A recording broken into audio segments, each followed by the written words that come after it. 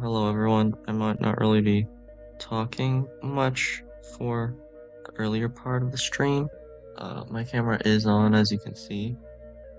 I just can't really turn on the light because my dad's still sleeping and he needs to get good sleep for the drive home. Um, so I might not really be talking much. I'll try to talk more as it gets later into the day. But I'm just gonna be working on the Unity project now, so that's it. Okay, see ya. Or, yeah.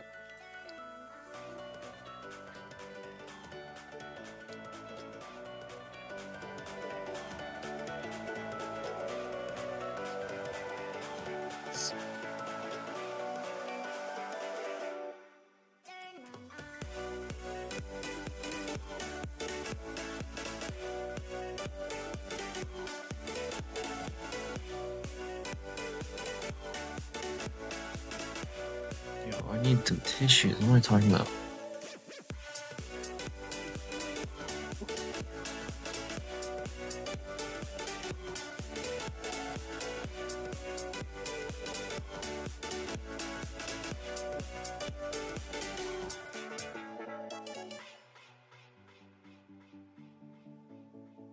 Okay, I'm back.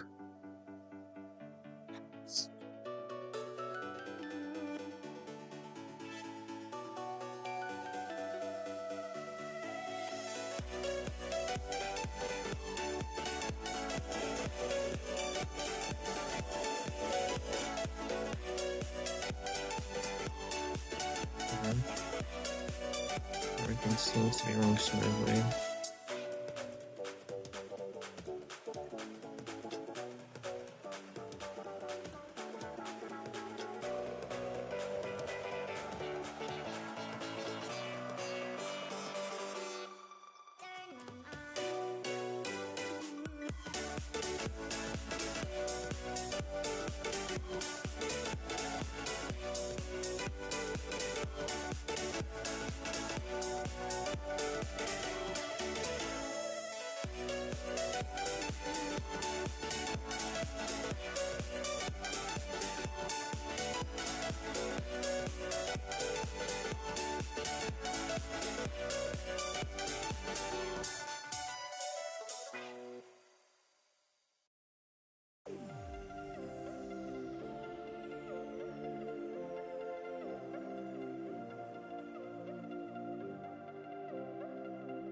Yeah, that should help.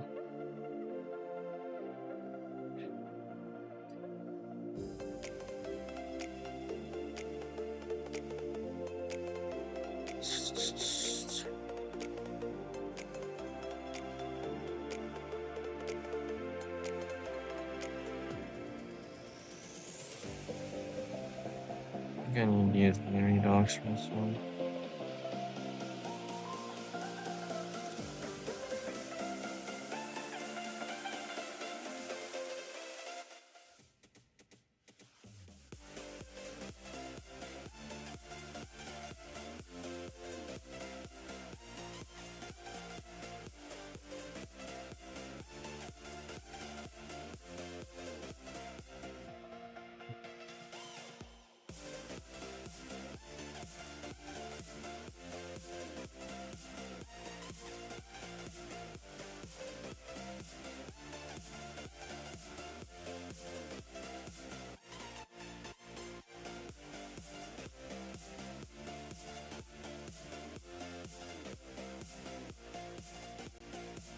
The joint angle is the current joint angle in degrees with respect to the reference angle. That makes sense.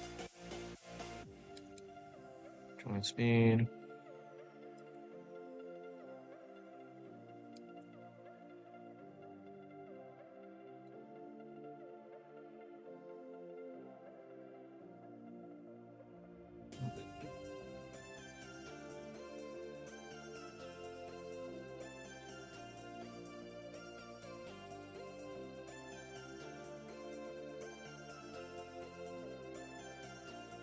There's the state of the joint limit. Limit state. It gets the state of the joint limit.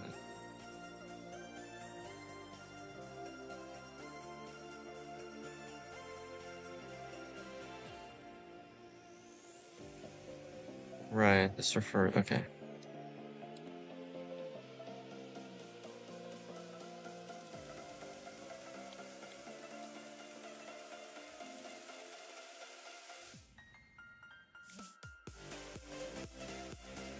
Checking the Unity docs is actually really useful here because I can actually see like all the different like dot things, so I know it's like a little candy toolbox for what I'm looking for.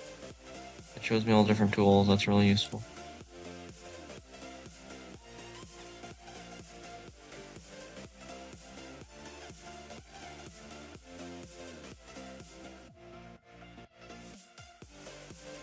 Hmm.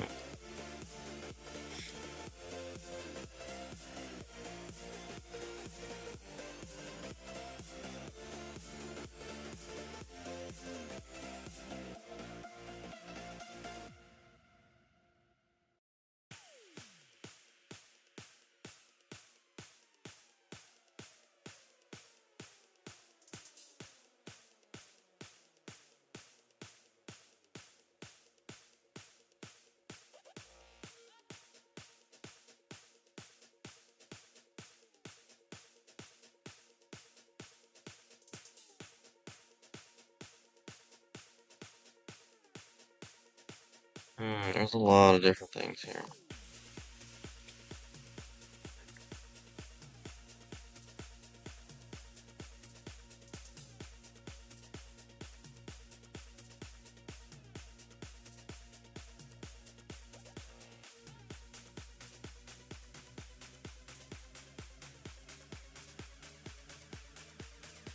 What do I get? Oh, okay. These are my commands.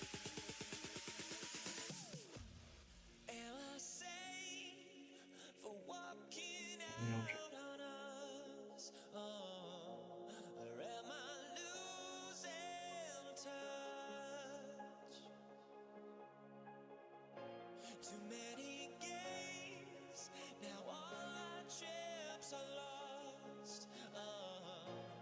Luck was not enough. I opened my eyes, tonight I feel like waking to Broadcast message.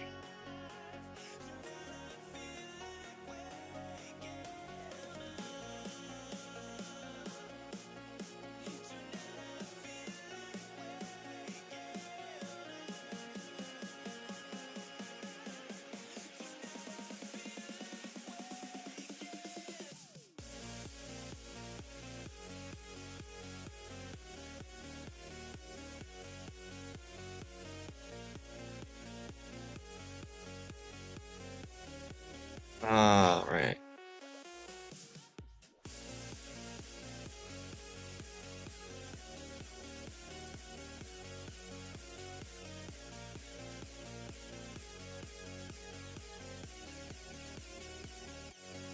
Any of these I don't understand yet. now here we stand and hover on the edge. We're just a drop Can turn that in off. time. I feel like gave you every breath I had. Even forgave your crimes. I opened my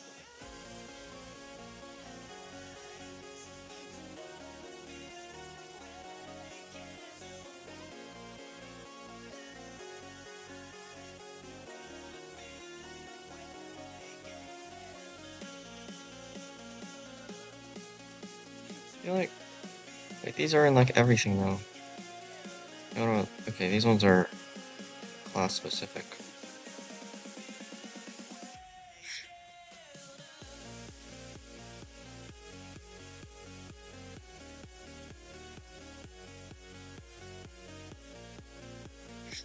Mhm.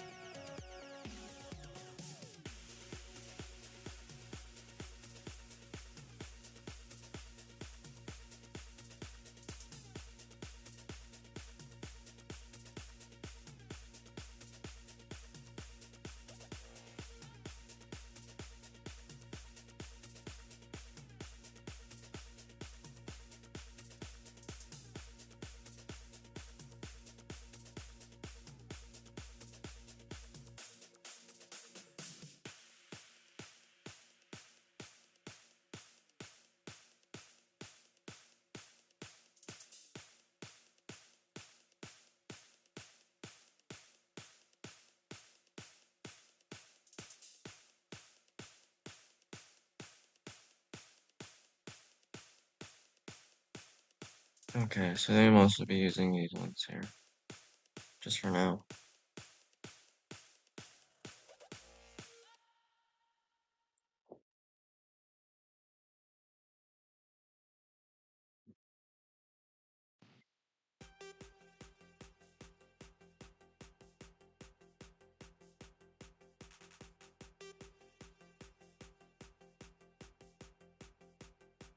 Okay, I think I can make this work.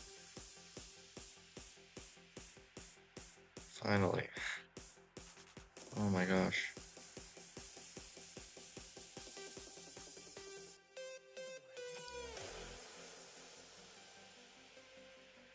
Okay, let's try something here.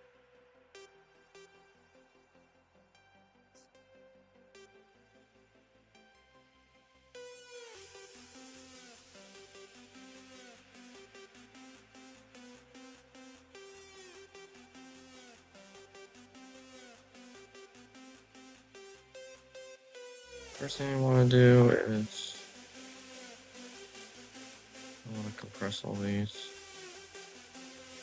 Or I think I'm just gonna do something here. Add a component. Physics 2D. No, I'm stupid. Oh, I shouldn't say that. No, script. Add component, new script. And we're gonna name this.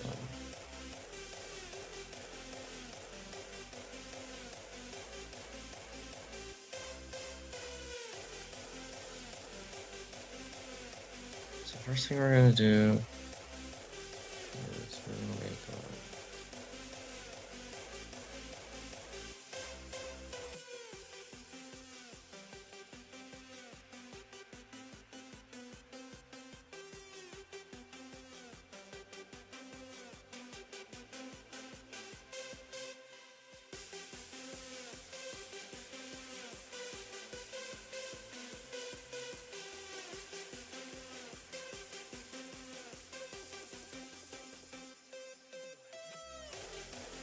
special characters.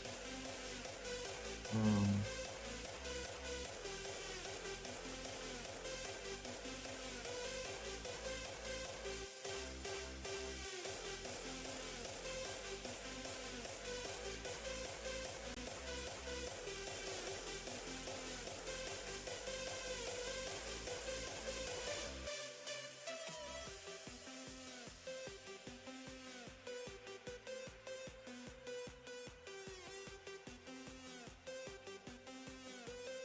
make some new scripts, I guess. Oh, you can't even see it because there's so many things on OBS blocking it. Sorry about that.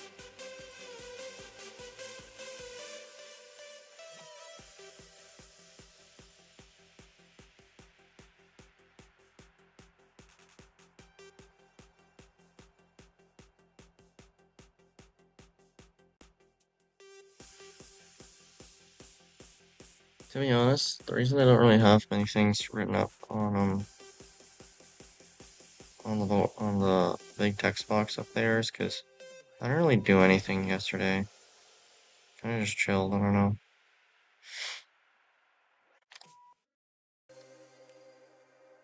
Oh, it's reloading the domain. Oh, I don't know why it's doing that. Should I check task manager? There you go, please.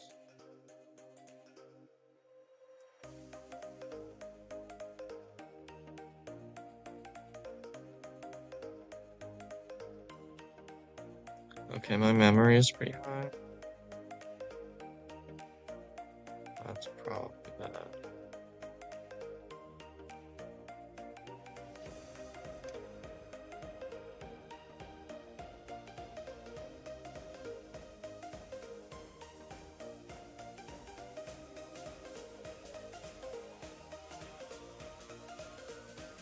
So I should check my storage.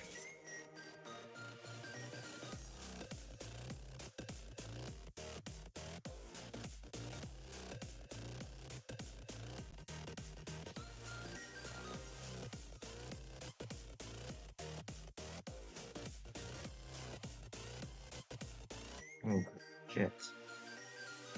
247 megabytes free, you're saying? Fuck. Wow. I really have like no space on my computer, huh?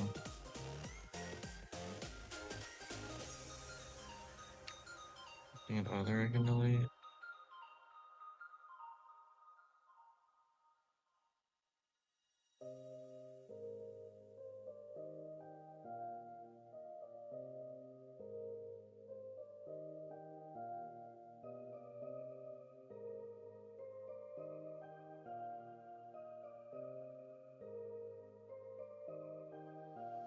Okay, I guess my Flappy Bird project is like 2 gigabytes, and I already have a file of it, so I can just delete that.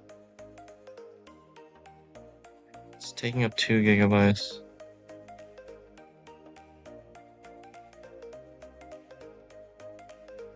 I wish I could delete it just straight from the UI here, but it's being annoying, so I guess I gotta close all my windows. Sorry about that.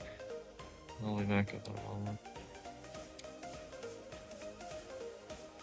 And then of course it goes like full screen.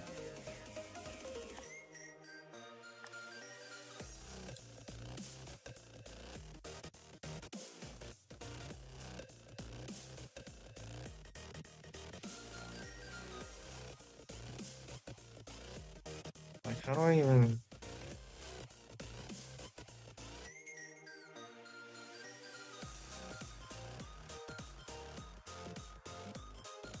That's for some projects.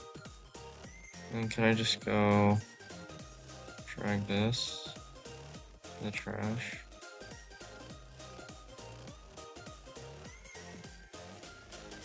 That should do it, right?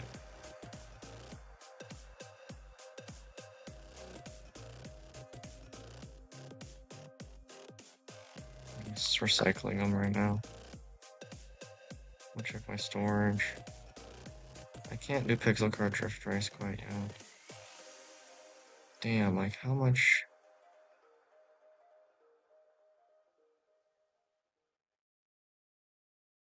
Okay, this one's taking up a full 1.63 gigabytes. And it's not even the one I'm supposed to be using. This one is a wasted one, so it'll also go in the recycling bin. Okay, so that's like a whole gigabyte free.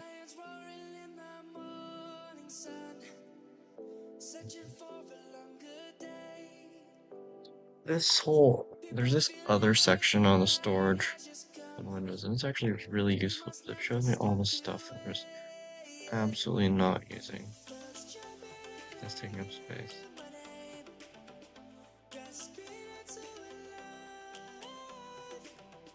Okay, that's about everything I could free up though, so yeah, empty my recycling bin.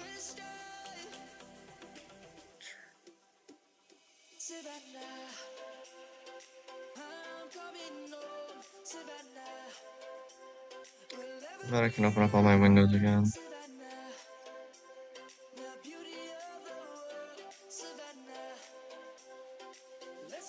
That's better, okay.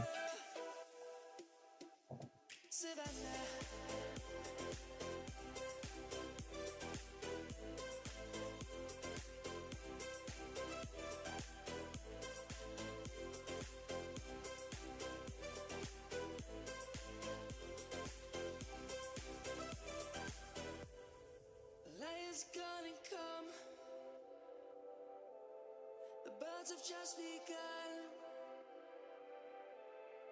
We will always take a stand. 50% complete on deleting the items. Hopefully that'll help my computer run better, I don't know though.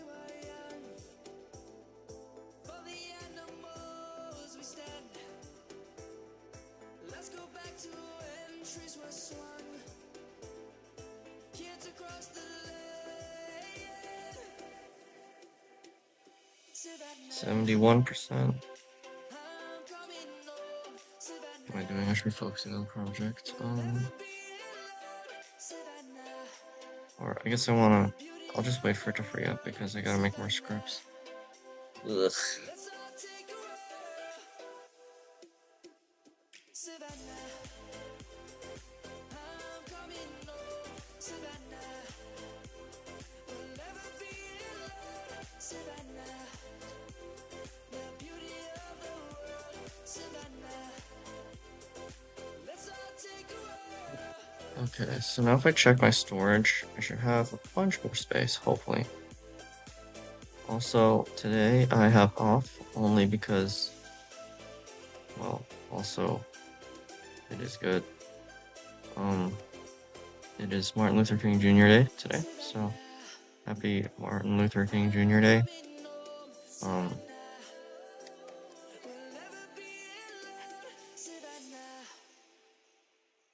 Happy for that, and I got the day off, which is really sweet, which is why I was able to go on this trip in the first place.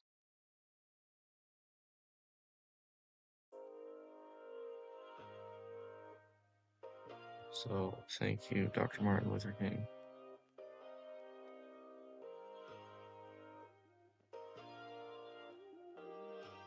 3.7 gigabytes free, that's pretty sweet.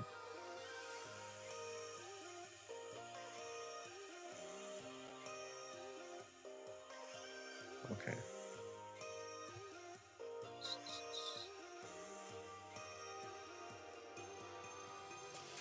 Alright, I should make some more scripts. New script.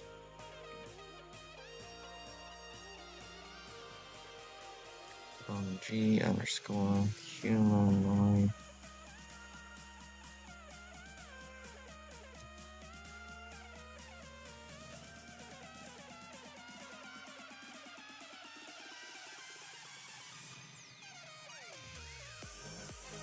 So it's G underscore humanoid methods.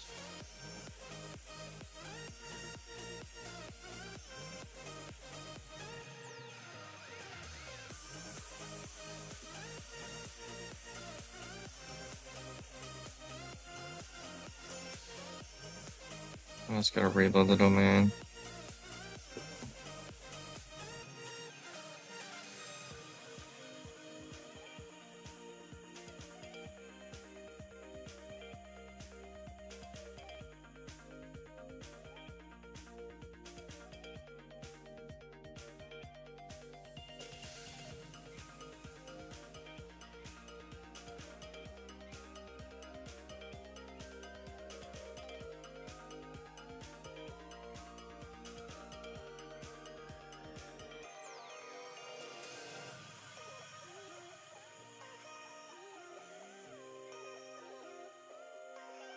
Okay. Take one more for the logic.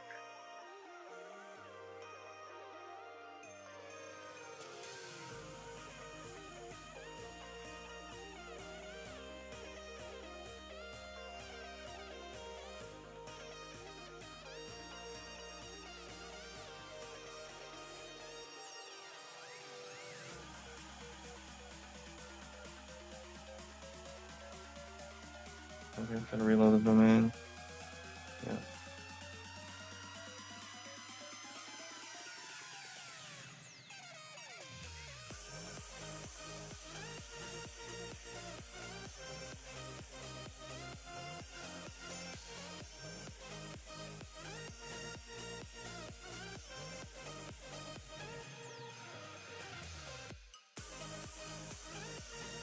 Alright, I've got a bunch of scripts now. Very sweet. Now we can remove components from here.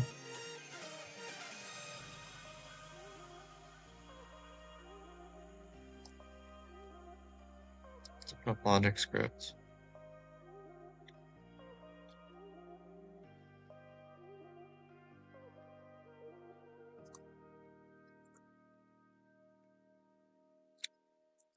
List of methods.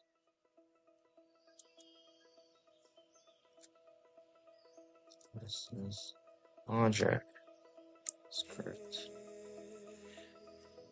In the wake of dawn, I see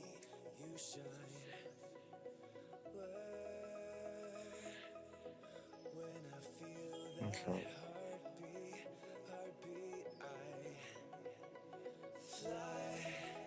So much higher, fly so much higher, fly so much higher, fly so much higher. Most of these methods are augmented with either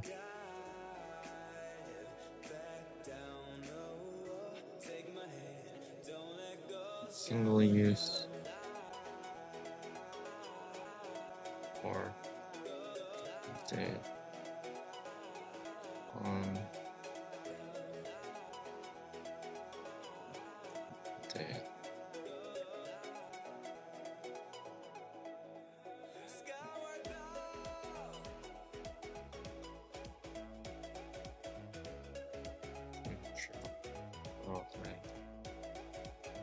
Where it should be used. Okay, so void, and this one's going to be called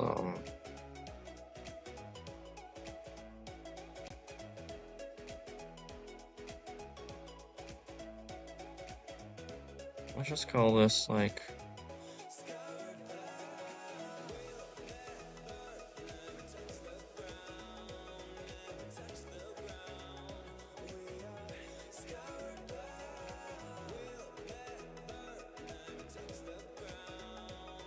I need to check this just to make sure. I want to make sure the math is right for this. Oh, hello, Songya X Shutter. Yo, cool game you're making. Just thought I'd come say hello. Hello, Songya X Shutter. Thanks for popping in. Just make sure everything's up right here. Yeah, I am still really behind though because this is a game jam and I need to do all the work super early. Can't waste any time. Like I know I seem like I have plenty of time, but I really don't. Which is why I gotta put in the work. Which is tough. Alright, so I was gonna look up because in the Unity docs it says because there's the motor force applied to the joint, but there's also a variable that says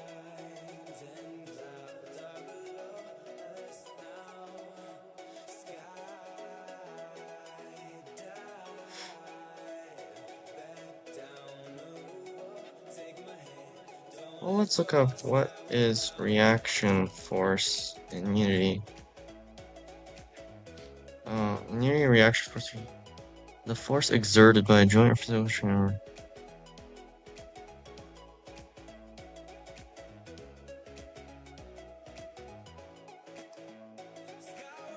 What is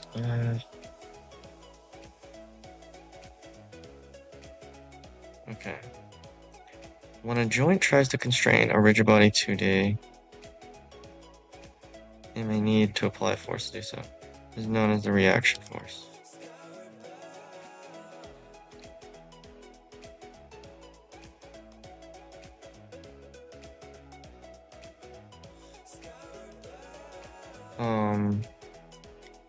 Does motor forward reaction force Unity?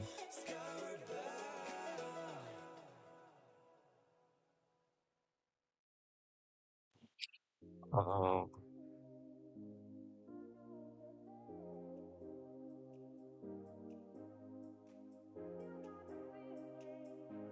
Interesting. Okay, well, I was looking for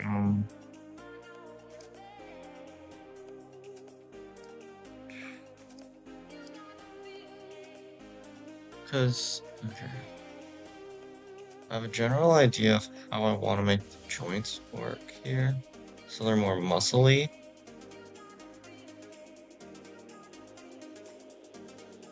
But okay, wait, let me look at my diagram again real quick. Cause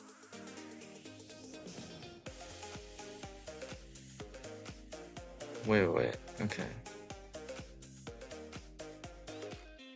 So if this leg is connected to this joint, so if the calf is connected to the knee joint, so say the calf and then the knee joint, and then the thigh, and then the waist joint. So that means I have to move, I have to rotate both the knee joint and the waist joint. Now, the wrist and ankle joints I don't think will be really used for anything. Uh,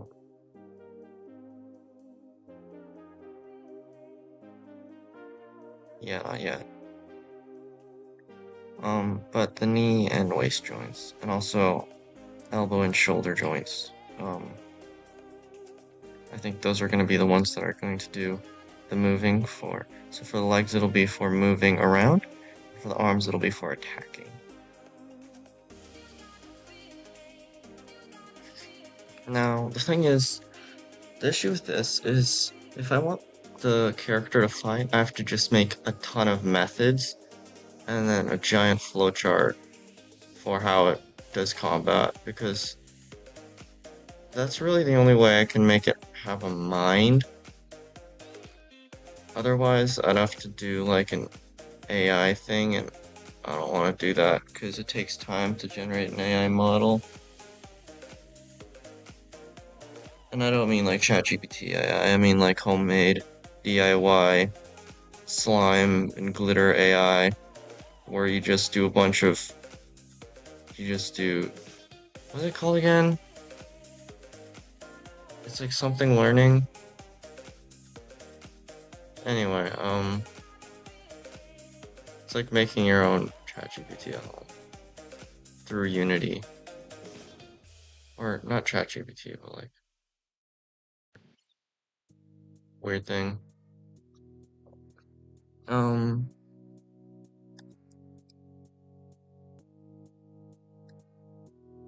but yeah, I'm not gonna do any sort of AI really for this. I have to just make a giant flowchart, and that's gonna be the tough part. Or I guess it'll be fun in some ways. That means I have to manually map out how to make it walk. I mean, okay, the walking is a big part of it though, so if that's just one method, then I'm probably gonna be fine on the walking, but the attacking is a lot different. Attacking's a lot different. Um, so yeah, I'm gonna have to make a bunch of different methods for that. Essentially though, what I was thinking earlier was, because I had the Unity docs open, I was making a method to test out, just make sure I'm doing this right, the the motor and just sort of make it like,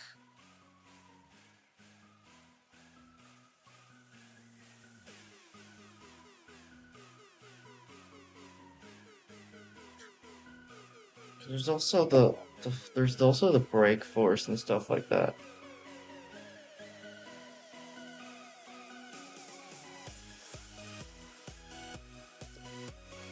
Mm. To make the health. Oh god. So the way I think I want to do this is I don't want Kiyaa to have like joints that just fucking break off.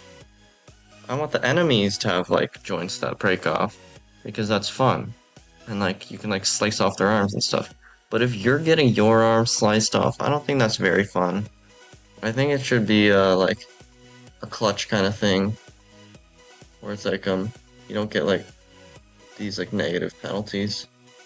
You can just sort of clutch up on 1 HP. Because that's always fun. You can always come back. That's why clutching is a thing, is because you don't have one. Like in Minecraft, if your character got like a bunch of like weakness and like slowness and stuff when they were low on health, that just wouldn't really be fun because there wouldn't be those as many of those clutch moments when you're on like half a heart and stuff.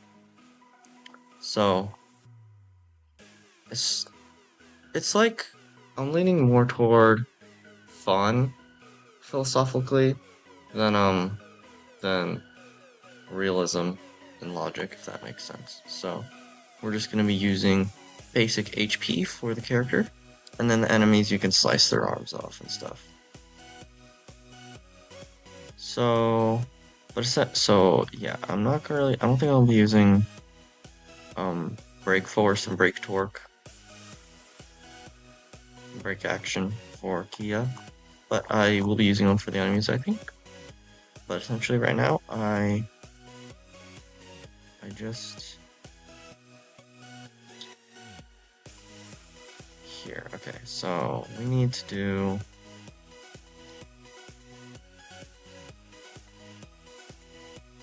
Okay, wait. So this is hinge joint 2D. Let me just type this. This is. We're gonna call this muscle method tester. Okay, we got muscle method tester. Muscle method tester is going to be slash slash um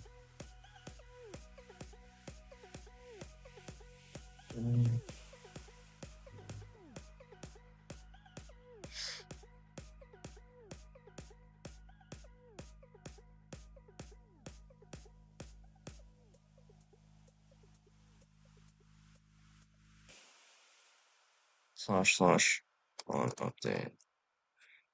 Okay. Now muscle method tester is going to run on the update, and then when it does so, it's going to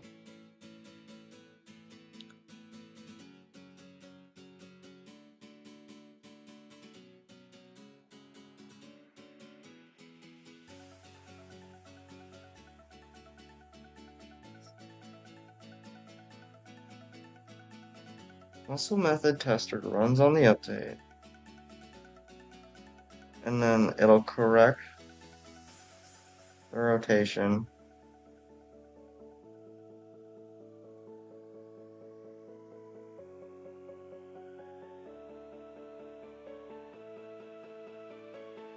I think I'll just use the motor, honestly.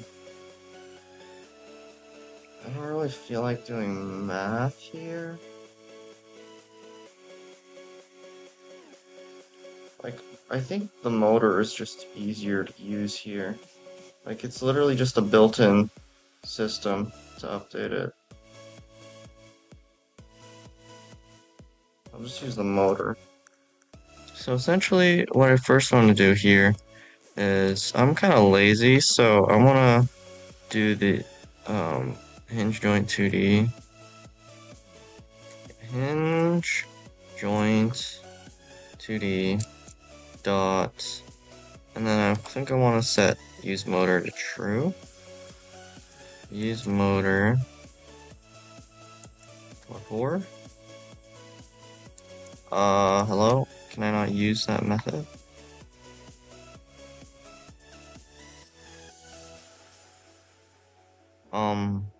Maybe there's another thing that comes after it.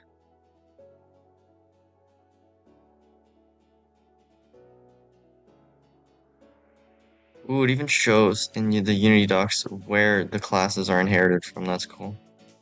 Description, joint that allows original by teachers. Oh, I guess you can't really modify the properties. Or can you?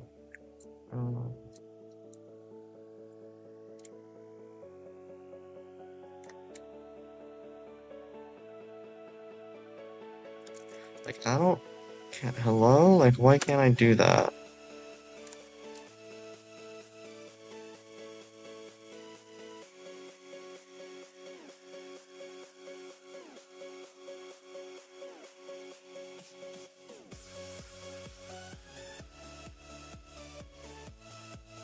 Let's see.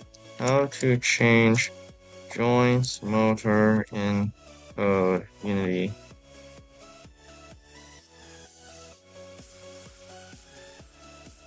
I have to get access something. That's my phone.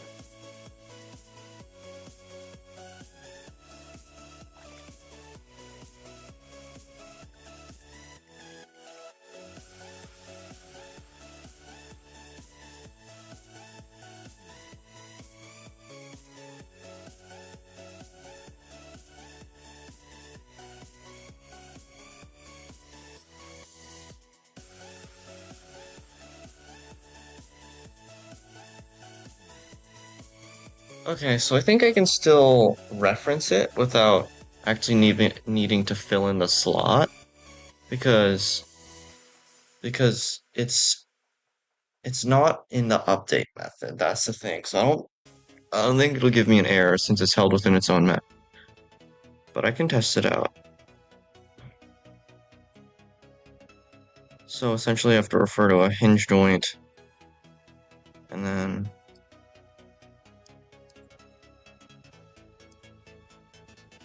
blah blah blah.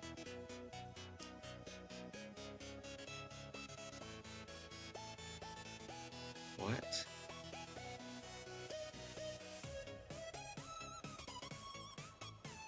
Um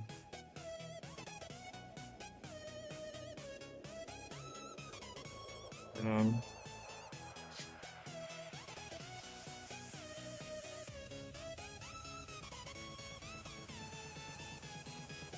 Please, I need this person to give me a good tutorial. This is how AI optimizes my schedule. This meeting got canceled. Hooray! We didn't really want to. Can I trust music up real quick? Have you ever wanted to add a motor to a hinge joint in Unity and Oh expected my this gosh, please. later in a... Once you're Oh finished, god, what is we'll this? see you No. back. Oh no, please.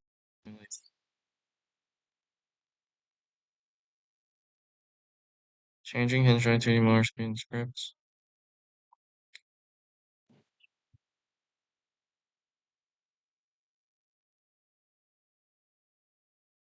Oh,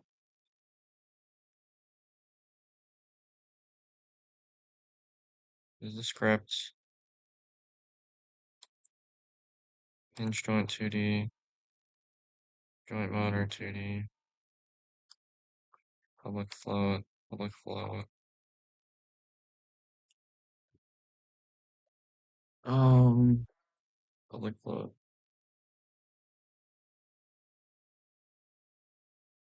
Void start. Oh, there's more. Oh, okay. Oh, sorry, let me show this on the screen.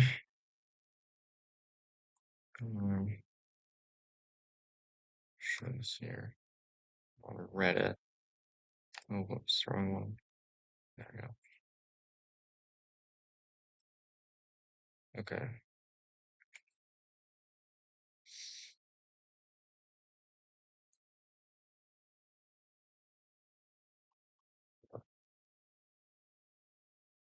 Hinge joint, HJ.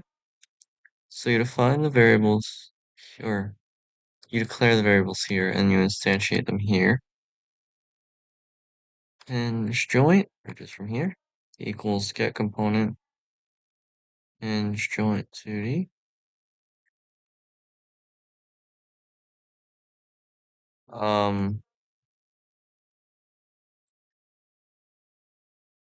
Parentheses, semicolon. Okay, that makes sense. That makes sense. Hinge joint motor equals HJ, which is the get component, dot motor. Okay, okay. It's very interesting. I'm not really used to lam are these called lambda or the these expressions? I'm not used to these, so um oh,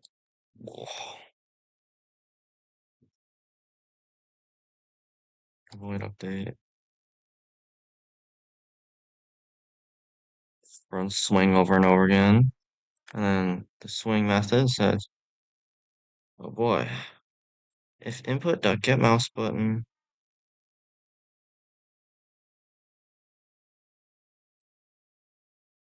Okay, and then if not input get mouse button. String forward, nothing changed when I click. Okay, solved. After you change the value of the hinge joint motor in the hinge joint motor variable, you have to set hinge joint dot motor equal to hinge joint motor variable.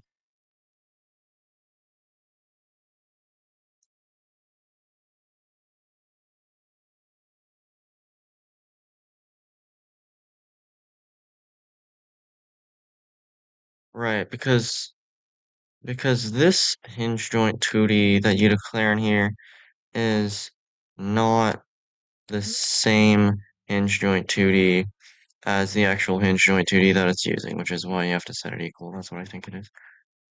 So at the end, right, at the end it says, although you can just put this after the swing method, I don't think you have to do it in both. It's kind of risky, but hinge joint dot motor equals HJM.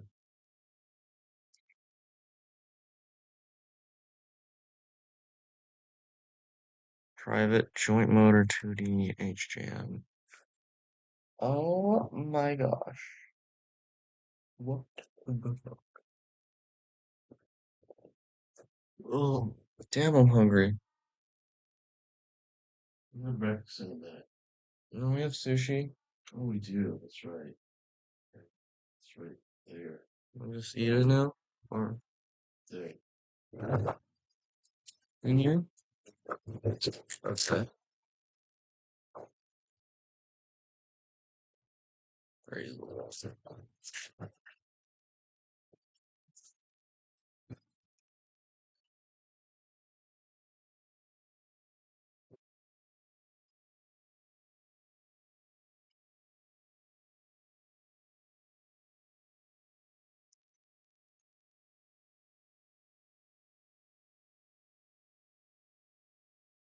Epic mukbang break.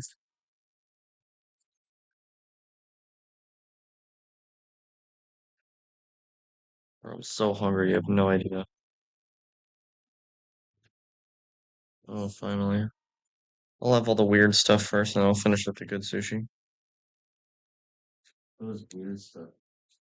Um, this other stuff that I don't know that I see here.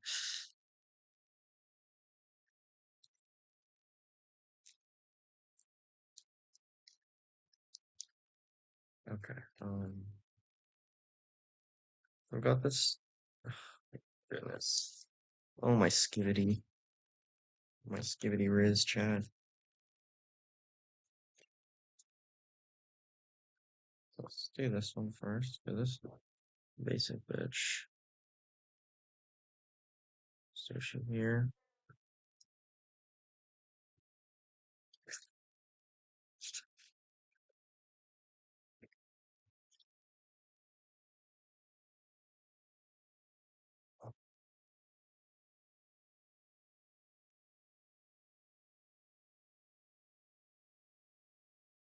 No, I'm thirsty. What am I talking about?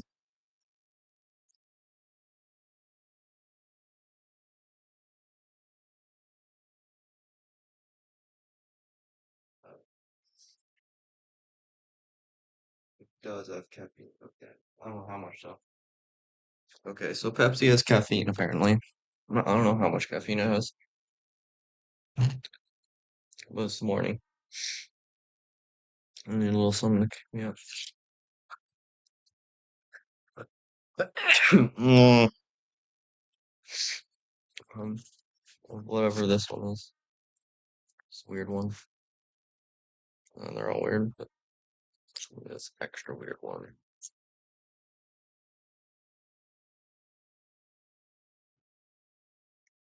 Oh, not that much.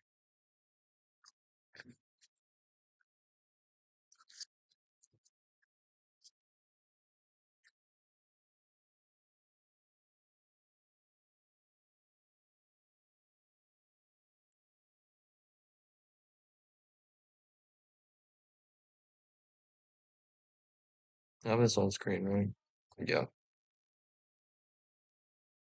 Or chat, if there is any.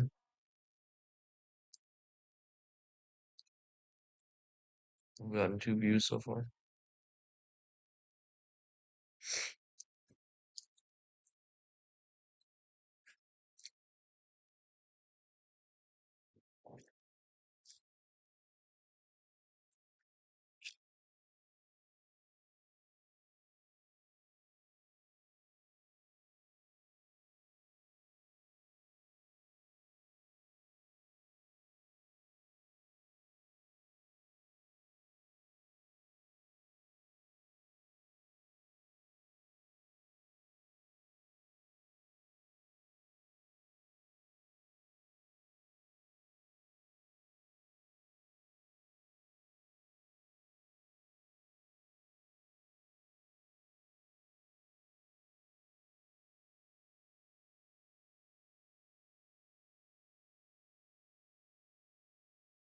So whatever the fuck I made here is wrong.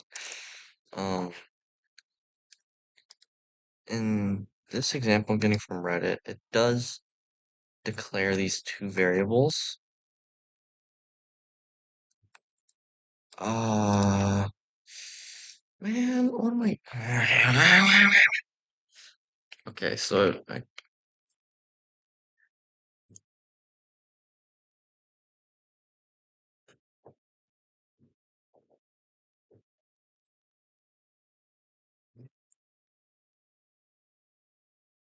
okay, I should really get used to using get component because that's going to be very useful, I think.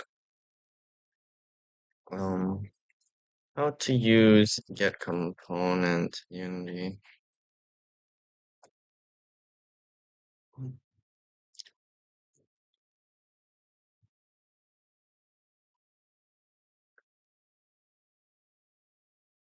Yeah, okay.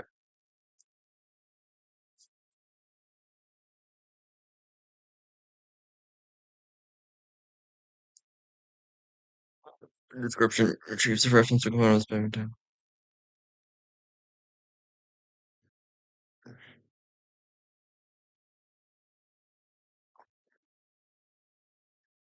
There are multiple components of the same type. Uh, okay. There are multiple components of the same type, and you need to find a specific one. Oh, like 2 spring joints or 2 blah blah blah. Okay.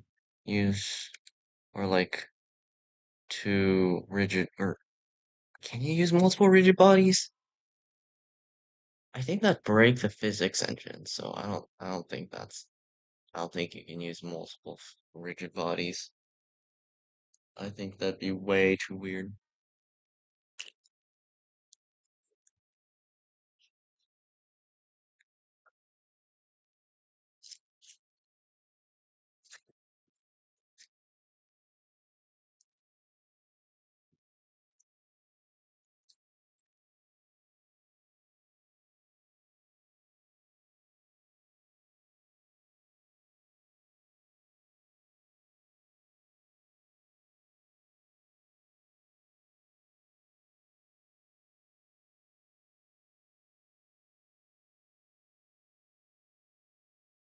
That I was just gonna eat all the sushi, but I was just gonna eat all the sushi, but I thought I should ask you if you wanted. Go ahead, you know. Okay, thank you.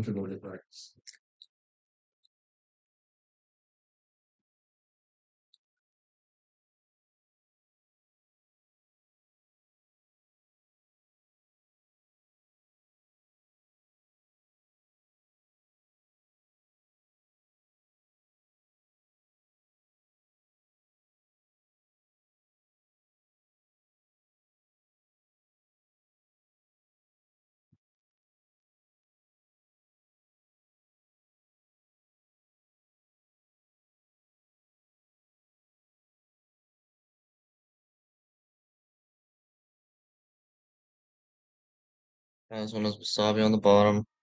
Touched it. Ugh. It's okay. It's covered in soy sauce.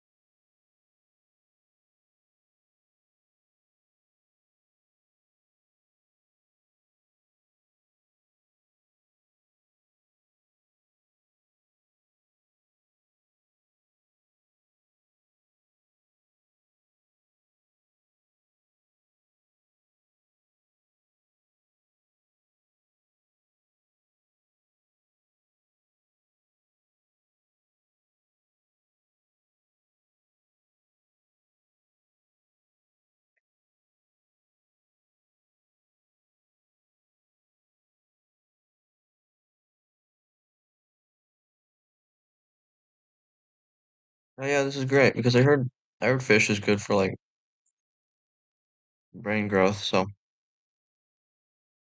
well, fish is good for I don't know.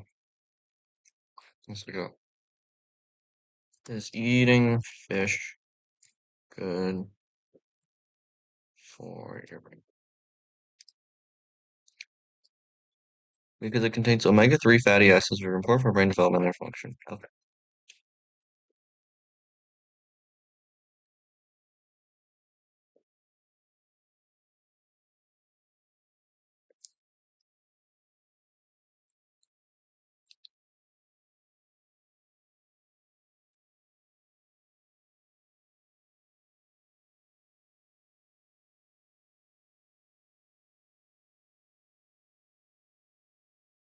let's start method.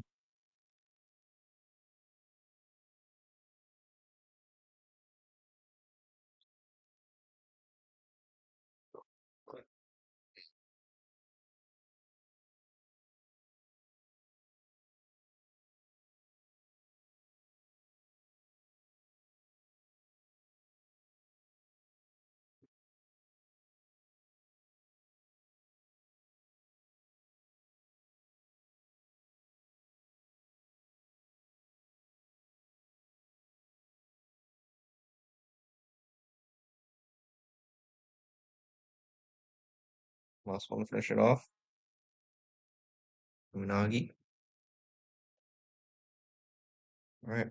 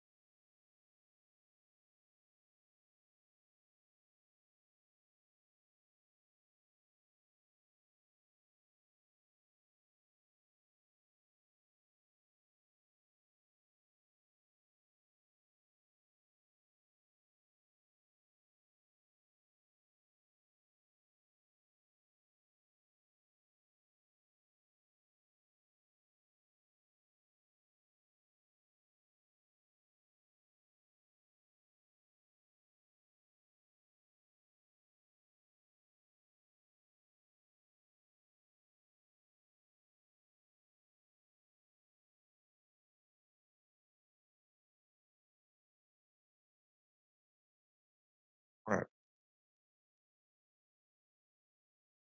Um. So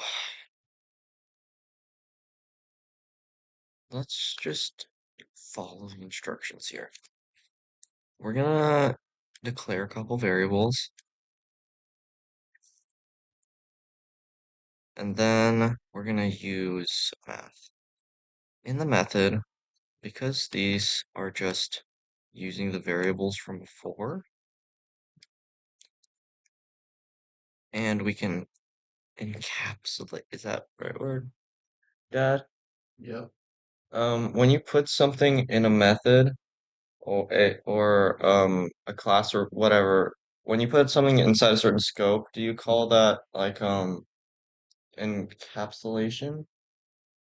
Not exact. I mean, that's not what encapsulation means. Encapsulation is it's basically detail hiding. It's to take all of the details so an object is an encapsulation, right? If you instantiate that object, that object has all of the code that goes with it that's necessary for it to operate and survive.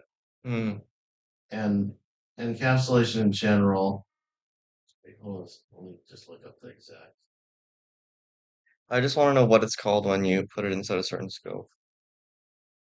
When you put it inside a certain scope, it's Like just like when you have a like when you have a variable that it's called a local scope.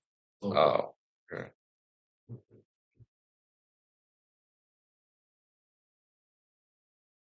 So I guess I will locally update these two variables inside the method, and I mean I guess I could make an if statement that just has it only do it once, but that's a lot of text. I think I'll just run it every frame. Um,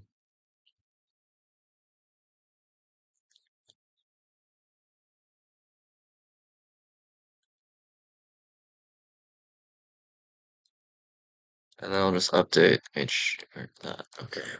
I think I have an idea how to do this. I'm very glad this Reddit post exists. It's very useful. I can check chat. Hello to my one concurrent viewer. How long is the streaming going on for? It's an hour long stream. Okay. Um,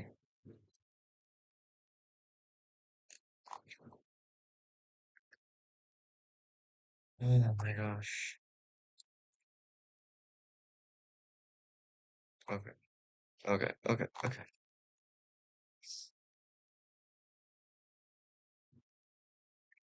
Thank you, Serial Kills Me, original post for this Reddit post. I think it'll help.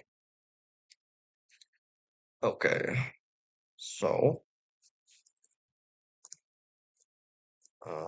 let's see here. Let's define or declare some variables.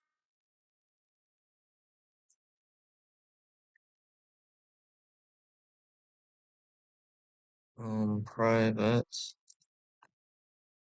Um, wait, I gotta get the data types. Oopsies. Hinge joint 2D.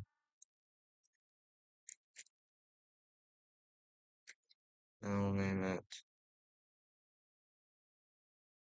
ref hinge joint 2D. Private. Oh my skibbity. Joint motor 2D.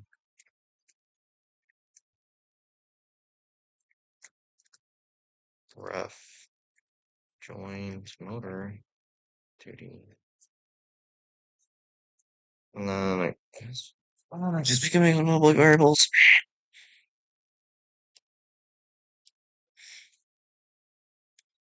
No, I can. Yeah, I can just do a bunch of math. It's fine. I don't need variables for that. It's fine. I can just make just a bunch of math.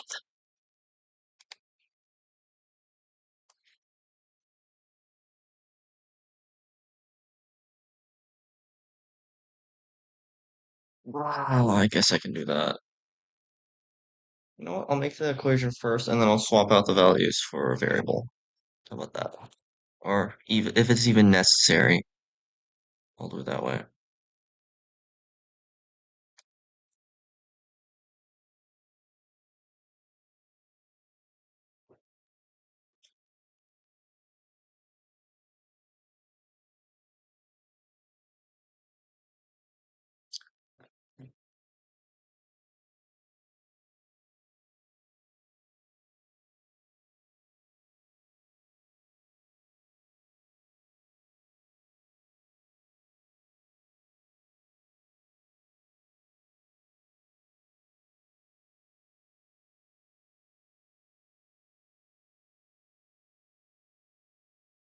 I was like, oh my gosh.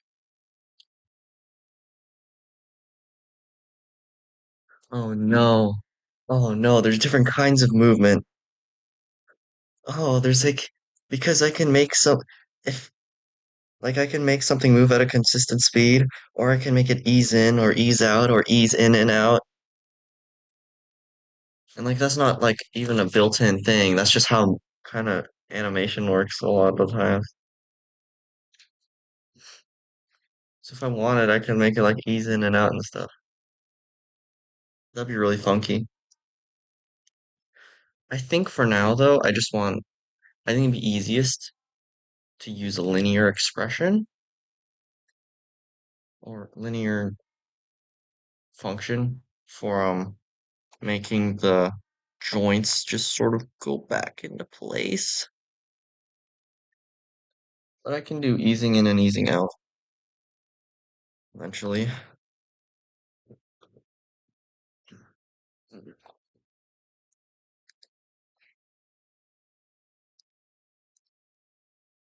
But this is the method tester. I'm gonna put the actual one. I mean, why am I even doing it in Logic script?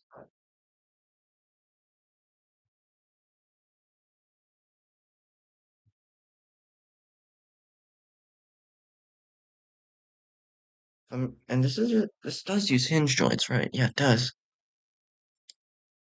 So why don't I just put it in creature?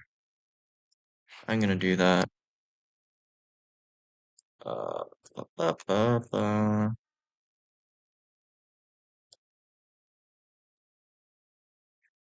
Yeah, we're just gonna save this real quick. Unity do its thing. Unless that was absolutely nothing. Oh, no, it is doing something. I'm gonna put it in creature script. I feel like it's more appropriate there.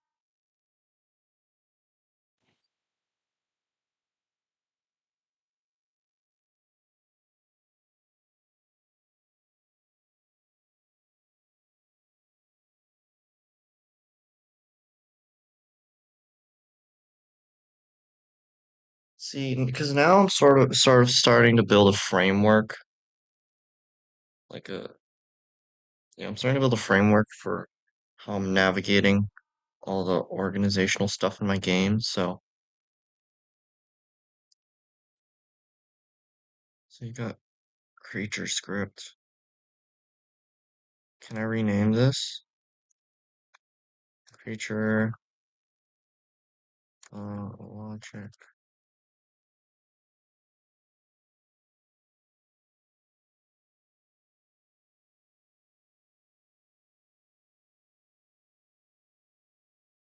What? Okay, yeah, it's reloading something. Okay, I was confused. It's like, why isn't it updating? After I renamed it, it's gotta reload the domain.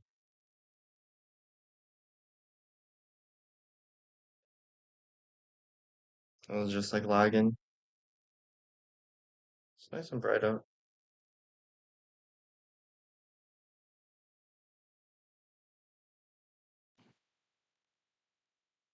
Okay.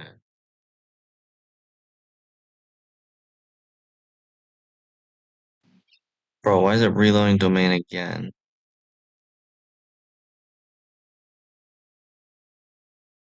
Did I do something wrong? Should I delete this logic script?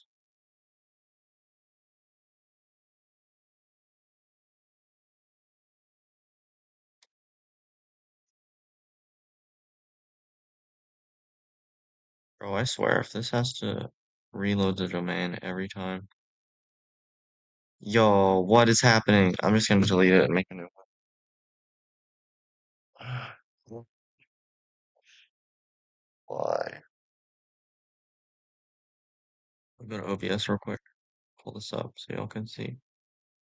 Yeah, why am I doing it like that? Why am I showing it? Yeah. Here we go. We're just gonna delete this script here. Yeah, we're just gonna delete it. Delete. Boop. It's deleted. Da, da, da, da, da. Please be done. Please.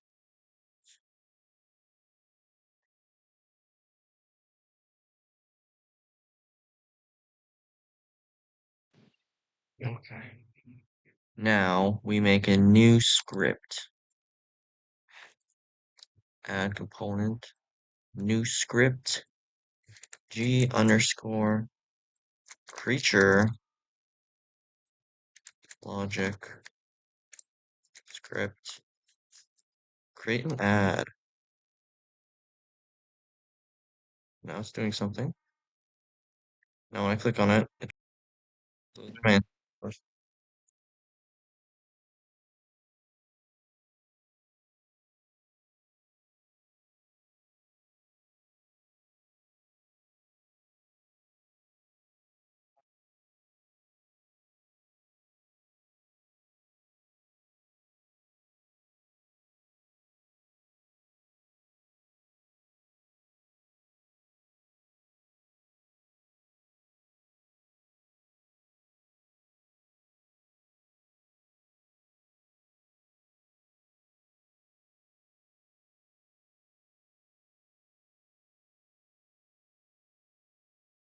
Now, something I would like to do is I'd like to have like variables stored in each creature.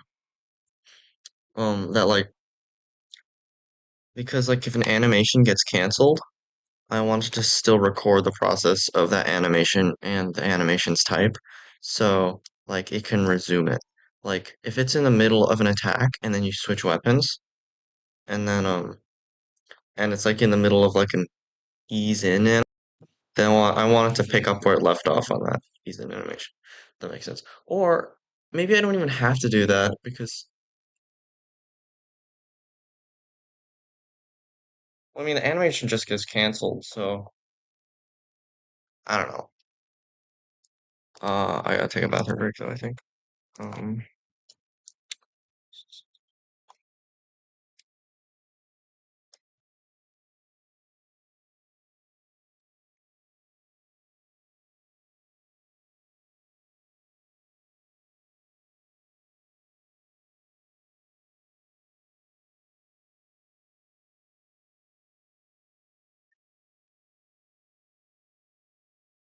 off, turn off my microphone in 3, 2, 1.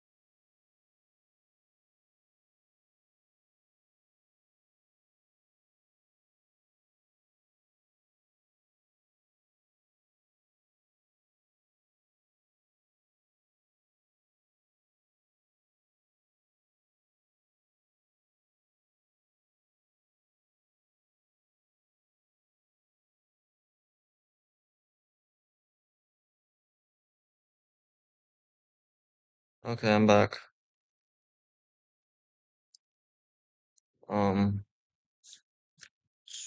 So we have to do this script. We don't need logic script right now. This one, nothing happened. We want to go in here and we want to open the creature logic script. It'll open in Visual Studio. And now we can get to work. Okay. So, wait. I also want to open up the logic script though. Just because I want to reference. Okay. First off, again, // let's declare some variables.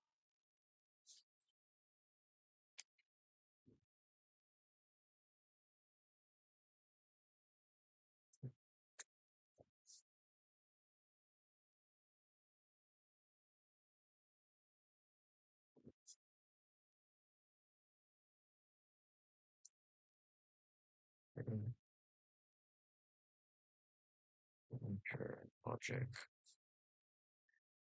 And this one will name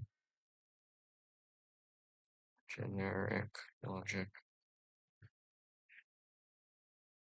Let's just save this real quick, just because we can.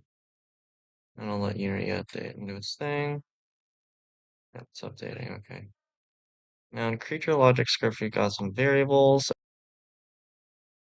Do list of methods.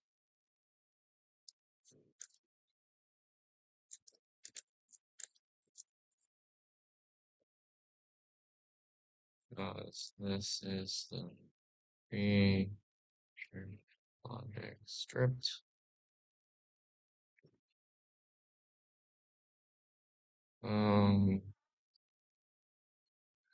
Just copy this.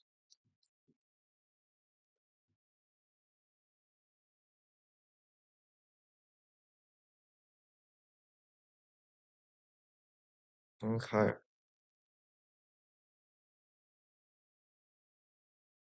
Let's make some methods. This one we're going to call void. I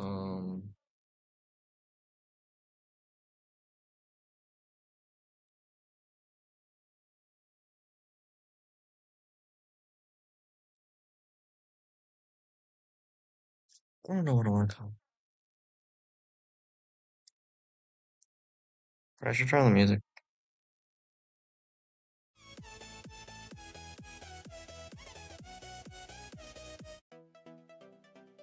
I can turn it up a bit now because I know it's been awake. How does that sound? Okay.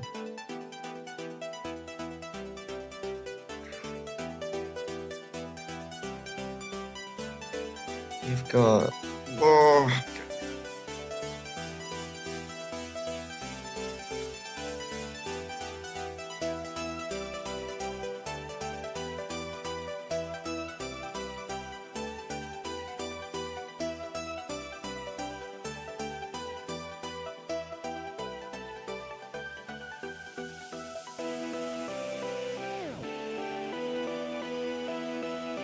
Right, can't I do classes as well? If I wanted to make a bunch of methods that are really similar,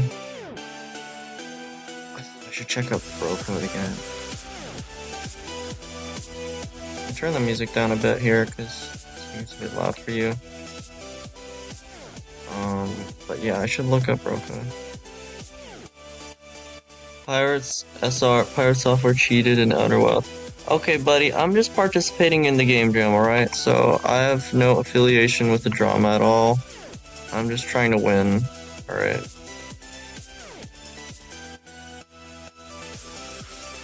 Okay, buddy.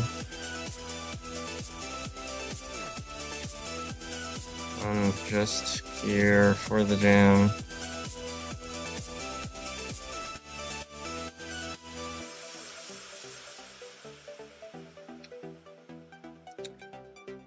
Ah.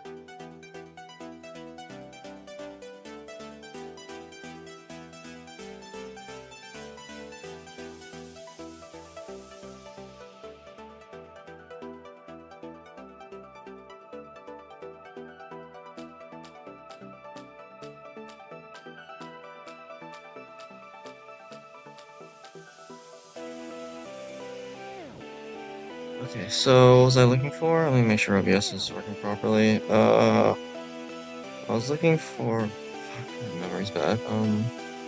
This creature monthly methods are coming on. It seems blah, blah. Crazy. I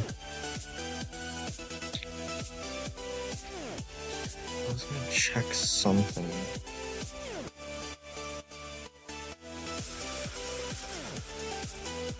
Right, I was gonna check pro code.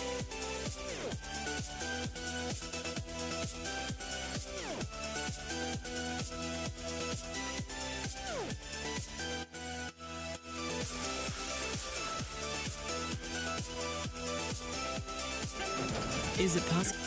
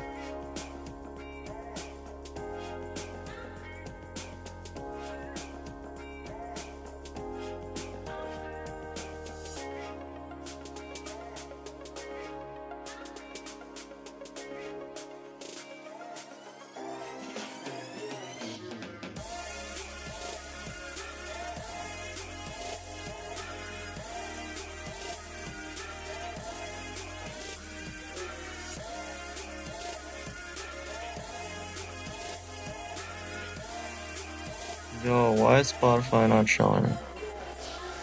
Am I going schizo? Like, what? Okay, yo, I don't want. Uh,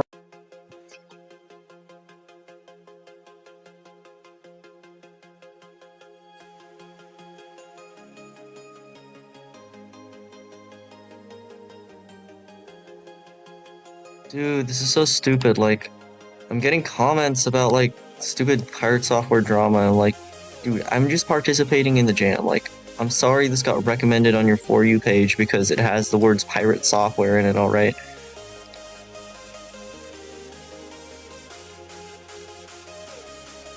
Gotta listen to all your passive aggressive comments. Oh my gosh, classic Twitter users. Like, really?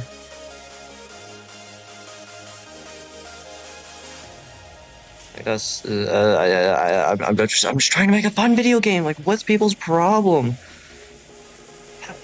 Okay, I've gotten like 7 comments on like, oh, where's over this, where's over that? Like, shut the fuck up, please.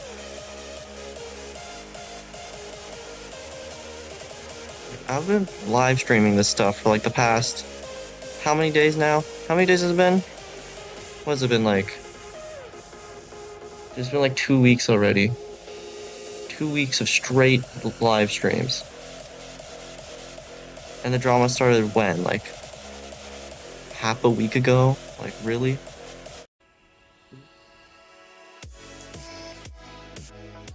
I mean, you know, drama is still publicity, so whatever. Won't complain.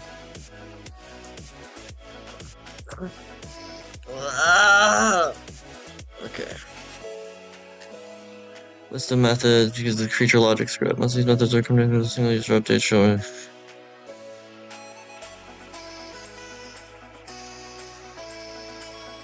I was gonna look up bro code for the method stuff.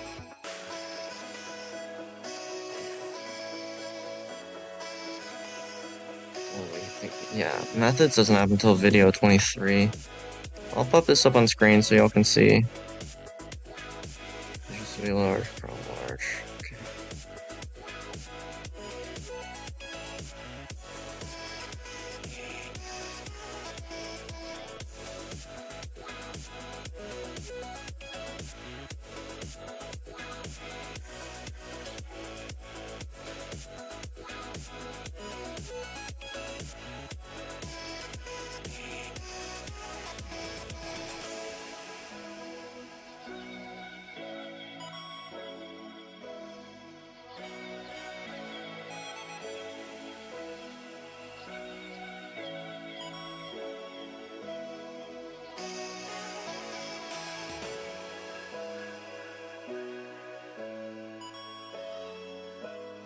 Methods.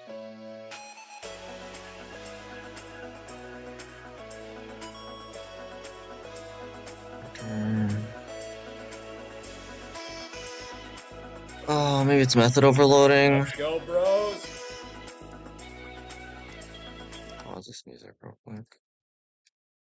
Okay, it looks like we're talking about method overloading. Now, methods, they can actually share the same name, but you'd need a different set of parameters. A method's name. Alright, and then there's Oh yeah.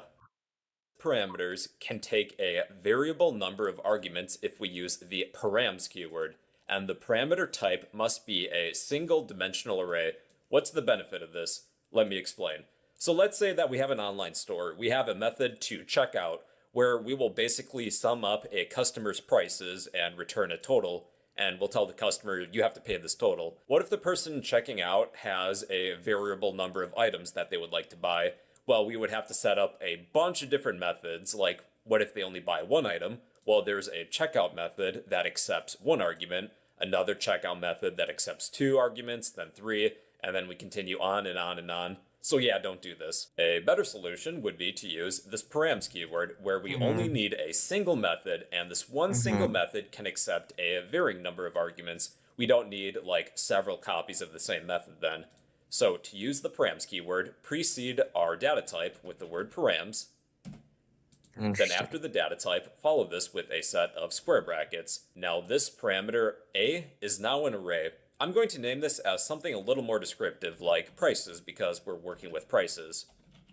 So we need to iterate over the elements of an array and create a total. So I'm going to create a local variable named double.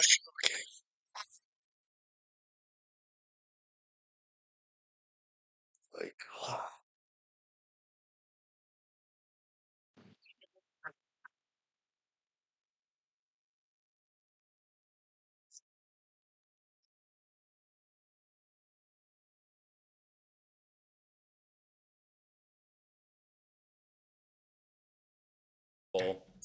Total. so much fucking anxiety dealing with stupid. I'm trying to learn. Trying to answer comments about PirateSoftware. God, stupid.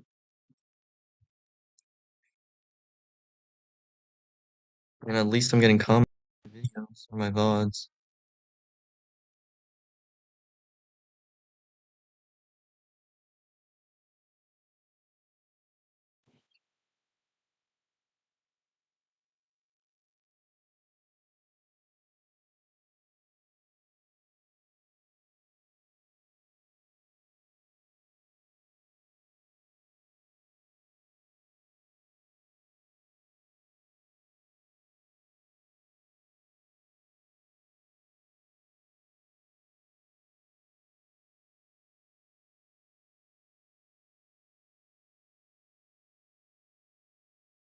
Someone in XQC's chat donated $8,888. What kind of absolute fucking psychopath donates $8,888? Okay, whatever.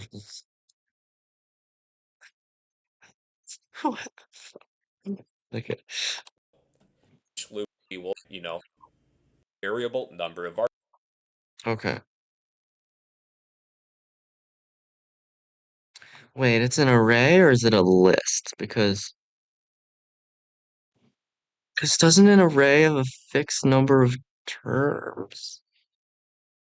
You may be able to expand the array if you call something up to certain types of. Is this just a standard array? And Well, it's put inside the parameters arguments parentheses thing that comes after. I see. So it's basically it's a static array. I think so. I don't know. It's in a function. You're passing it into a It function. says static double checkout. Let me see. Yeah, just read the code. I'm live though, by the way, okay. so put on some answers. Arguments. It says static double, and then the name of the method is checkout, and then in parentheses after that it says params double square brackets prices. Yeah, so that's just a static array. Okay. Static one-dimensional array. So you can expand it in that case. I don't know if you can expand it. Well, I mean, how else can you do it then? Because you don't really define the whole point of it is it can accept a variable the number of array doesn't arguments. have any size with it, right? Yeah, the whole point of it says the params keyword is a method parameter that takes a variable number of arguments. Yeah. No. So when you say expand an array, what I thought you meant is you take an array that's already existing, it's instantiated, it has elements in it, and then you say, oh, this is an 8-element array. I want to append and make it a 9-element array or a 10-element array. So you're taking an existing array and adding to it. What you're talking about is in the formal parameter definition. Can I pass any size one-dimensional array into this? And the answer is yes. Okay. So, but we don't say, can I expand this array? You're not expanding an array. That thing is an array. That thing is it's a definition of the arguments that need to be passed, which will be checked. Right. Because it's not It's saying what it's not an array of itself. You have to put an array in it. The method, it's called the method signature. And what Right. the signature does is it tells what you need to send, what you need to pass when you call the function. Right. And then there are certain checks that it will do during compilation. Yeah. Right. When it compiles a program, it looks and it checks and goes, oh, I see that you are not passing an array. You're passing a float here or a double here. And then No, your program actually doesn't compile. It fails to compile. Yeah, I get it now. Wait, but there's ways to expand an array just generally by using well, I don't know in C# in general. So this. Well, I mean, if you can do it in Java, you can probably do it in C#, right? Yeah, but there are different things, right? There's an array, and then there's a different thing called like an expandable array, and they're two different things. There's a list that's an expandable array. Oh, okay, yeah, they're two different things, and they can't substitute for each other when you pass them. The thing is, I think because lists do it automatically. When you add a new thing, it doesn't say, "Oh, there's not enough slots." It just adds it on. But maybe you can expand an array if you use like a special method or something. I'll tell you what it is. I'll tell you what it is. It's very simple. There are the types of things. So you have this thing, you have a very simple thing that's called an array. An array is basically a pre-allocated size of memory, right? You say array 255 float, and that gives you, or 256 float, that gives you an array with positions from 0 to 255 that are empty, and you typically implement it just as block of memory, right? And that's why you don't expand it, because it's a very simple thing. There's a list, that's very different. That is its own object, and it behaves like an array, but it has all these methods and stuff, and it's custom, right? That isn't supported by the compiler. That's just a class that somebody wrote. And what it does is it has all this special logic, so when it gets big, when you assign to it and it's bigger, it will go out and copy the existing elements to a new underlying block of memory. You know what I mean? Think about what you have to do to make an array bigger.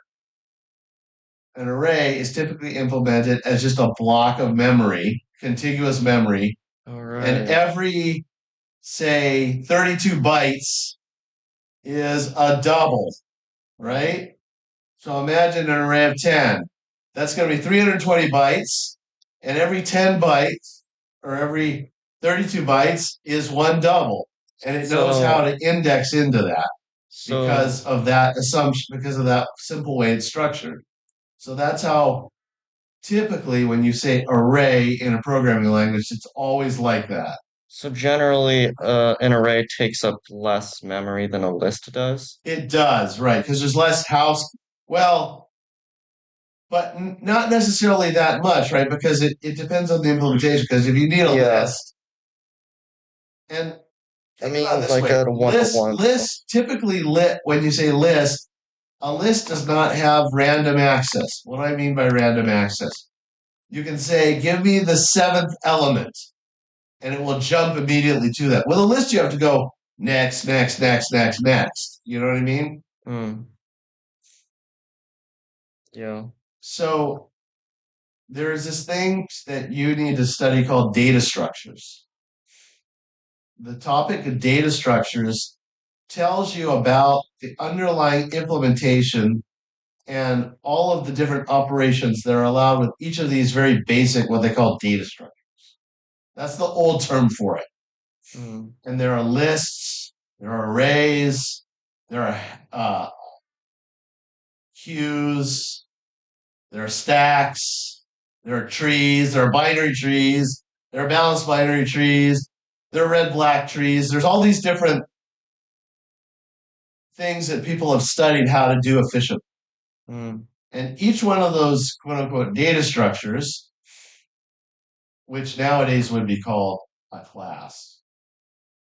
But a data structure is a more abstract thing. It's kind of a mathematical concept that you can implement in any language. It shows you how to do it. They all have certain properties, which is why you want to use them or not. An array is good if you know all the elements ahead of time and you have a fixed size, right? Because you allocate that ahead of time and you don't change it. It's just a big memory blob, and you can write into that space. A expandable array, okay, is something that you can say append. And the way that typically works is when you say append, it doesn't have enough space, they double the underlying memory space, or they will expand it by n, right? And you get to say what n is. So what happens is every 100 elements you put into that, maybe the 101, it says I don't have enough space. And then what happens? Here's what happens. It takes that 100 and it says I've got 100 elements, so it says 100. I'm going to double that now. So it allocates an empty space of 200. It copies the 100 in. And now it puts your 101 in the 101th place. And now it has 99 places left. But it keeps a marker to the end. So it can kind of pretend, oh, I've only got 101 places. But when you say append, it just moves the end marker. It's moving into that vacant space, that memory blob, and you add another one. See what I mean? You sure you know all this? I do, but I don't know how it works in C#. I'd have to look that up. Okay. So here, I'm going to look that Even up. how it like allocates it in memory. I have not checked specifically C#, but this is how it works in many different languages. Okay. So the language that a lot of these things come from initially is C, which is a very performant, very low language, but it's one of the places where people started to figure all this out. So a lot of the conventions kind of come from that. Okay. Wait, C is also object-oriented, right? See what? Is C object-oriented? It is, right? See what? Because Java was based off of C, right? Or C++? Java was a successor to C++. Okay. C++ was a successor to C. So therefore they're all object-oriented. No, C is not object-oriented. C++ was one of the first standardized, very popular object-oriented languages. There were many before that, that were invented in schools in academia for experimentation. Uh, But none of those really got used super broadly. Make sure to put on. Yeah. I'll just turn off my camera. It's Very okay. helpful. Wait, stop, Dad. No more. Okay, my camera's off. When I'm saying some of these things, they might be slightly wrong in that language. I'd have to look, but in computers, you base things on previous things that were successful. Mm. So there's a lot of kind of history that makes things. The only reason you change is if there's some overwhelming reason to change, overwhelming benefit. Yo. Okay.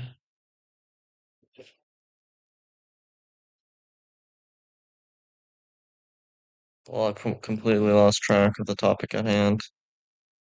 Um, let's see. I have to.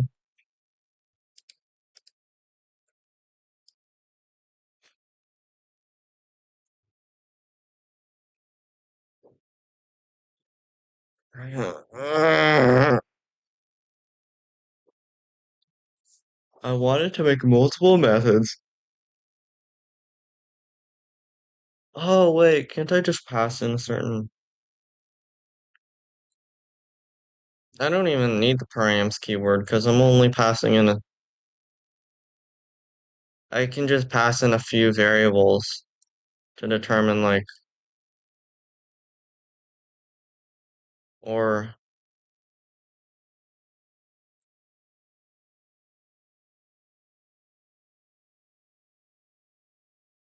Hmm.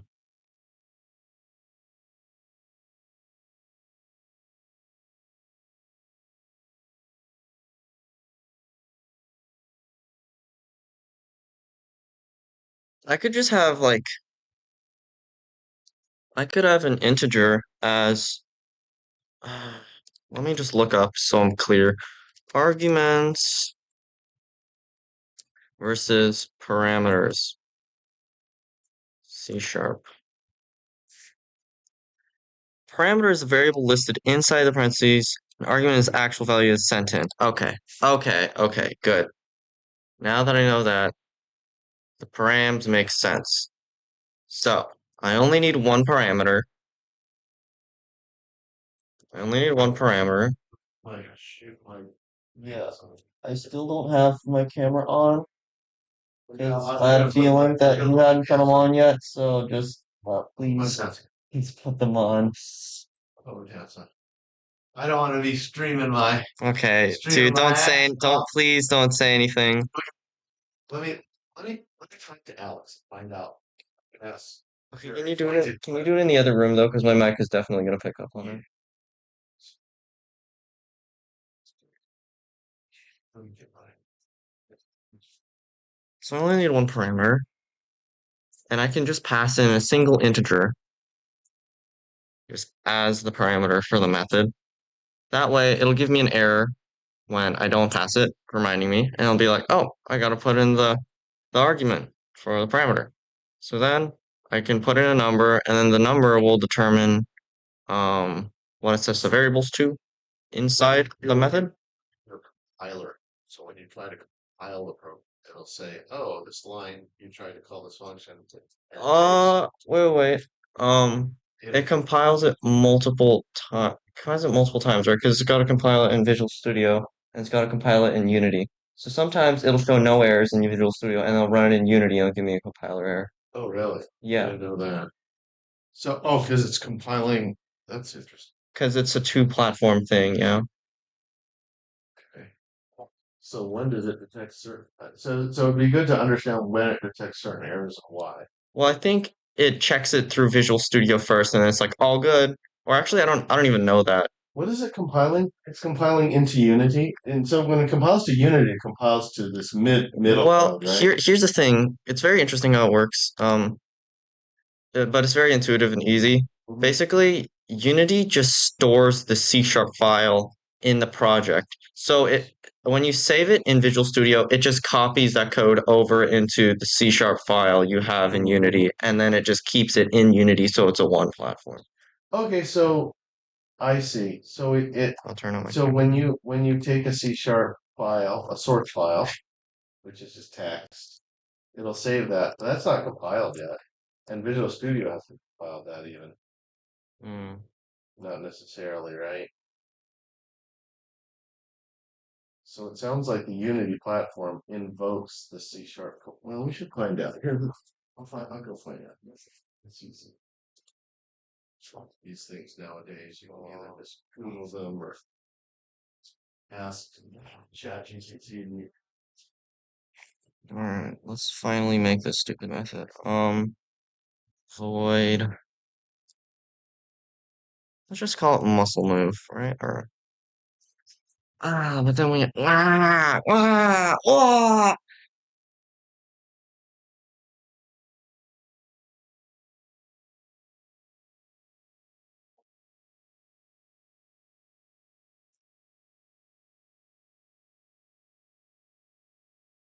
you have the if you have the if else statements at the beginning. And you ate all the sushi, right? Yeah, So maybe I should just go out and get my own breakfast and then come back. maybe. Streaming. Sound good? Checkout's at 11, right? I think so. And it's 8:25 right now, almost 9. So Yeah, we'll see. You can get, I'll go find out. okay. So it'll check for the arguments sent into the parameter phantom jig, and then using that information, it'll run an if statement and set variables accordingly, where the number will correspond to. Can you close the door, please, Dad?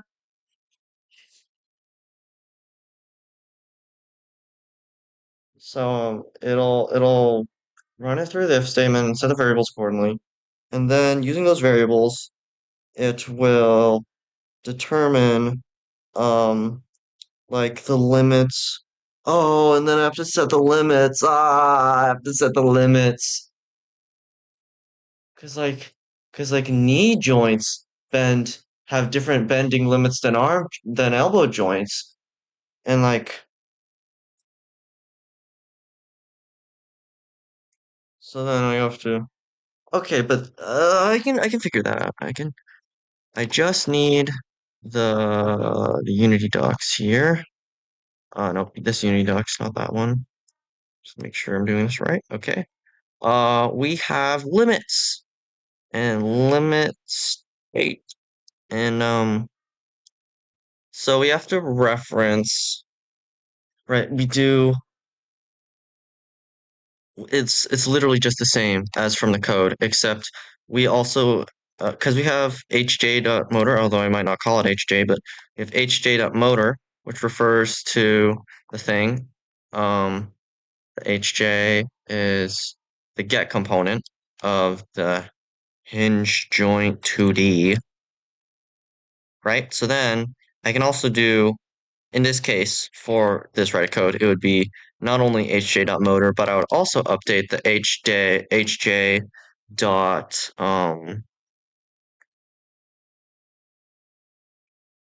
limits.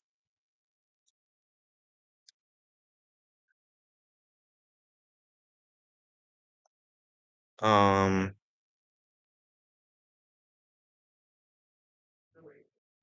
why is it only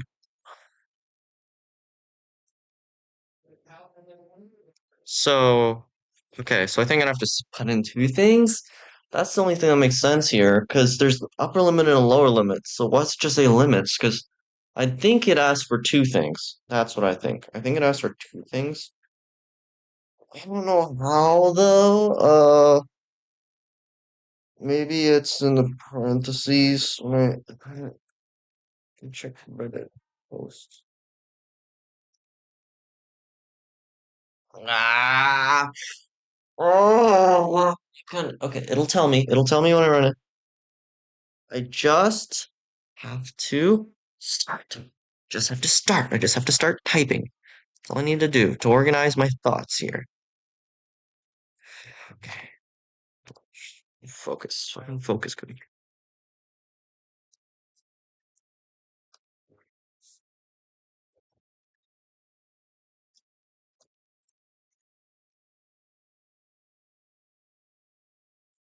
Right, I should turn on my music.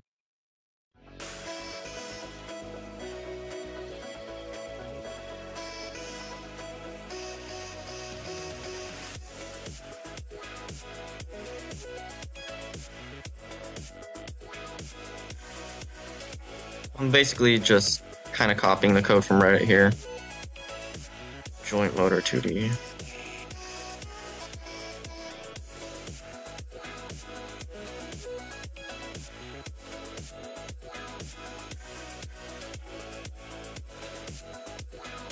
Um,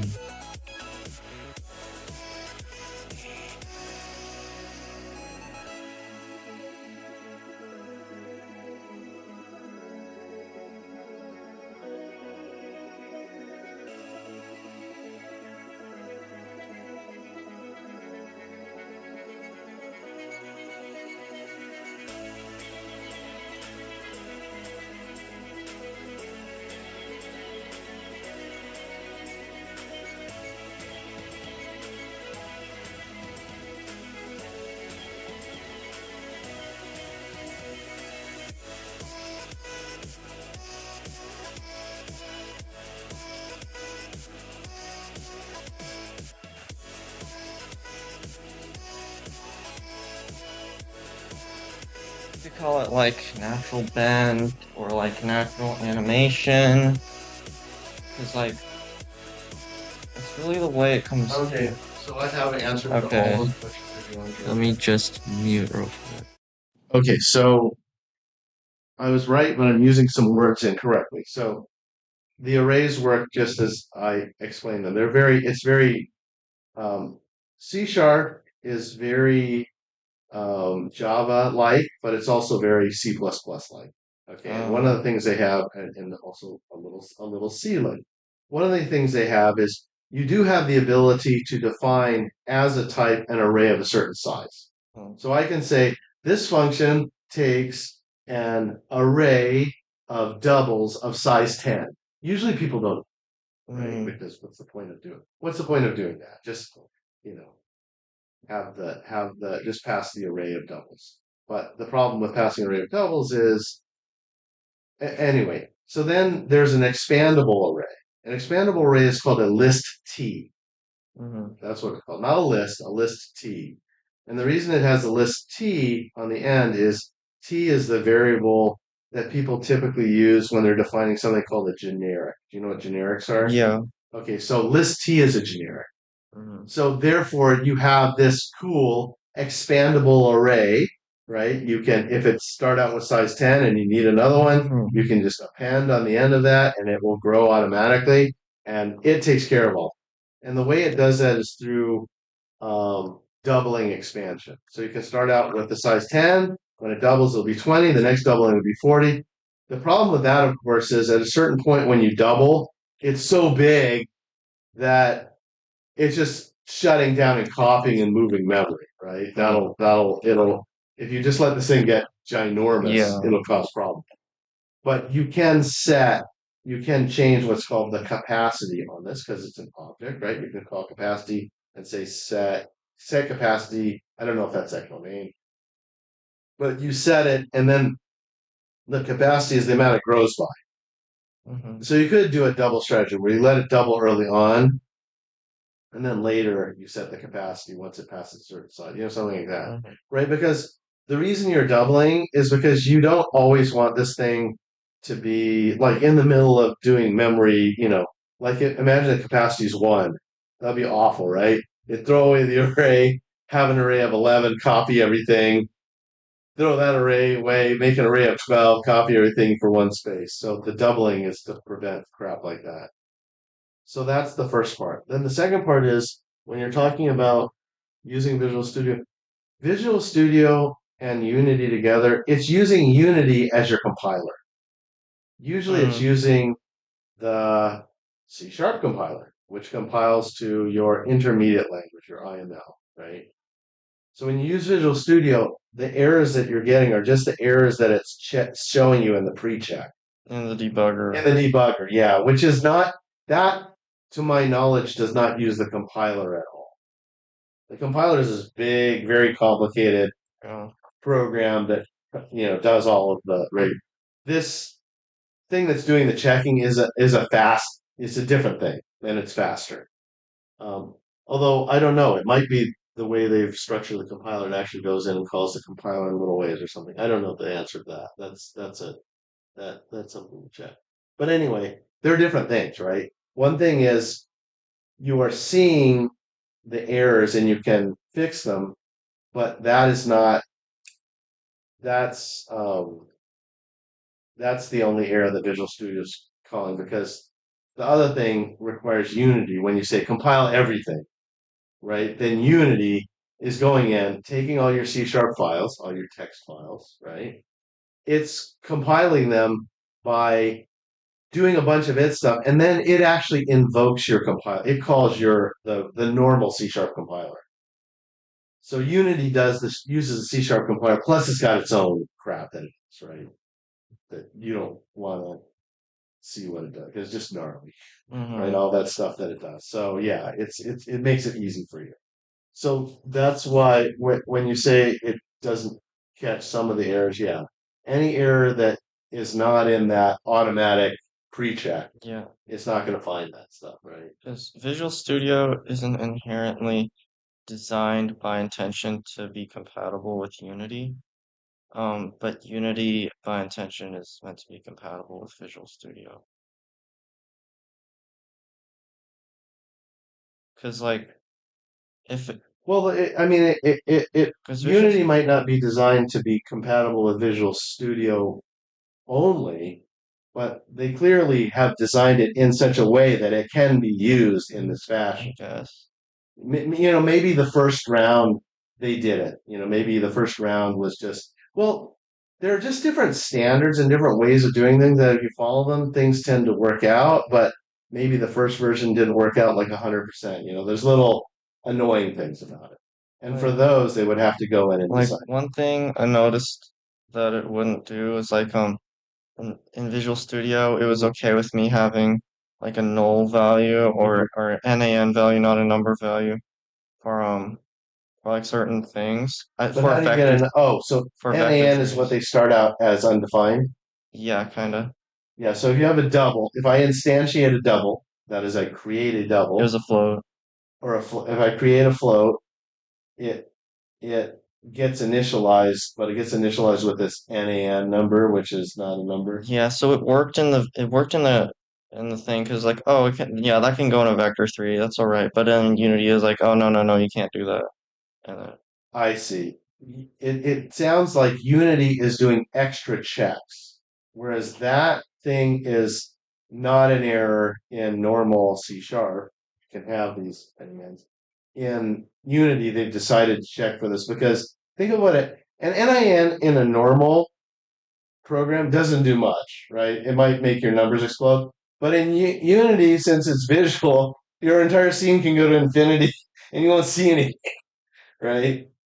And that happens all the time, right? If you have like this NAN, or I don't know what happens if that you plug in NAN, but eventually that NAN is going to go into a register that's um, on your graphics chip, and then all hell breaks loose, right? Because it'll do something. mm, It'll display well something. I guess it did run, but it still gave me the error while it was running. Okay, so then it's not a compiler; it's a runtime error. So Unity has a runtime engine, right? That means their engine is, your code is doing something, their engine is doing something, your code is doing something, and the engine is telling your code to run. The engine kind of has control. Um, and so what it's doing is when it has to do something like load a vector into an array or load a vector into something or multiply it, it will do a pre-check to see if you've got any end. So it sounds like Unity has some runtime checks it does that are extra, that are helpful. Mhm.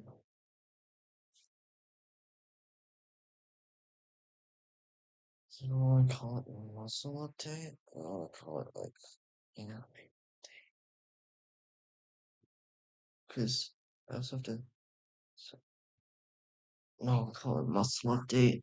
Okay, I'm gonna take a dog down to the bathroom. Then I'm gonna go grab a quick breakfast. Well, no, I'm gonna go down to the dog. I'll find out what time we check out. Okay.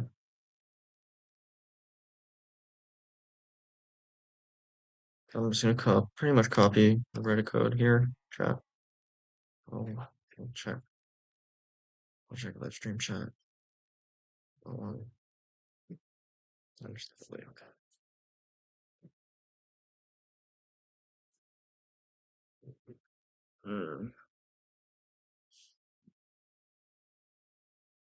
Okay, come on. Come on, baby, let's go. We need to.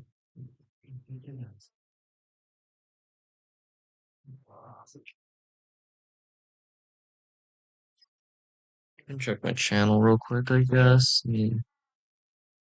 Oh man.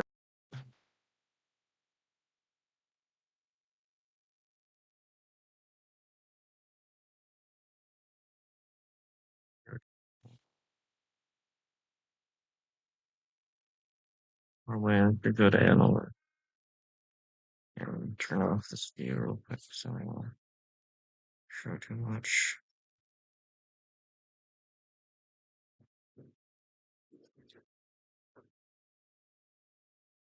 I have so much anxiety right now.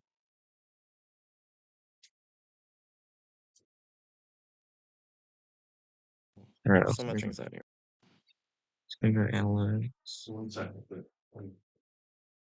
Or it was your videos in YouTube Studio.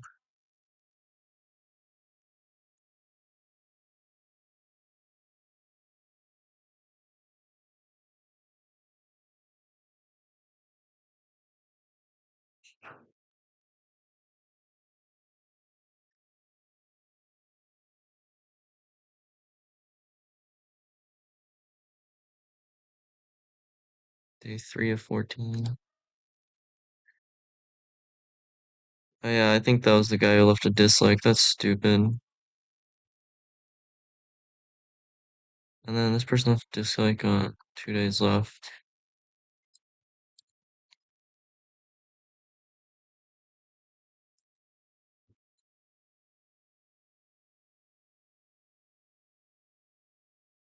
Like, bro, like, what's up with these people? Twitch.tv start. Like, 172 views.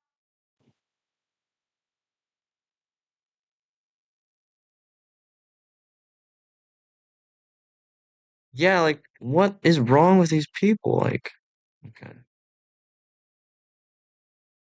And then the 185 views one.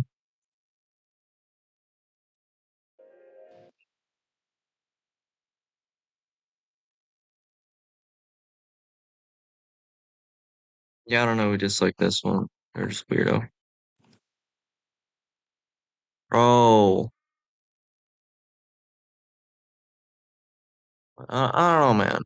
I don't know. Just trying to fucking get the game. Losing my mind very slowly. Very slowly losing my mind.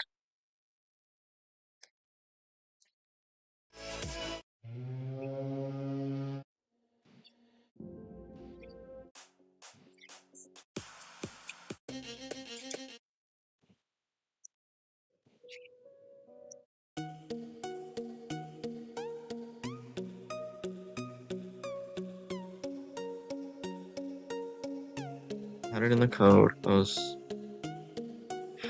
Make sure OBS is showing everything properly.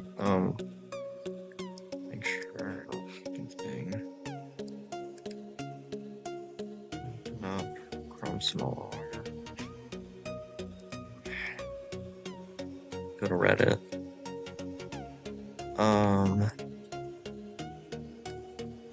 In Reddit. Right, I gotta have parameters.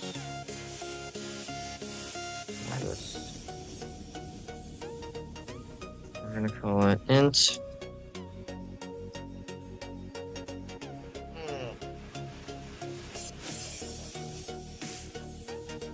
Let's call it like muscle type.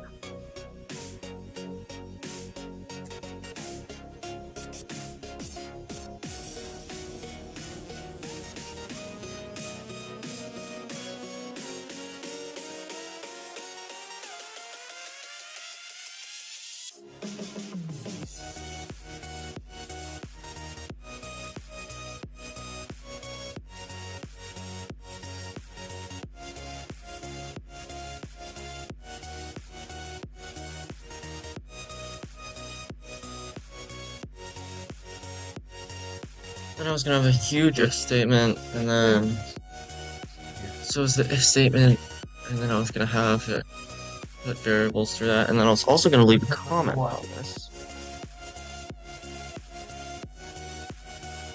Oh, whoops. Well, let's okay, I'll be right back. Tell you what's going on. This is a on update. Okay, now I was going to clarify.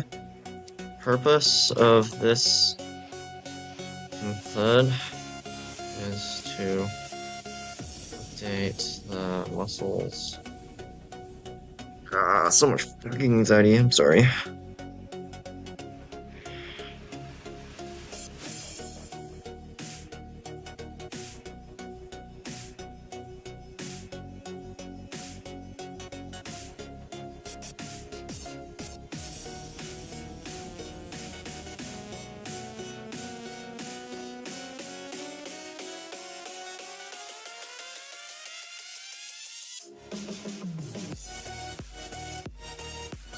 First of this method is to update the joints, muscles.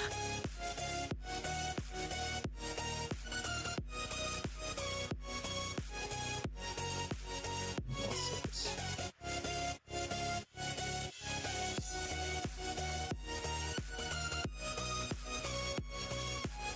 Because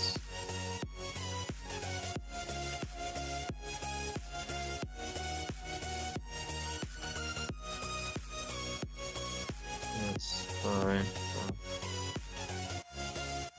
Because it's how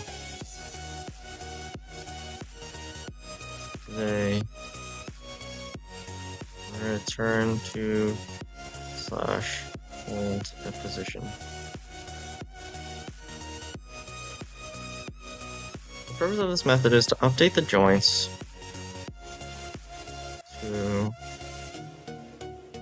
move closer toward, and then I have to check Unity docs for the exact terminology. It is referred to as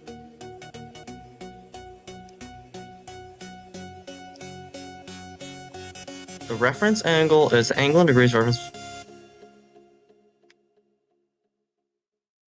Wait, no. It's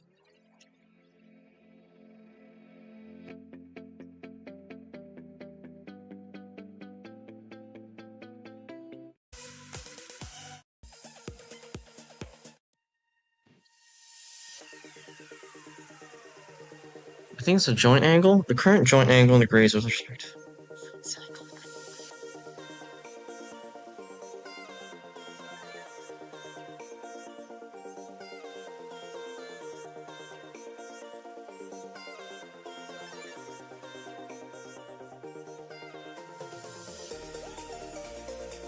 okay, let's just look it up. What is the joint?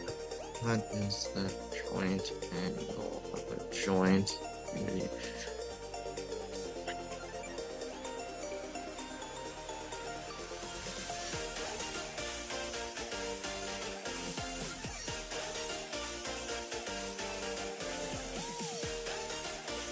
Oh, these pictures don't show me anything!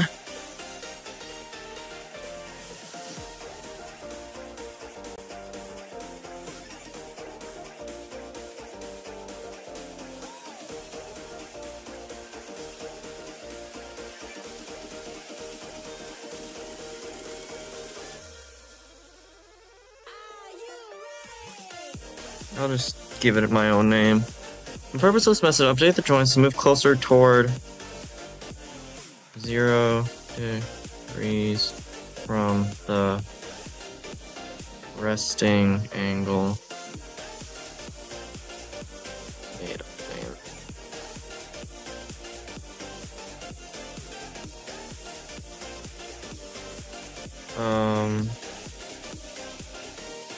I call them muscles because it's how they return to slash hold position.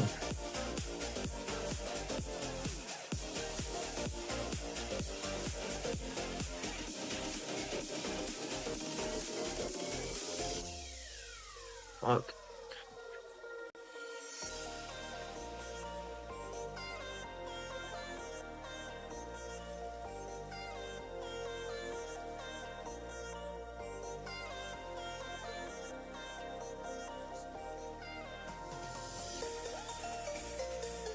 The mathematical function for which they move toward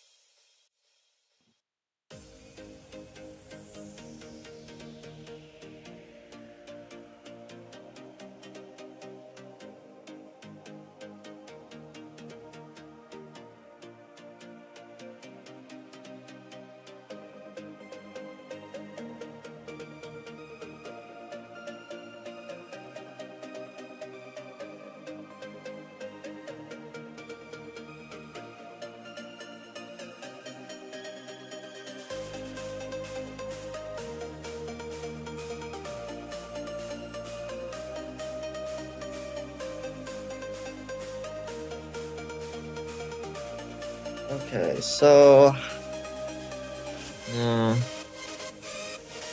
variables used to determine the limits of the muscle are determined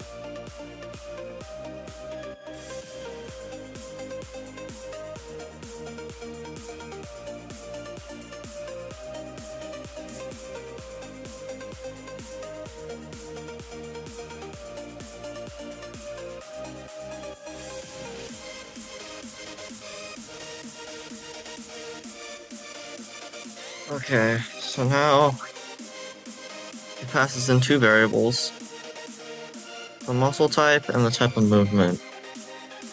Okay, and then I can add a little note here that says,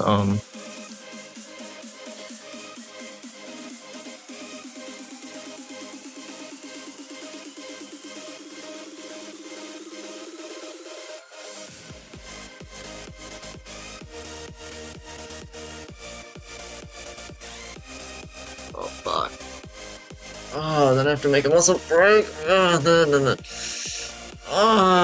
so stupid. I completely forgot what I was supposed. I was supposed to add something else here too.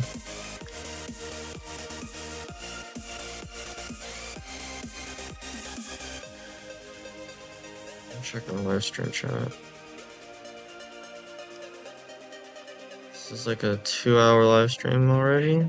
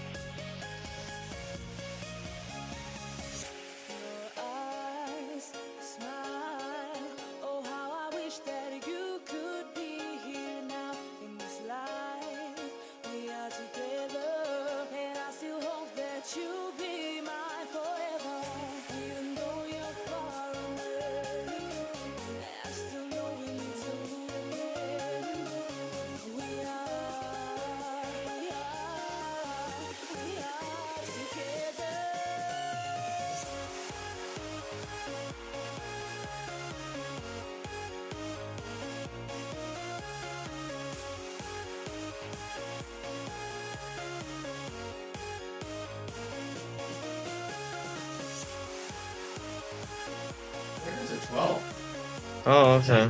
Great. Do you want to get lunch right after we check out and then get on the road? I already had sushi though. I know, but this. I'm kind of full though. No, I know you already now, but. Oh, Okay, maybe. all right. I don't know. Did you eat the pork bun too? No, you can have that if you want. You can have that. Pork bun. Every time I think of you and it takes me to a special place in my mind where we can be together. And I still hope Okay, I'm gonna go you'll be have mine forever. breakfast. Even though Yeah, Okay, I'll see the you. brand. That's the name of the restaurant. I will be right back. Enjoy your live stream. Okay, I will. We will. Let's plan to pack by noon. Okay, so Pack by how noon. long do you need to pack? 15 minutes? I don't know. Probably. Okay, so we'll start packing at 11:30. Okay. Okay. So stressed.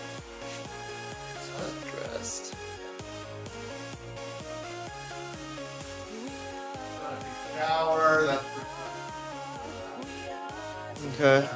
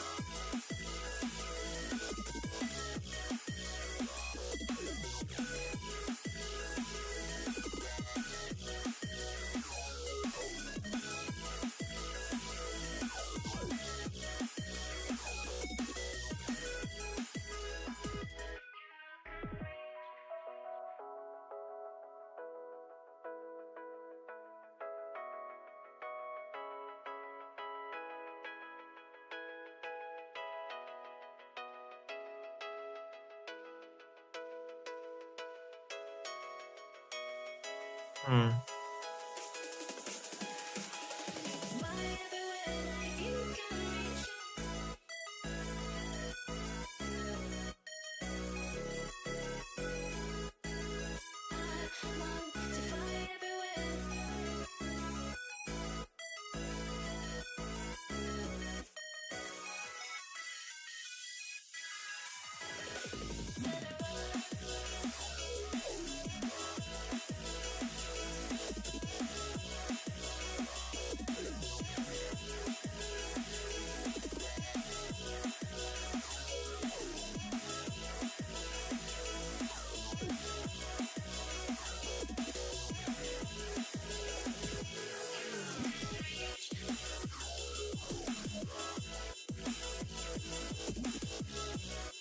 Actual methods used for changing the position and transforms of the body parts are defined separately from this method.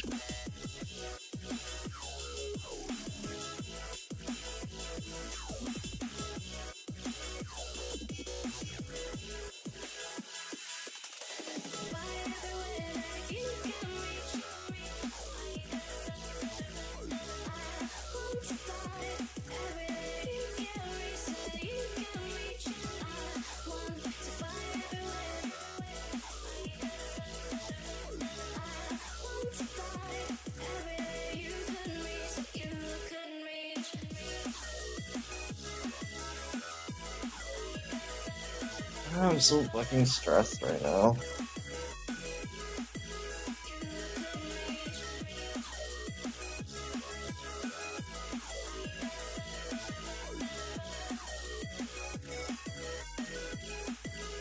I wish Burger and Cotton My Candy and Sekai were here to cheer me up, but this is just sad, man.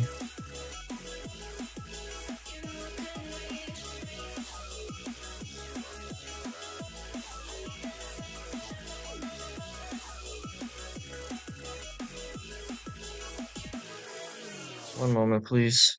I'm gonna close my Chrome tab here. So I want to check something. What? Out of memory, are you kidding me? Oh god, this is not good. I'll just delete these YouTube videos here. I don't want to keep that one open though.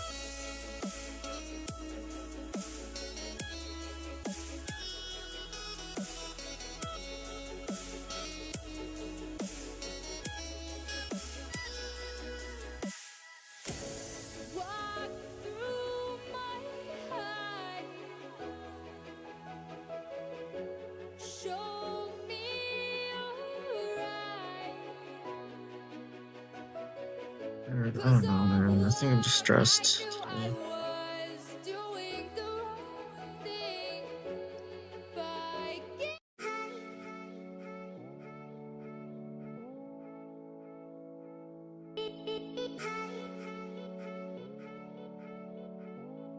Weird.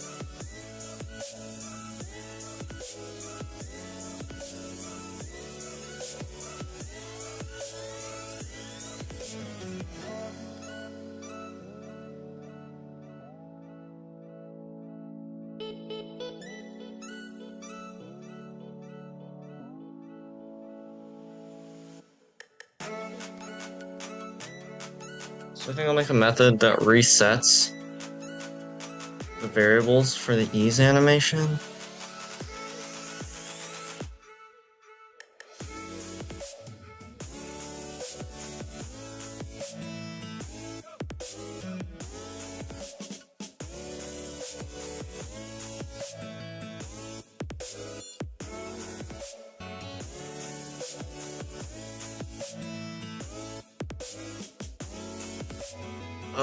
Okay, so I'd pass in an argument for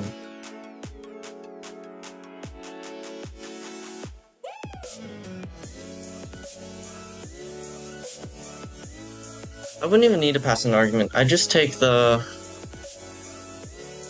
fuck, I'm stressed out. I'm sorry. I used the Pythagorean theorem to determine the distance between the 2 points. I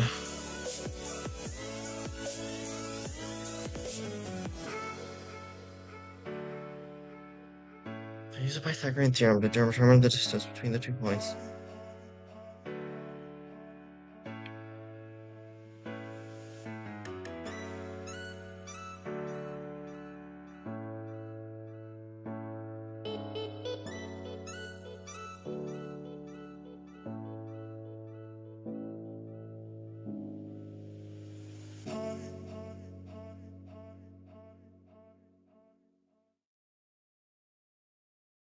So Blonde hair, blue eyes that'll resets. make you faint on sight.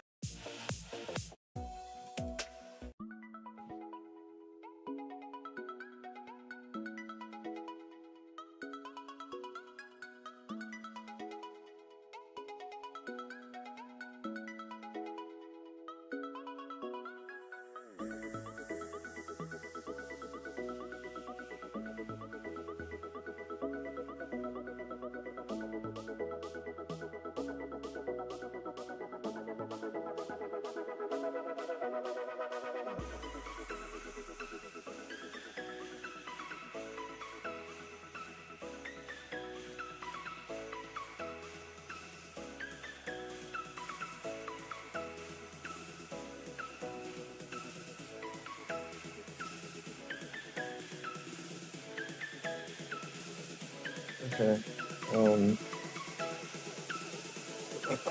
So what am I trying to do here even?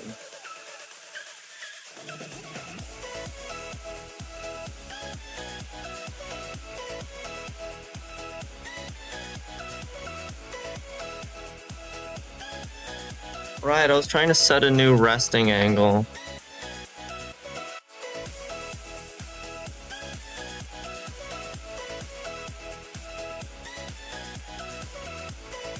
Okay, I think things make slightly more sense now.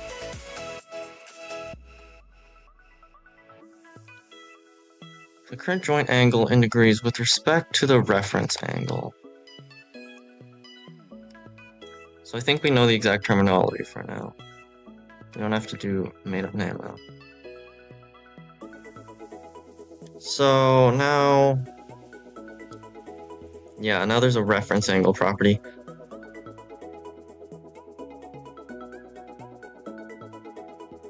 Yeah, okay. The angle in degrees reference between the two bodies. So I can set a new reference angle.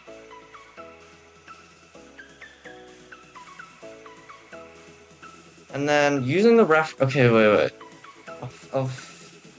Using the new reference angle, I can,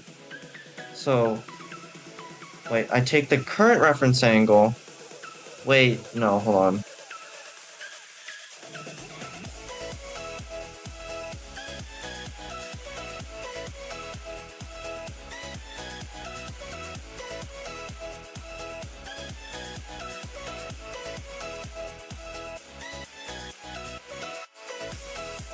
Because the whole point of using the reference angle here is so I don't have to use vectors or like coordinates or stuff. Because if I just use angles, then I can take the sort of like bones and joints and stuff, and I can just sort of rotate the joints in the way that I want it to go. So for example, I could make the hip joint go up like this, and the knee joint go up like this, and then I don't even have to use any coordinates because I did all the movement using angles in the joints. So I'll use the reference angle. So the reference angle will be used, because I'll set, and then, but then the easing, I have to figure out the distance for the easing, because I have to determine the duration it's gonna take. I mean, I guess I could calculate it in math. It's all gonna get multiplied by time dot delta time anyway, so.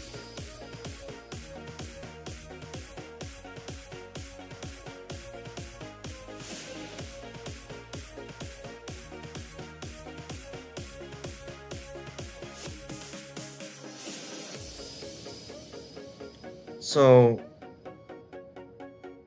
maybe...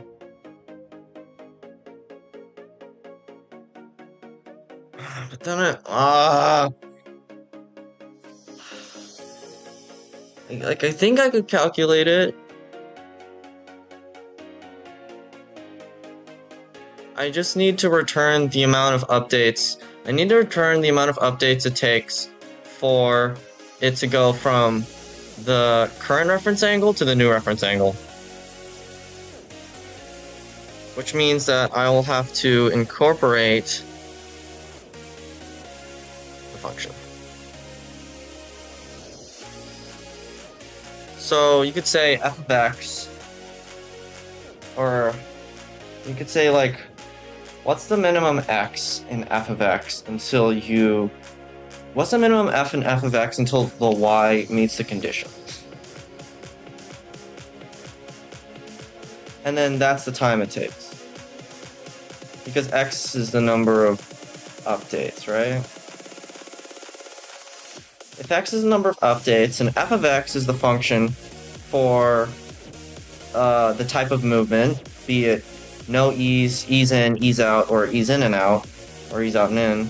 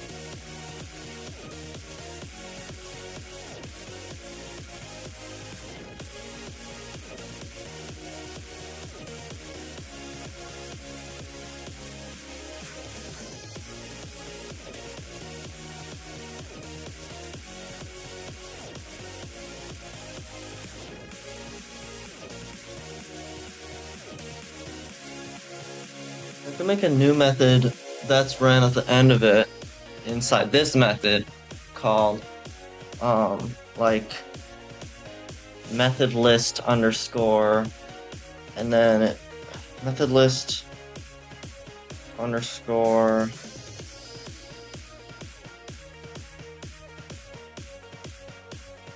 do we have this pulled up for you?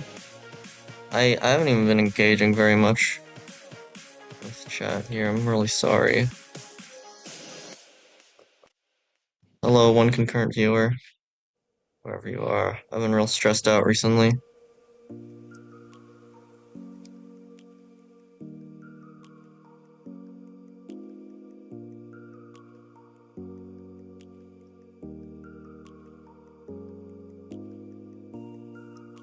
Can fix up OBS a little bit.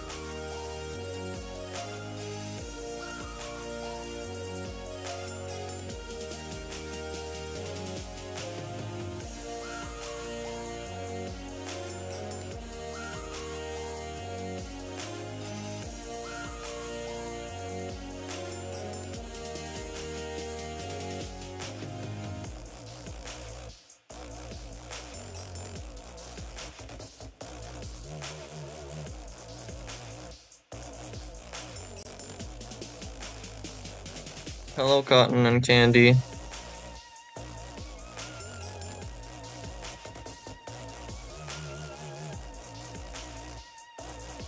I'm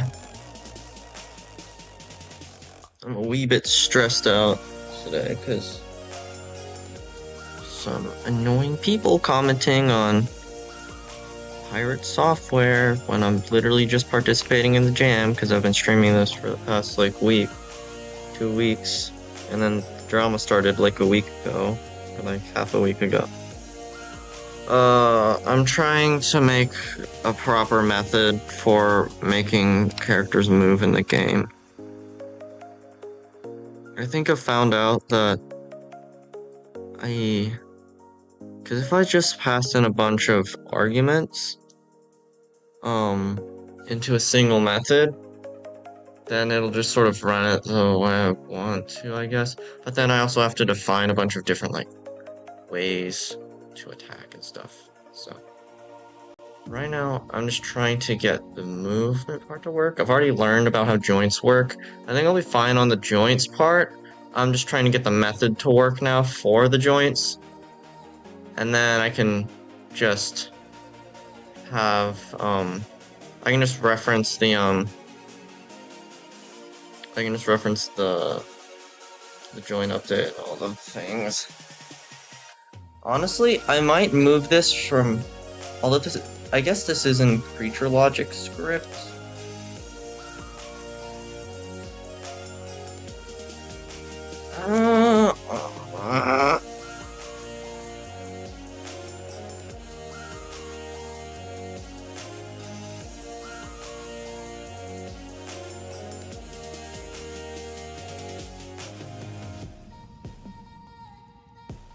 Like, basically the idea right now is my brain is so full of information that I've been trying to handle from coding that that it's a little hard to move forward. I'm getting information overload. In computer terms, you might say that my memory is full or nearly full.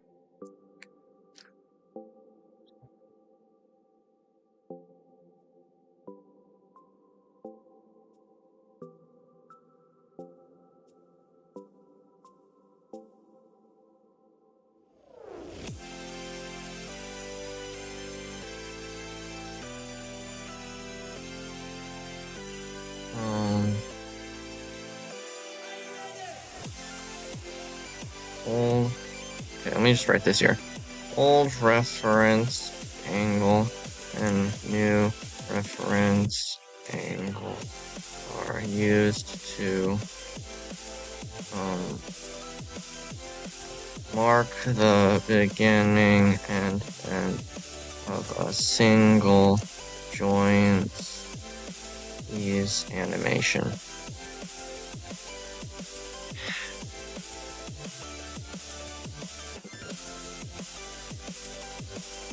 Thus, the two variables along with I think it's hinge joint 2D dot,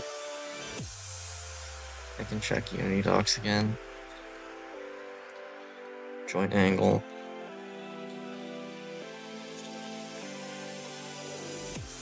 the current angle. Thus the two variables along old reference and new are used to mark the beginning and end of the single joint speed animation. Thus the two variables along with hinge joints, along with hinge joint dot joint angle, the current angle,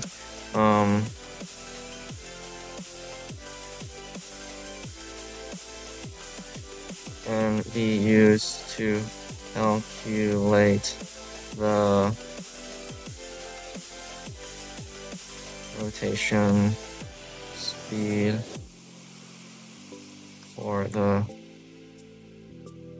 current update frame, for the current update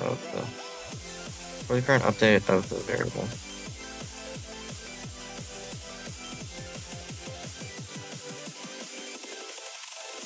Can you dig it?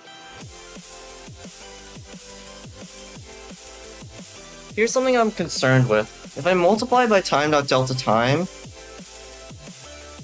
is that really compatible with certain things? Because how does multiplying by time.delta time work mathematically? Since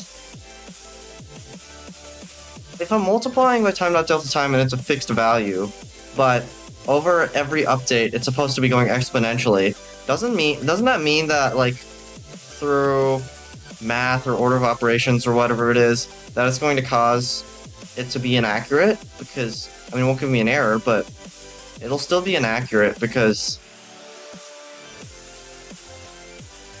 it's multiplying multiple exponentials by a fixed value, when rather it should be just updating it every time. Maybe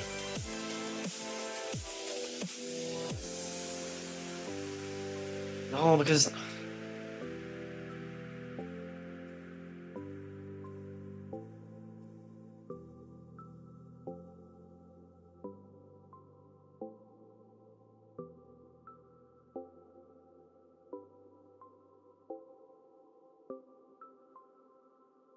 okay, well, I guess it's possible with sigma notation, but I want to do sigma notation.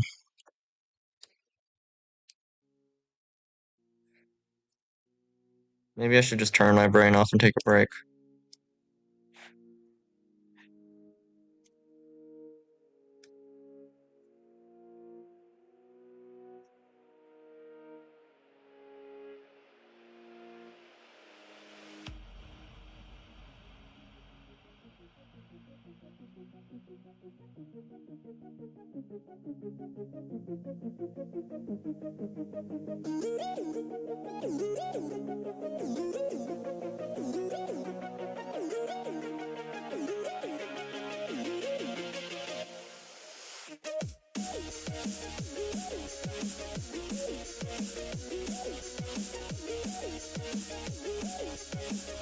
Oh, I don't even need sigma notation because it's basically the same as a for loop. Okay, thank you, AI Google, that helps.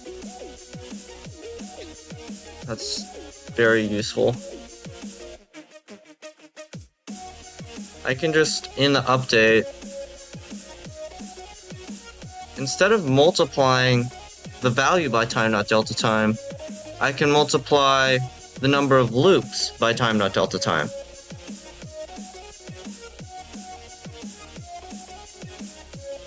if that works in the code. I don't know if Unity or I don't know if C# or Unity will like that.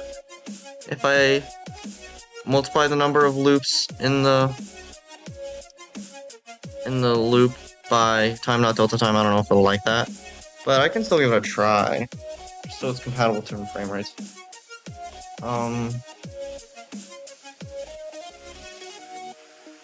Okay, so if I can use a for loop or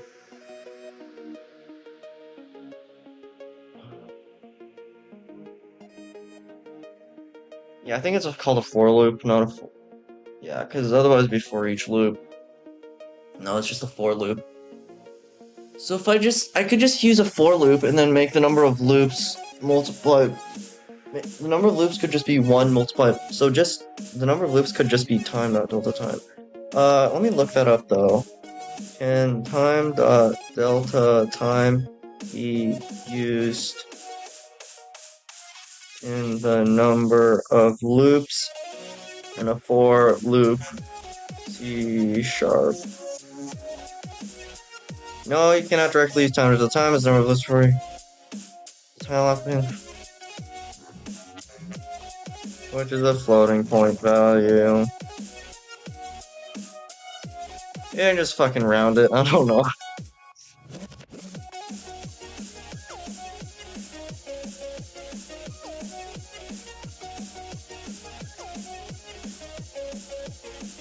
Maybe I can just round it. Just round it to the nearest.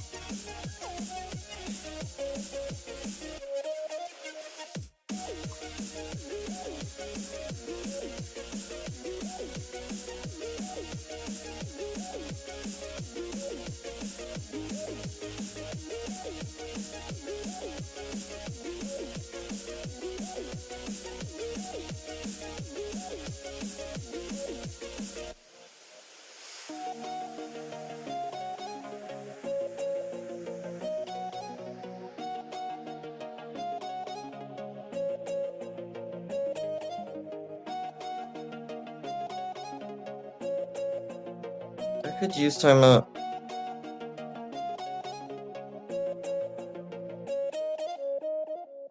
How to use time dot delta time with exponential change.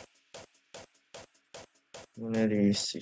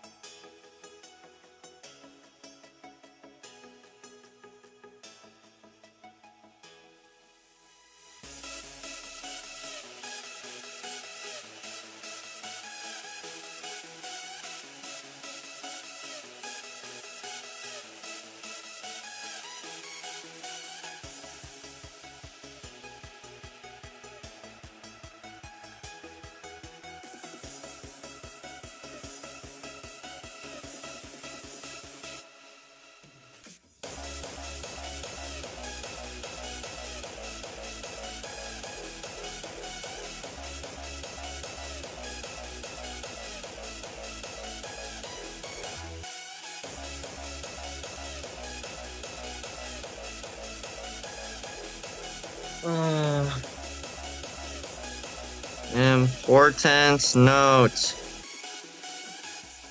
Be careful when implement time dot delta time with this.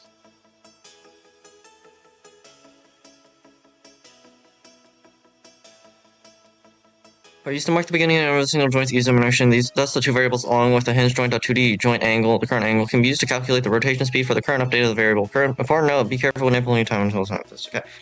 Okay, so now, okay. I think there's a way because I use the AI Google thing, but there's a way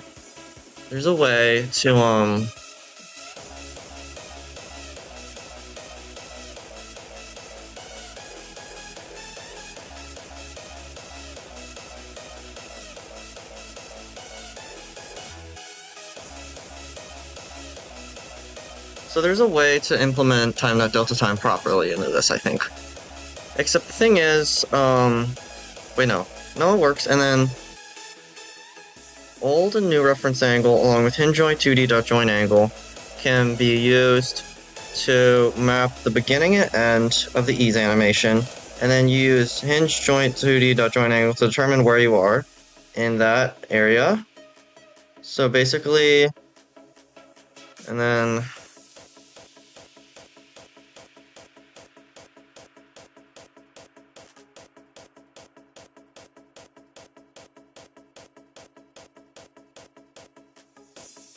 maybe, because I bet you could just take the value of the difference between old reference angle and new reference angle, and because it's measured, okay, old reference angle and new reference angle are measured in Euler angles, as in degrees, and then hinge joint 2D falls somewhere in there as its own Euler angle, and then so you can take the difference between the old and new one and set it and take that value, and you'd use it in division as either the numerator or the denominator, and then okay, I'll write a note then. To calculate this, take the rectangles, take the difference and finals degrees. To calculate this, take the difference between old reference angle and new reference angle. To calculate this, take the difference between old and new reference angle and use this value.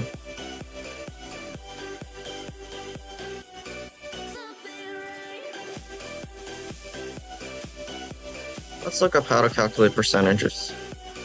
I think I'm just brain dead here, but my mouse wasn't working for a second. How to calculate percentage. The formula is part over whole.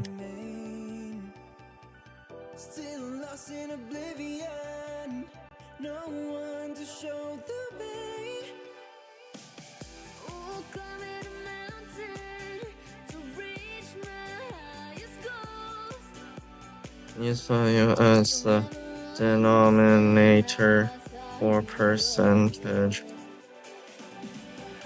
calculation, and hinge joint 2D joint angle as the numerator for percentage calculation. Remember that percentage calculation is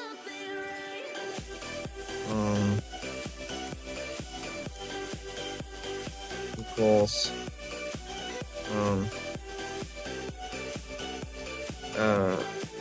part divided by whole multiplied by 100.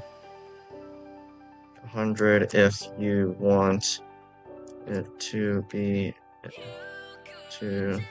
an actual percentage.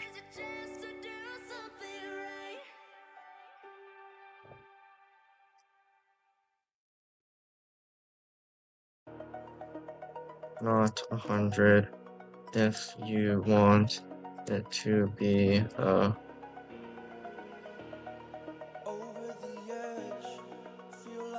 less than 1 value unless the part is greater than.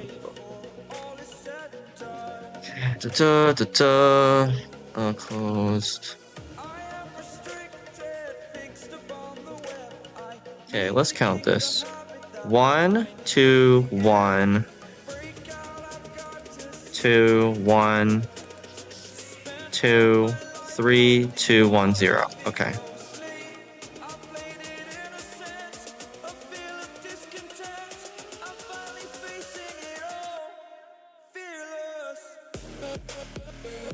To calculate this, take the difference in Euler angles like pictures below. Percentage calculation. Percentage calculation. Percentage calculation.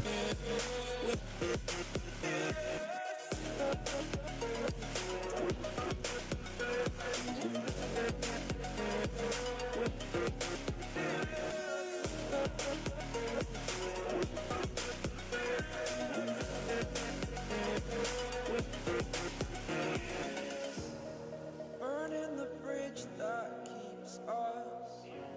I'm here and I'm feeling exaggerated, that's what you assume.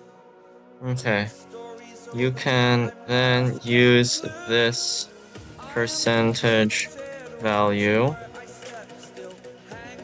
aka you can then use this percentage value of how far along the animation the body part is. You can then use this percentage value of how far along the animation the body part is and map it to the equation used, map it to the function used for calculating the current rotation speed for the current update.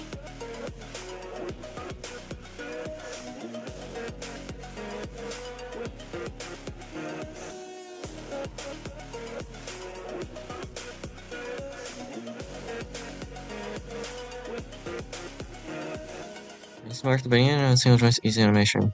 Then list two variables along with hinge joint dot. Can you use to calculate the rotation speed update of the body part?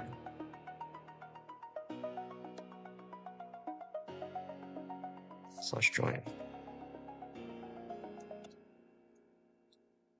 You can use this, then use this percentage value for following animation and map it to the function used for calculating the current rotation speed for the current update of the part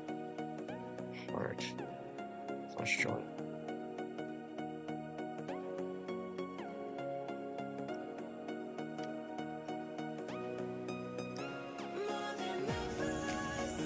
You can then use this percentage value of how far along the animation the body part is and map it to the function used for calculating the current rotation. So you take the percentage, which you calculated from taking the Euler angles, as well as that, or the difference in Euler angles, and then that Euler angle, because that is its different distance from zero. You might have to take the absolute value of it, actually.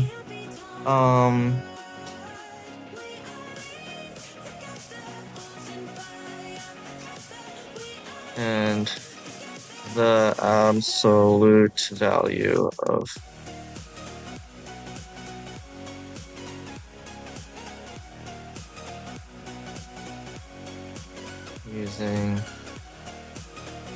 maybe using absolute value, but you can also use an if statement. You can take the difference by using absolute value, but you can also use an if statement. Formula negative.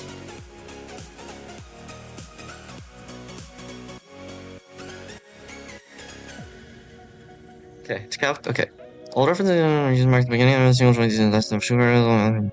Use to calculate the rotation speed for the current upstate of the body part joint. To calculate this, take the difference, maybe using absolute value for correct negative values. But you can also use an if statement instead.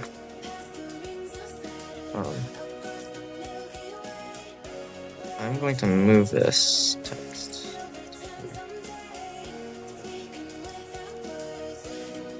calculate this, take the difference in Euler angles like 8 degrees, maybe using absolute value to correct negative values, but you can also use an if statement instead between old reference angle and new reference angle and use this value as the denominator for percentage calculation, and the absolute value of hinge joint 2D dot joint angle as the numerator for percentage calculation.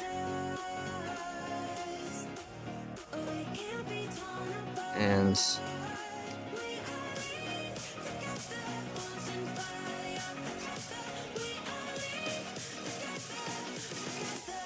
let's just look up math f dot abs.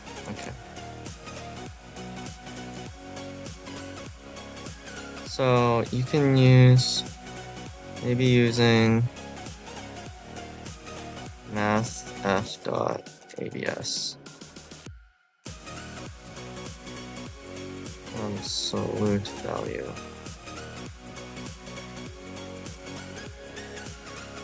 And math f dot abs of hinge joint.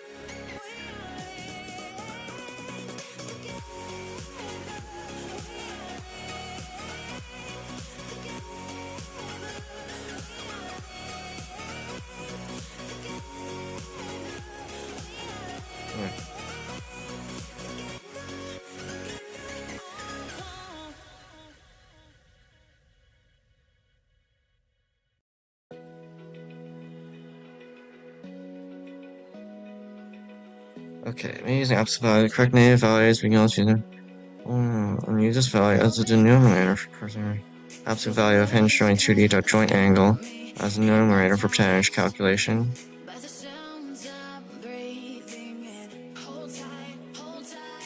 Wait, oh, hold on.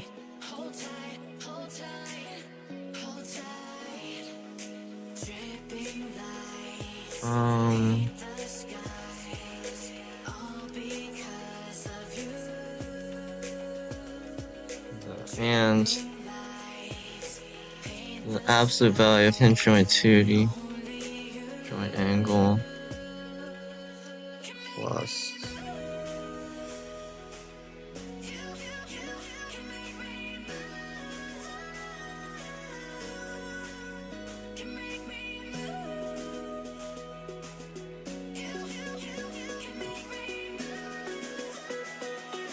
oh yeah, I did it wrong here. It's got to be the difference between the two.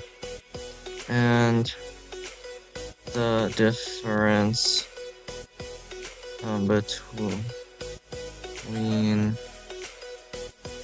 hinge joint 2D dot joint angle, and the difference between hinge joint 2D joint angle and old reference angle.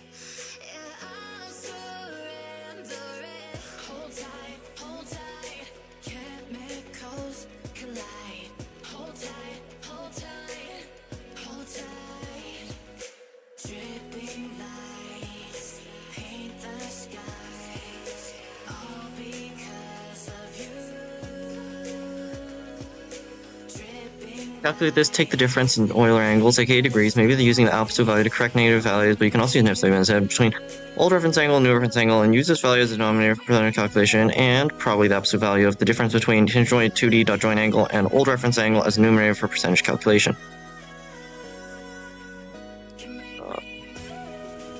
The current angle.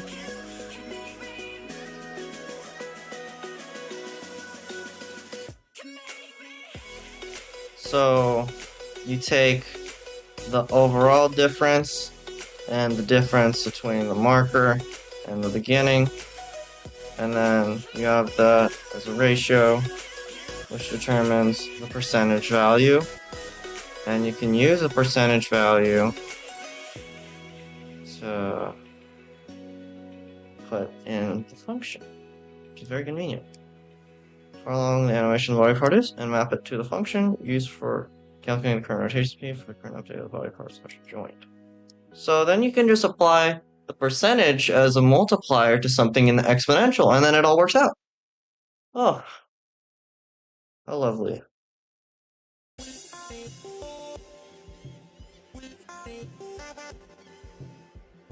Okay, so this mumbo jumbo mathematics here, which is literally just percentage calculation. But I had to write it all out like this because there's so many things to keep in mind.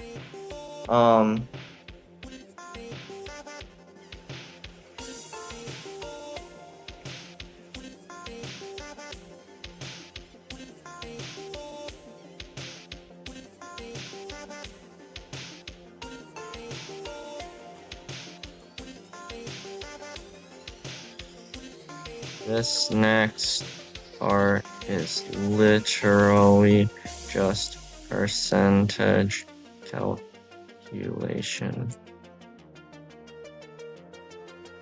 Very careful.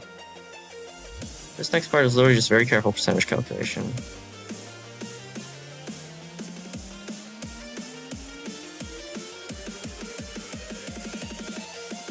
So calculate this, take the difference in Euler angles here.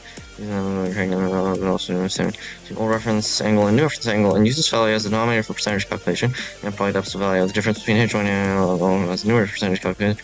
Percentage calculation is part over whole. Well, we'll go 100, but we can ignore the 100 for now, because we're not going to use it. It's just going to be a multiplier, which is, we want it to be a multiplier, which is why we're not multiplying it by 100, because that'd be stupid. So then you can use this multiplier, and map and apply it to the function used for calculating the current rotation speed for the current update of the body part / joint, and also applying the time.delta time as well. Okay, that's one thing out of my brain. One thing out of my brain. A few more things in my brain to account for.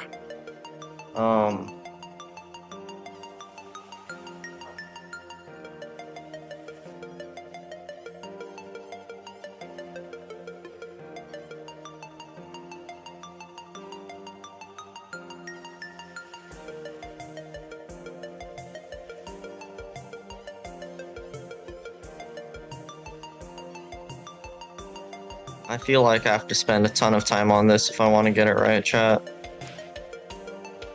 Hello, Burger.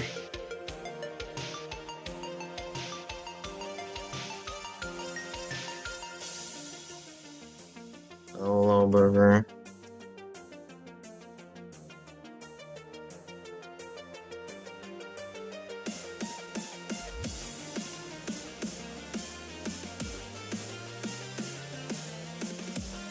Okay.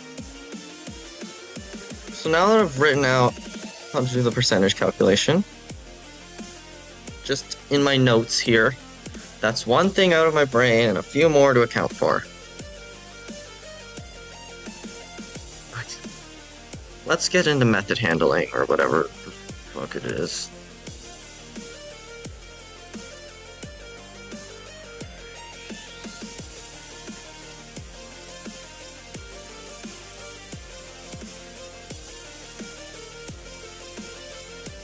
So I need another method to be able to cancel an animation, because you might be easing into an attack and then you might suddenly switch to a completely different one. And what if I wanted to maintain the kinetic energy or the phantom? Blah, blah, blah.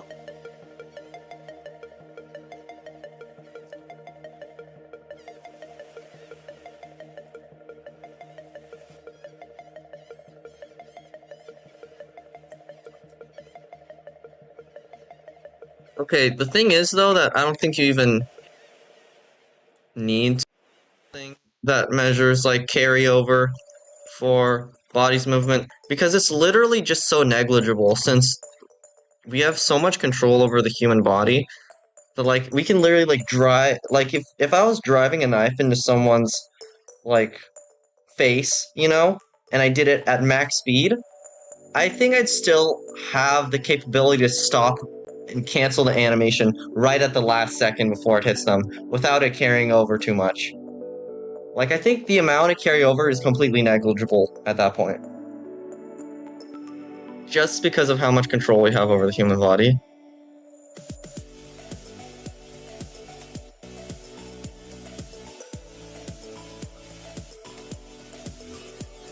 Well, I guess I could add it later, but I'm not adding it now. There's no way I'm adding it now. No way. Because then I have to do physics calculations and kinetic energy. And that's stupid. Although, no, because, like, the amount it slows down by is completely determined by, like, the strength of the human body. And that's a factor that's not really accounted for in physics, so, like...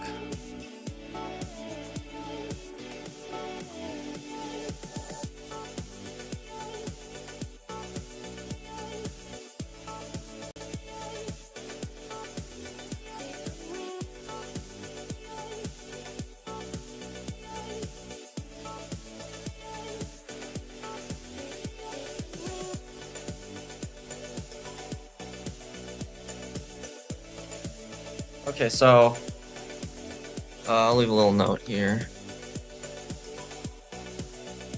Actually, I'll leave the note in a different thing. Void reset animation. We'll call it reset muscle animation. Or how about muscle reset animation?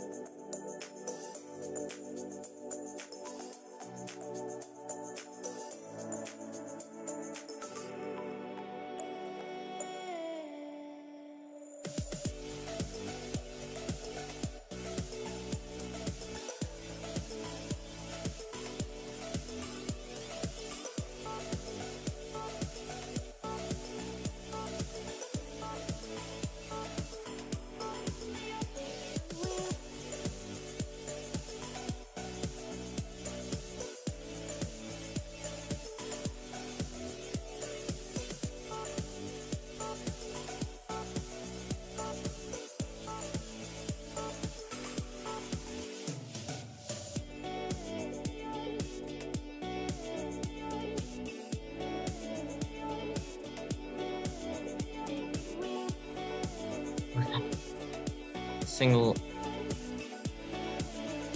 Right.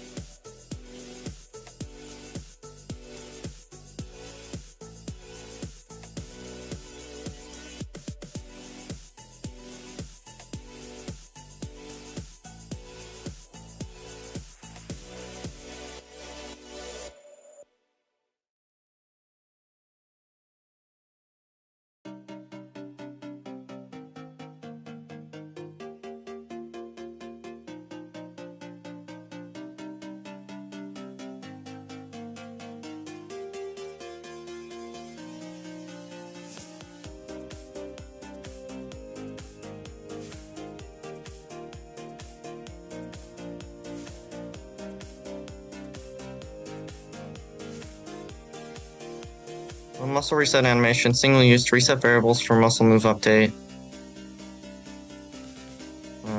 Canceling any current, canceling its current animation.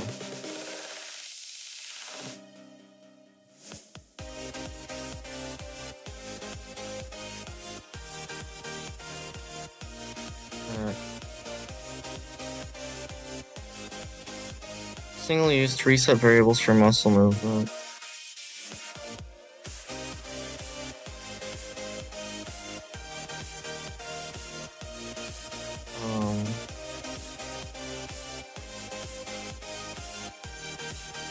This method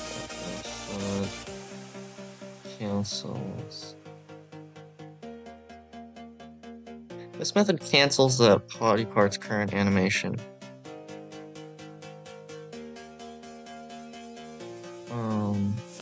by changing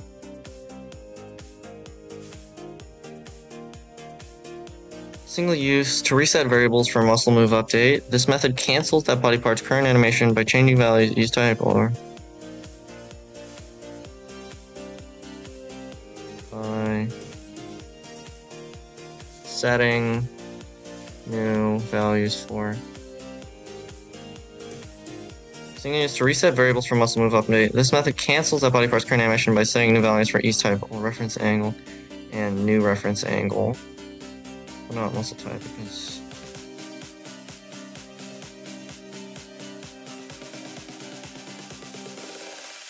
okay, and then we can clarify. Normally in physics there would be some carry over post cancellation.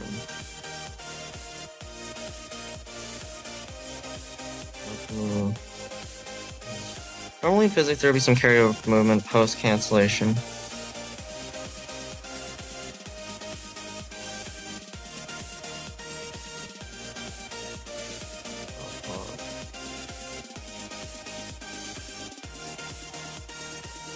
Normally in physics, there would be some carryover of movement upon canceling an animation.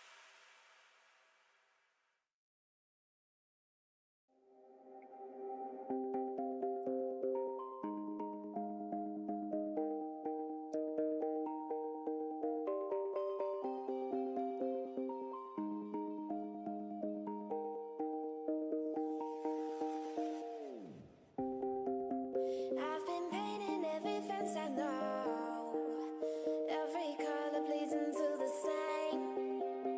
'Cause before you go and walk away, yeah, you better know where you're going. Hey, hey,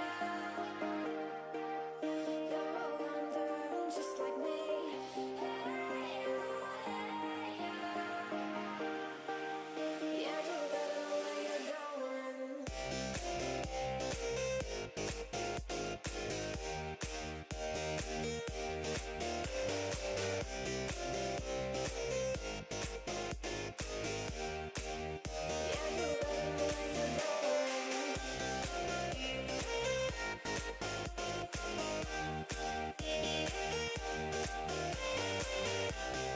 I should clarify,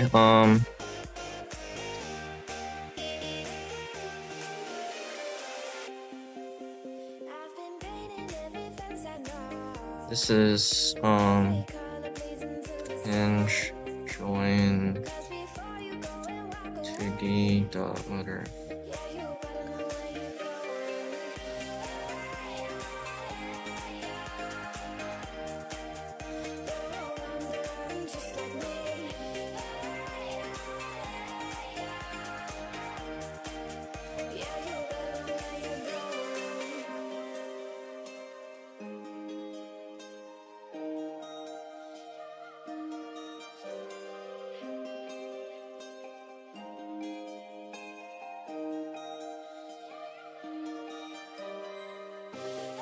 Run that percentage calc, blah blah blah. You can use this percentage value of how far along the animation the body part is, and map it to the function used for calculating the current rotation speed. Hinge joint. Function used for calculating the current rotation speed, which is hinge joint 2D.motor for the current update of the body part / joint.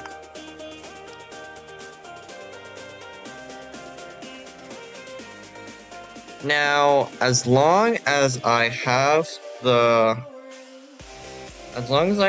motor speed going in the opposite direction of its limits, it won't cause it to accelerate toward the limits and then break the limb. But that's only if I have like an on-break method or whatever it is, which I will not even add for this character.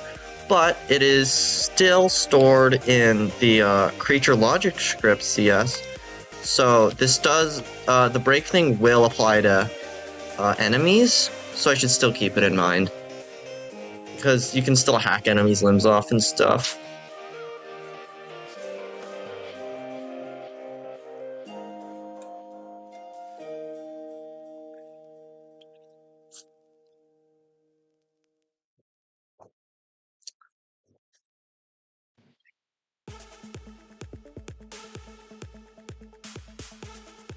I genuinely wonder though, like, would it give me a runtime error if would the game give me a runtime error if a limb got hacked off and then the game was trying to reference a limb that was hacked off? I think it would give me a runtime error because it'd be referencing it like that. But I think I could just use an if statement to check whether the joint is broken or not, and then it wouldn't give me a runtime error. But that's still another thing to think about. You know, for the prototype, I think it'd just be a lot easier to just completely ignore getting limbs hacked off and just have it count as HP. That's a way I could do it, but if I wanted it to be more visually appealing, I could have it be able so you could hack limbs off and stuff. I think that'd be really cool.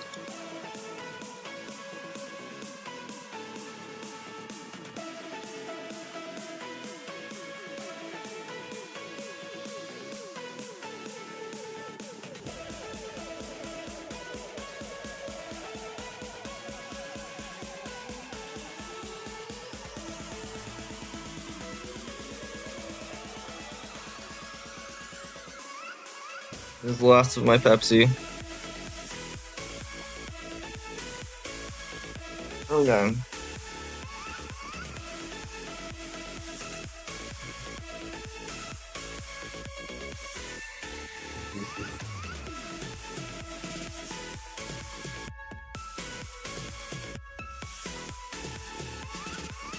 But we will ignore this for now because biologically speaking, for a human strain, this amount is pretty. Only physics, there will be some carryover moving. And maybe forever. Only there will be some carryover movement upon canceling animation, but we'll ignore this for now, and maybe forever because. And maybe even forever, because biologically speaking, for human strength, this amount is pretty minor.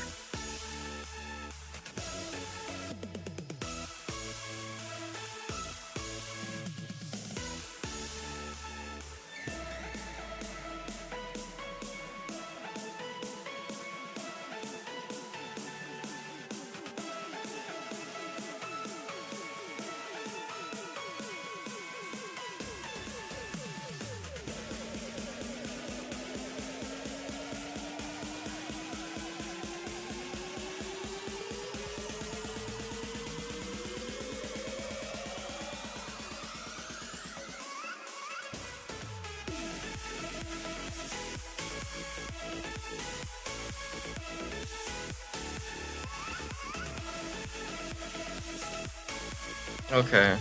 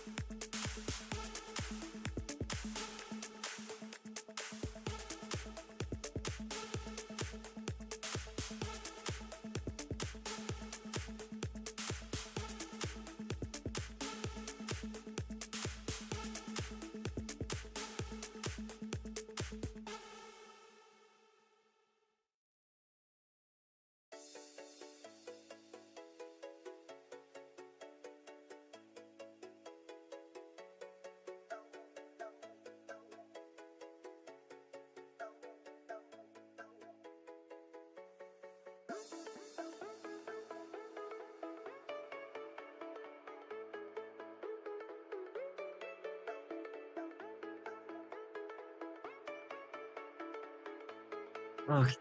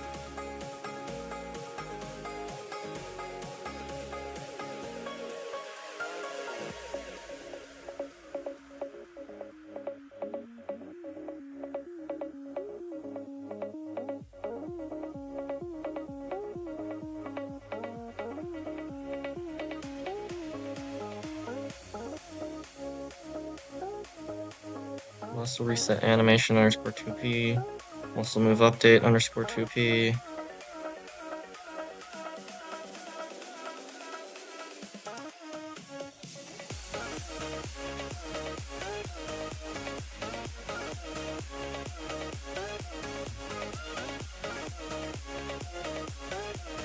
See, because by mapping every individual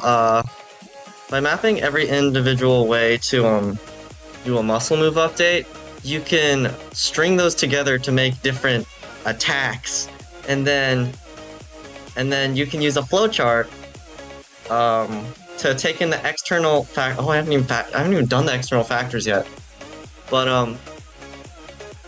you can take the external factors, apply them to the flowchart as x, I guess, or function f of x for the flowchart, and then you can use those to be modeled to different attack types, and that's pretty cool, in my opinion.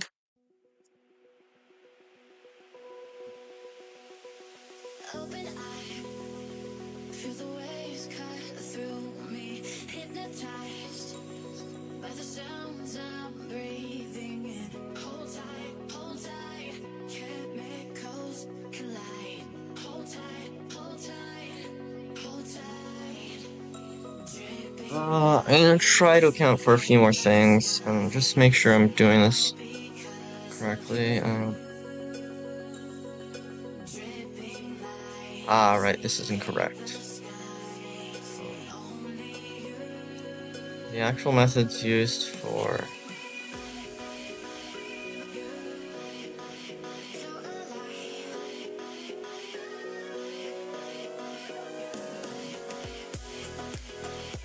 so at the end of this method, another method runs. Insert name here.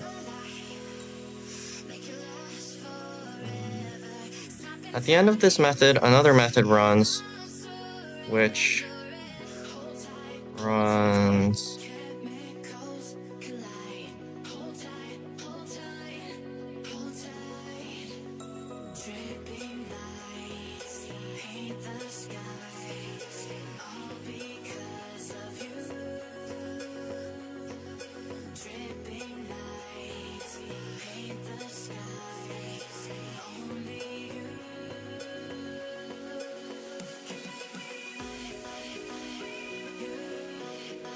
oh man. I'll figure that out later.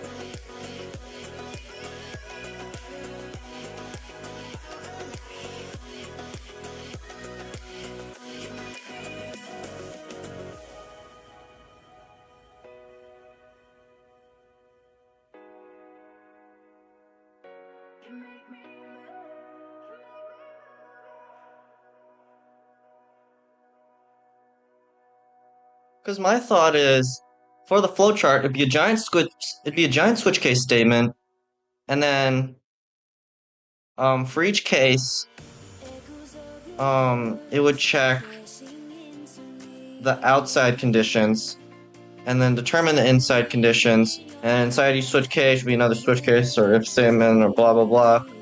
And at the very bottom, once it has determined the attack type, for example, a karate kick or something like that. I don't even know if I'm gonna do that. I probably should though. That'd be cool. But if I want to do like a karate kick, then I'd have to move each joint of the legs individually, each joint of the arms individually, which means I would have to run this muscle move update method multiple times for passing in different arguments for each different, joint muscle thing. And then together they'd form a karate kick. Um,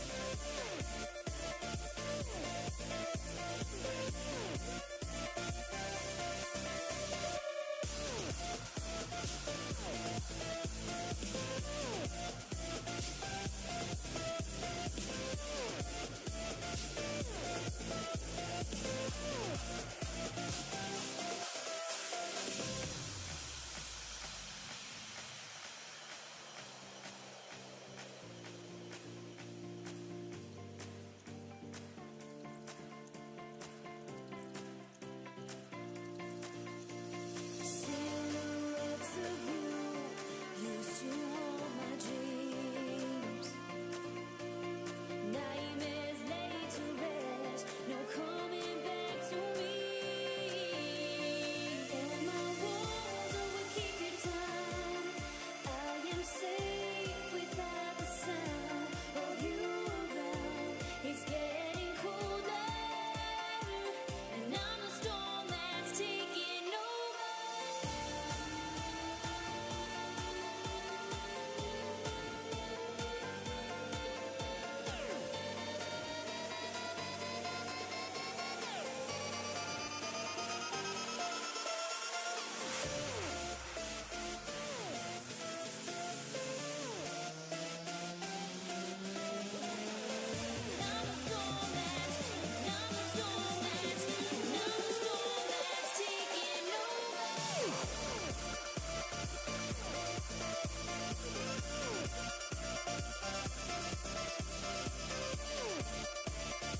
muscle type probably wouldn't change at all for single body part / joint over time, because hypothetically speaking, that muscle type is already... That muscle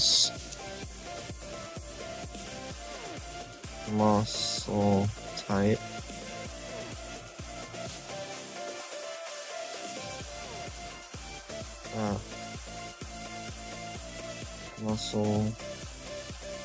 muscle / joint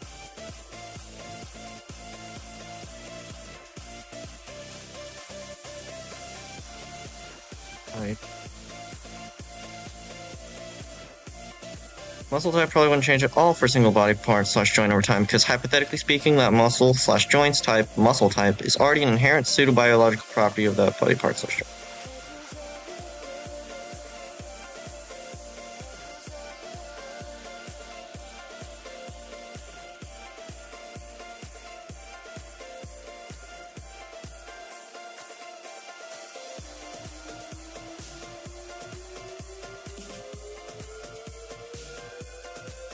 The purpose of this method is to update the joints, move closer towards zero.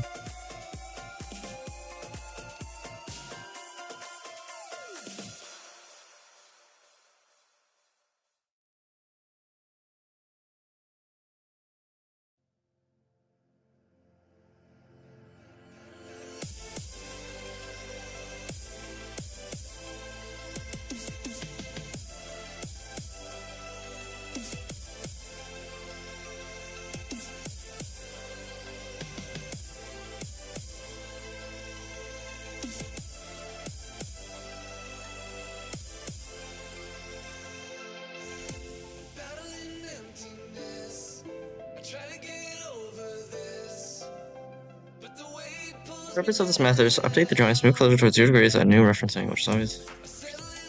Variables used to determine the limits of the muscle are determined by the muscle type variable, muscle type note. Muscle type probably wouldn't change at all. That's not like that. The mathematical function for which they move towards 0 degrees is determined by the ease type variable. These movements might include blah blah blah. I call them muscles. I'll return to.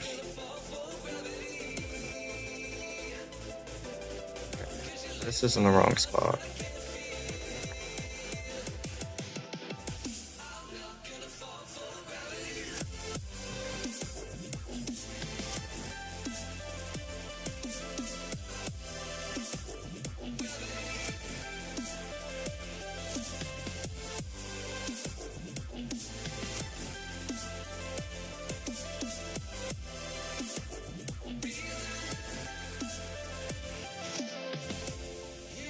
This part is literally just very careful percentage calculation to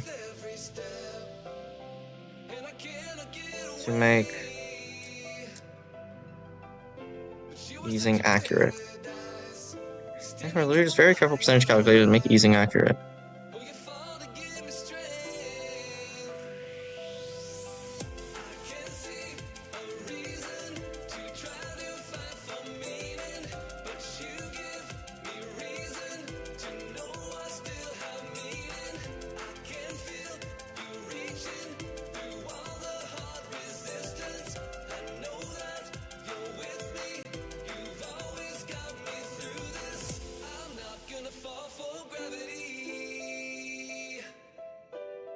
This method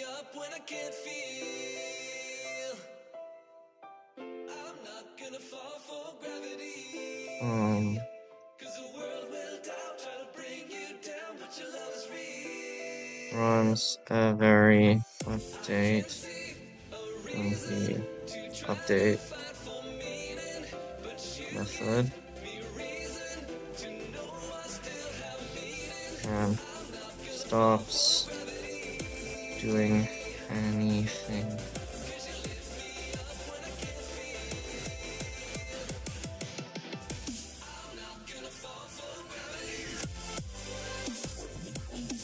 This method runs every update in the update method and stops doing anything once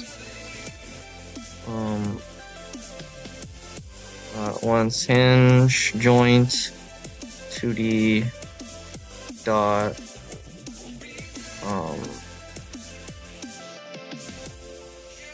which one was it? Joint angle. Once hinge joint 2D joint angle is greater than or equal to joint 2D dot joint angle. Greater than or equal to. I use greater than or equal to here to be careful with calculation, although if I find a way to correct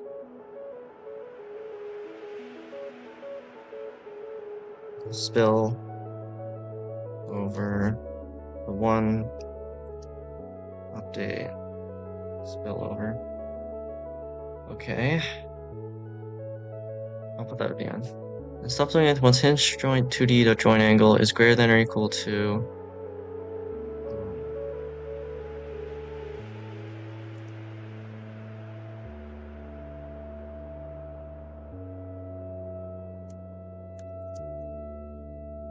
is equal to or surpasses new reference angle.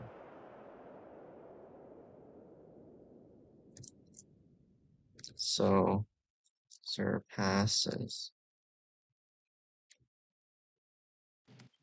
means greater than or equal to or less than or equal to. I use or I'll say and or.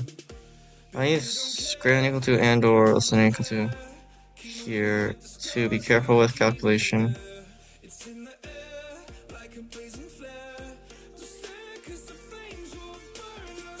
To account for spill over the calculation, since it probably won't be exact.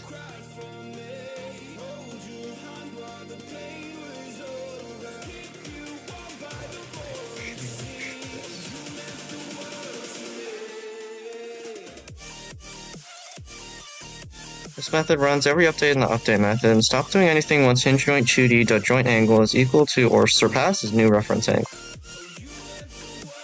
Once hinge joint 2D.joint angle has done so, hinge it is then set equal to new reference angle. It declares that body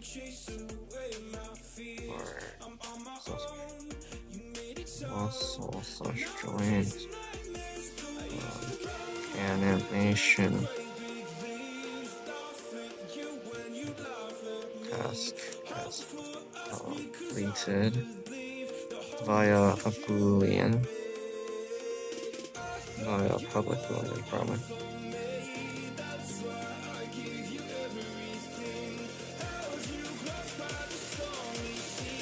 Once hinge joint 2D.joint angle has done so, it is then set equal to new reference angle. And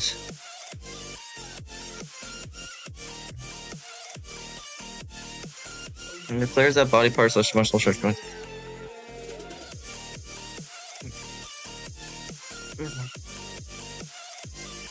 Which will then be checked by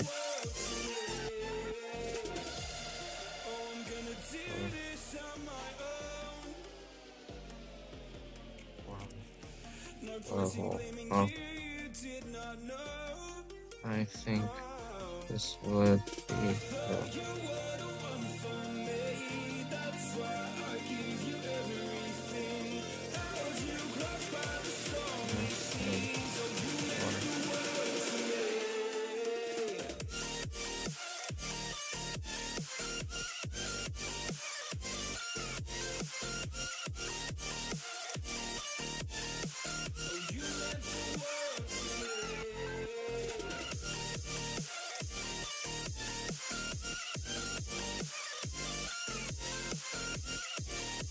where an attack involves a combination of muscle move updates.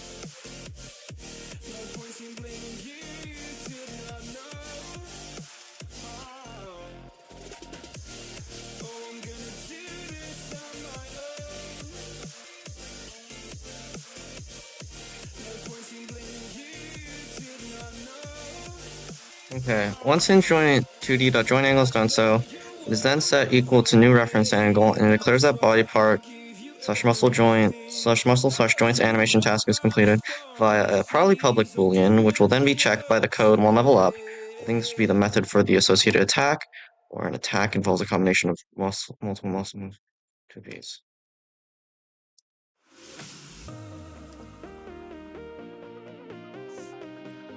Okay, and we can say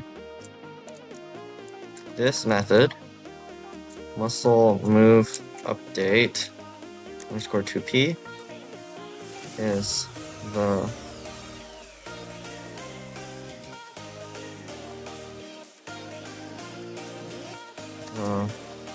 lowest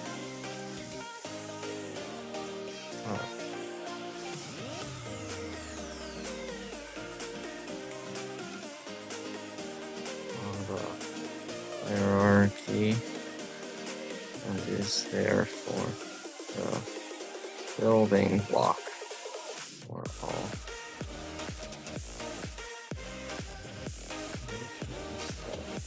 takes place game for all creature movement. This method, muscle move update underscore 2p, is the lowest on the hierarchy and is therefore the building block for all creature movements that take place in the game.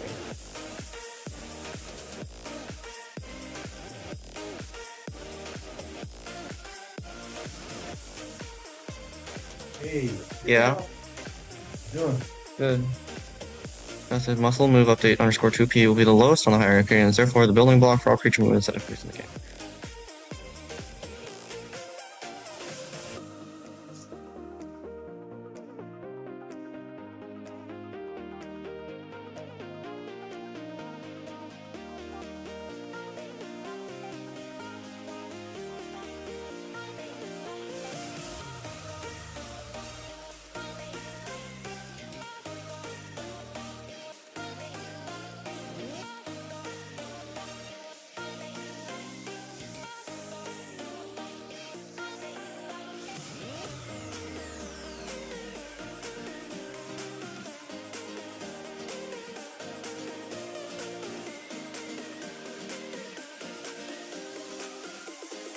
method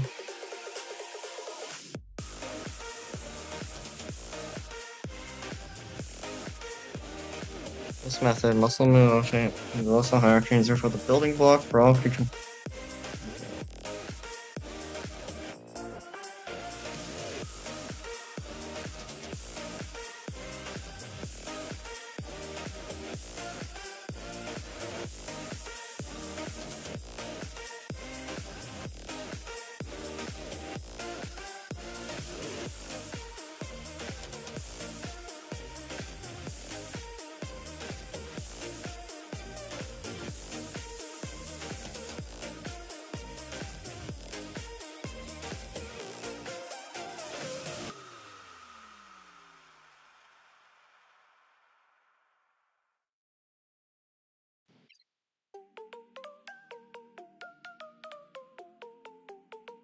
Me. Maybe one day you can be like Thor and have a pixel game in early access for 10 years. I mean, I could do that, but I don't have to be like him. I mean, why would I choose to be a copy of some other guy?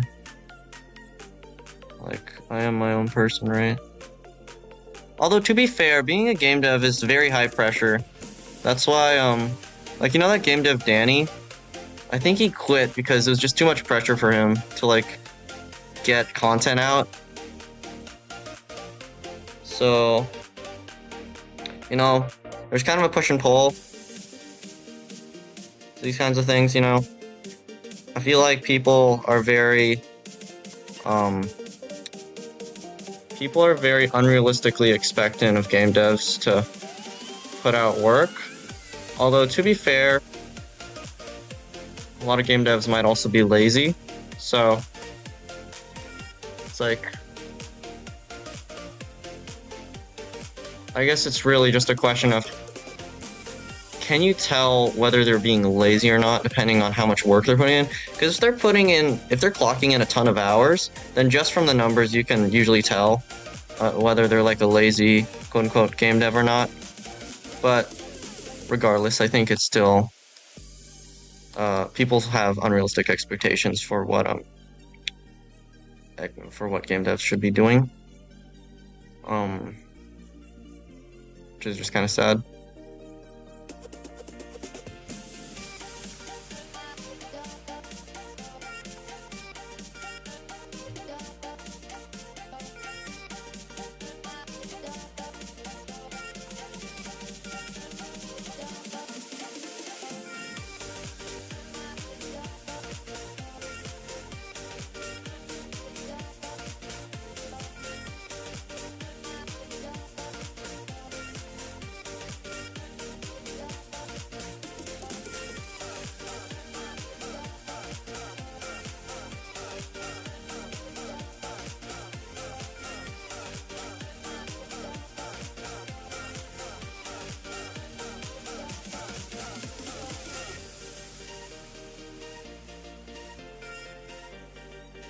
Okay, I think I'm gonna pass in a couple new. I have a couple new parameters here.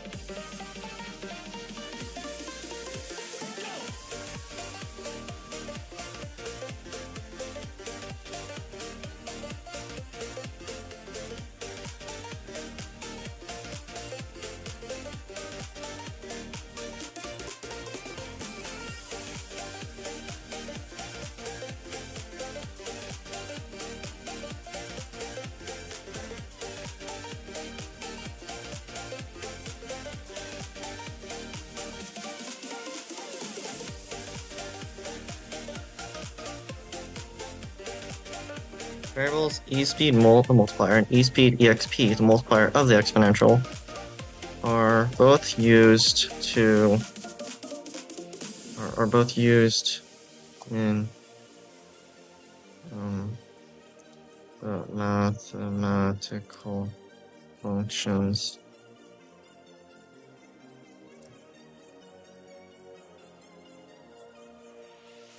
for using calculation.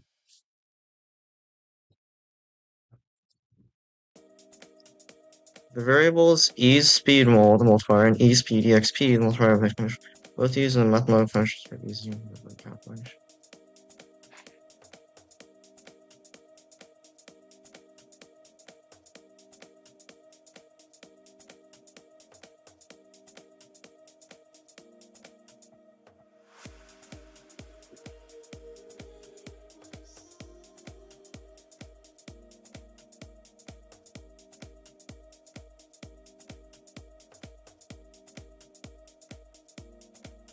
East type, E speed mult, E speed exp, old reference angle, and new reference angle.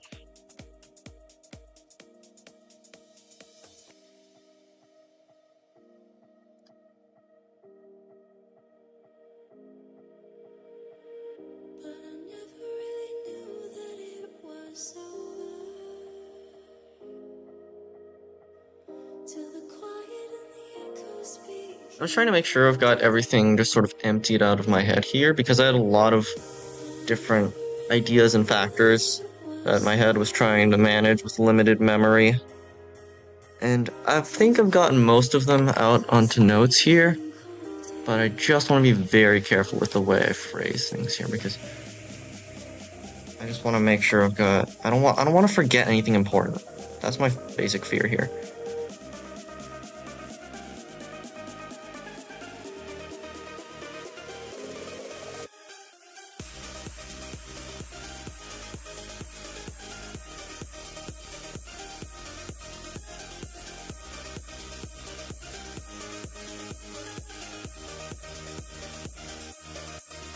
I just got a little note to self. Note to self.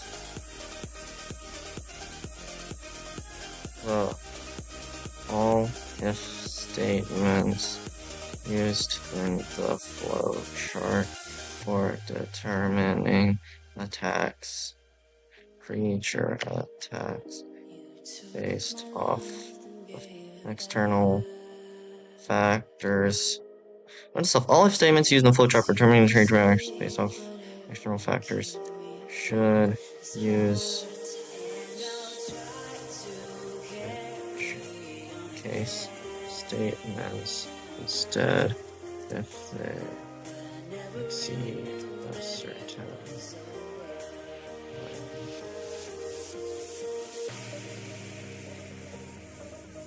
if they're too long.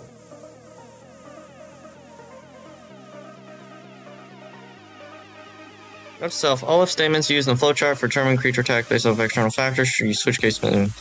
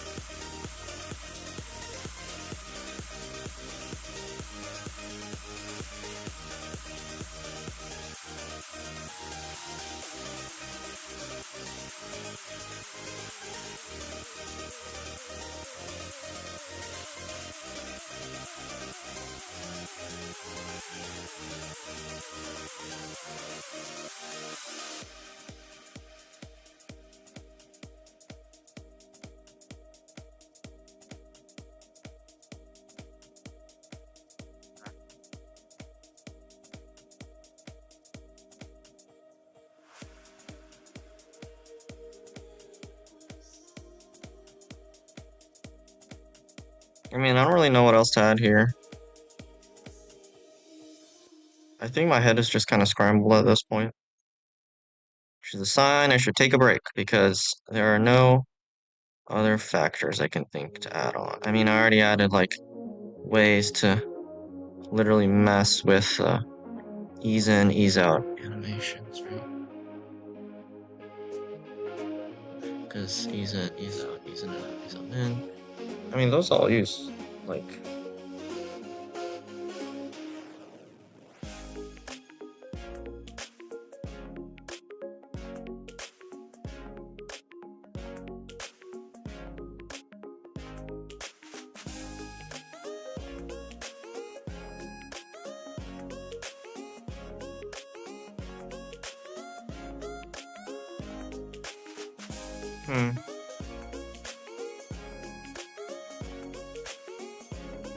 So let me get this straight. You can do easing animations for different joint movements, right? Via the update method. And then you can also cancel those movements using the muscle reset animation _2p method. So you can make stuff happen and you can cancel them for new things. So that works properly.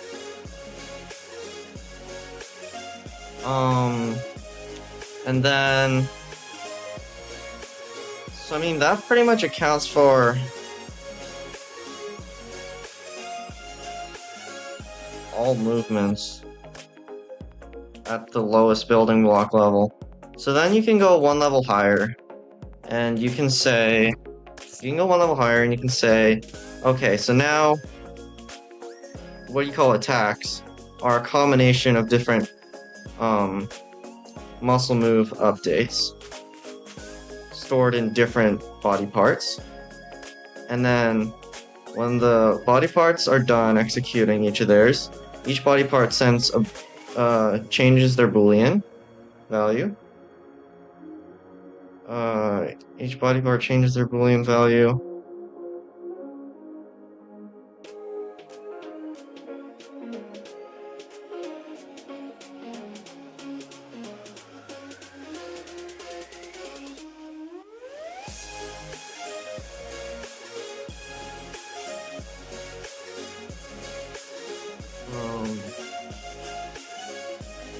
Let me add a note here.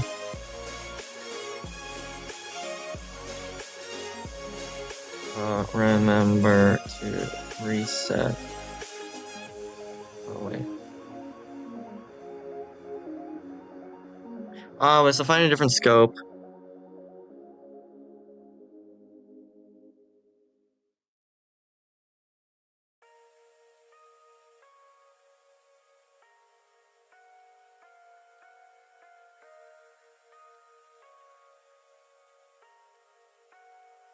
We lose ourselves in the spirit of things. We lose our sight when we put our trust in things of this material world, of things that fade away. Yet we keep coming back, keep coming back, keep coming back, keep coming back, keep coming back, keep coming back. Let's call it joint task. Done. Boolean. Of things we know.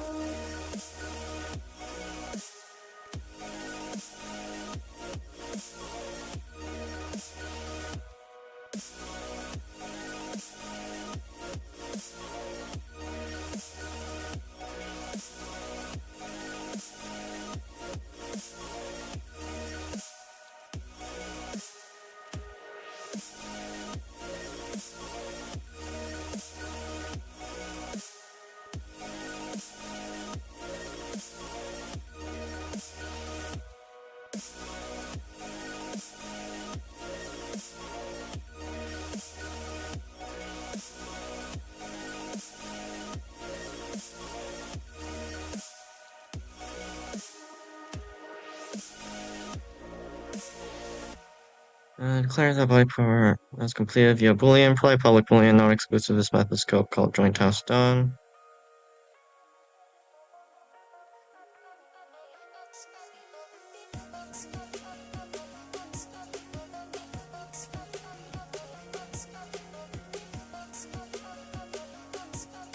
Note that these variables will probably have to be stored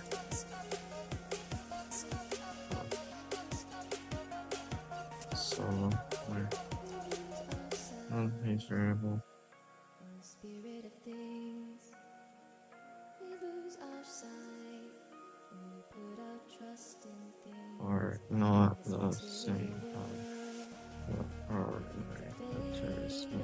Question, but will rather be applied to them. These variables are not the same as the parameters in question, but rather will be applied to them. Thus, they will probably have to be stored somewhere else. The features. Of things we know.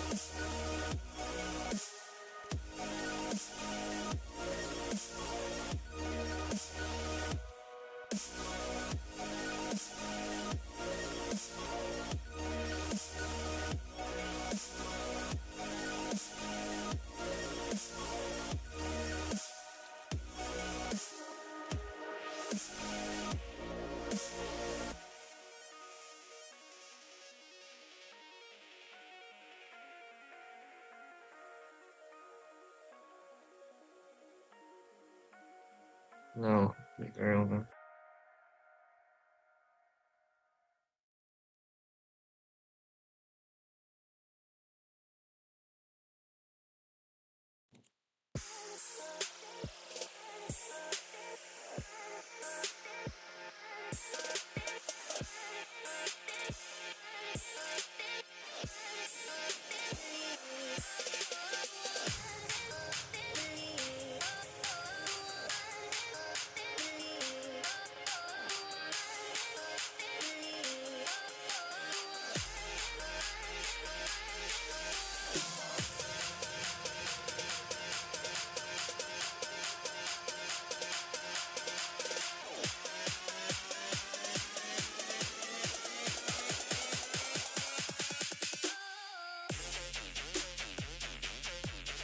Okay, so resetting the variables, they probably just have to be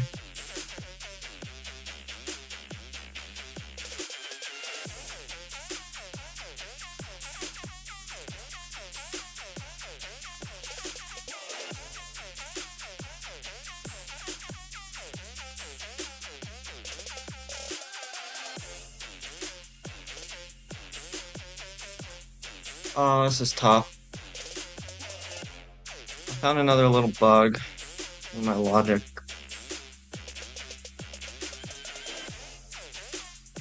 I'll check my channel real quick.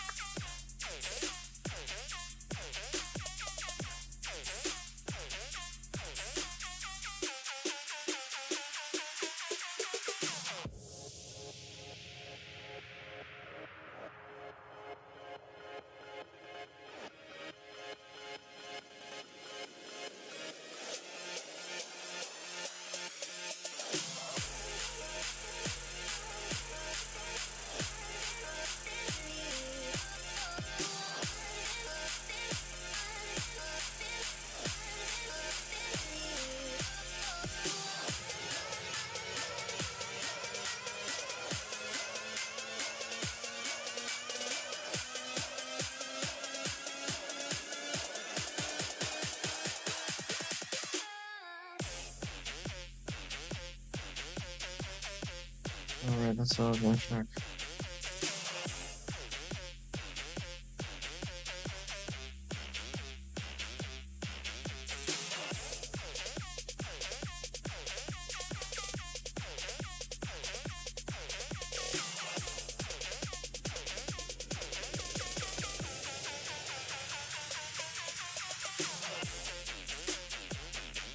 How long is this live stream going for? This is a 4-hour, 20-minute live stream. Okay.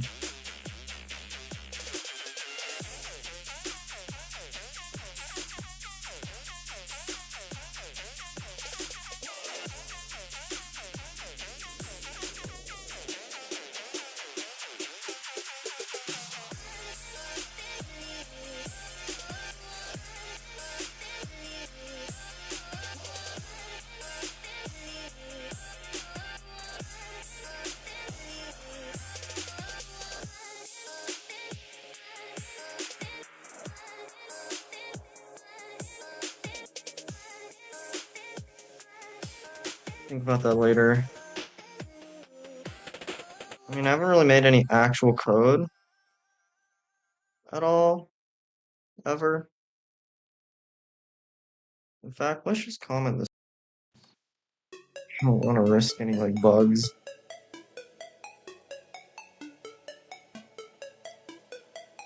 Remember to...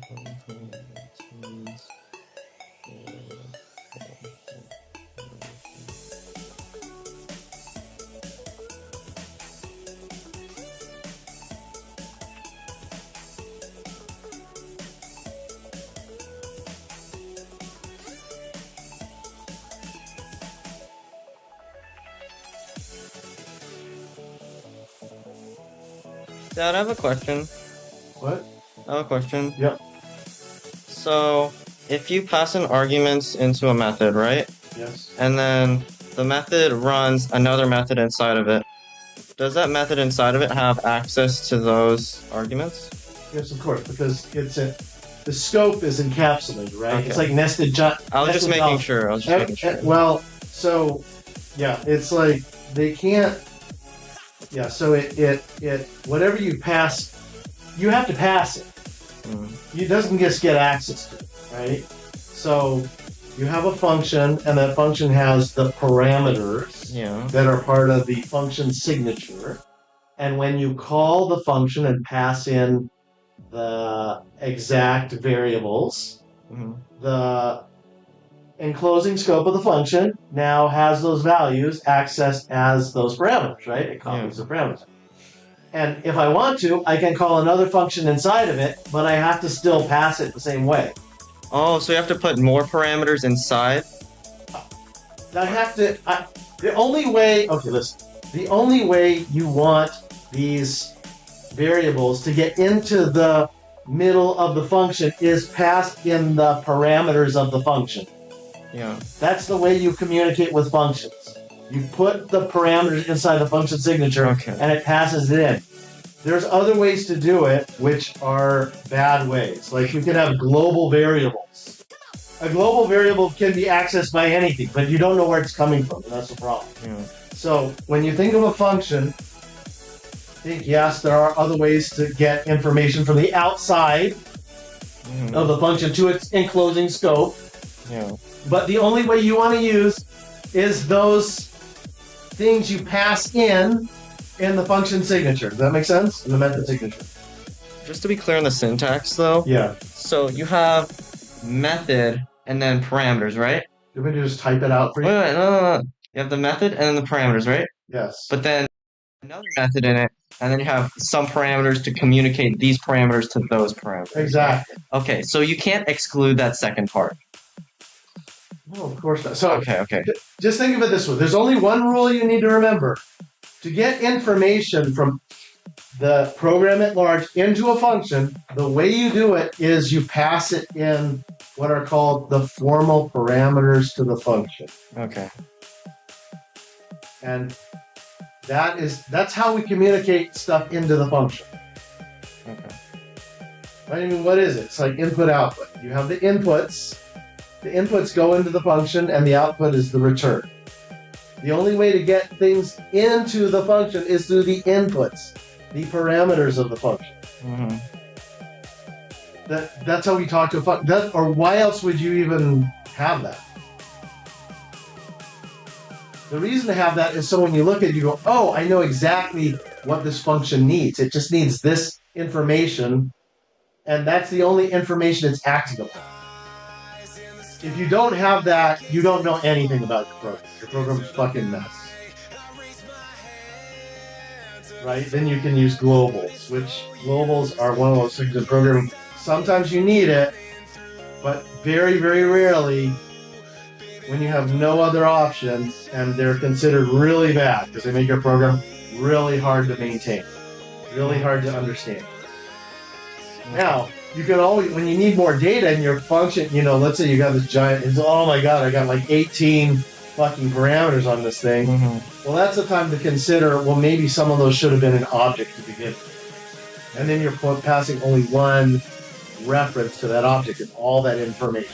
That 1 row of information. Yeah, that makes sense. So if you're starting to pass like 30 things to a function, it's probably because you needed to make those. I understand the pain of having too many global variables because I used Scratch before, and Scratch doesn't have scope. Scratch doesn't have scope, and also they all have to be global variables.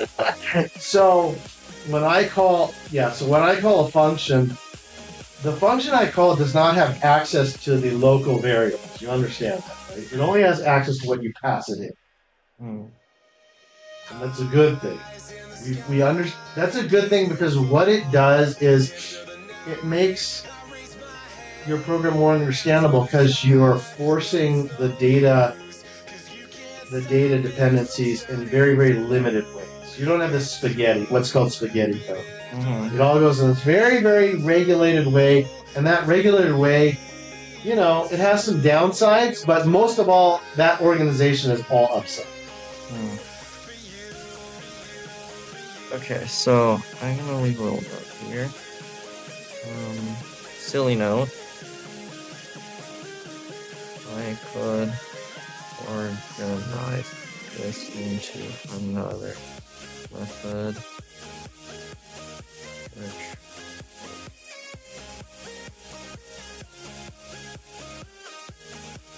runs this.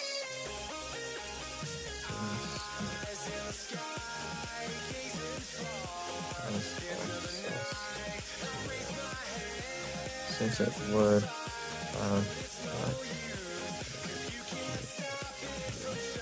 scope, but I think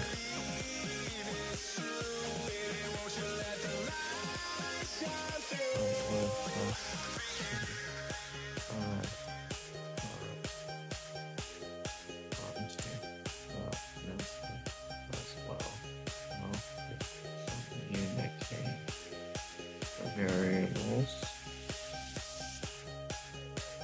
Also, the calculation itself might not need to take up that much space.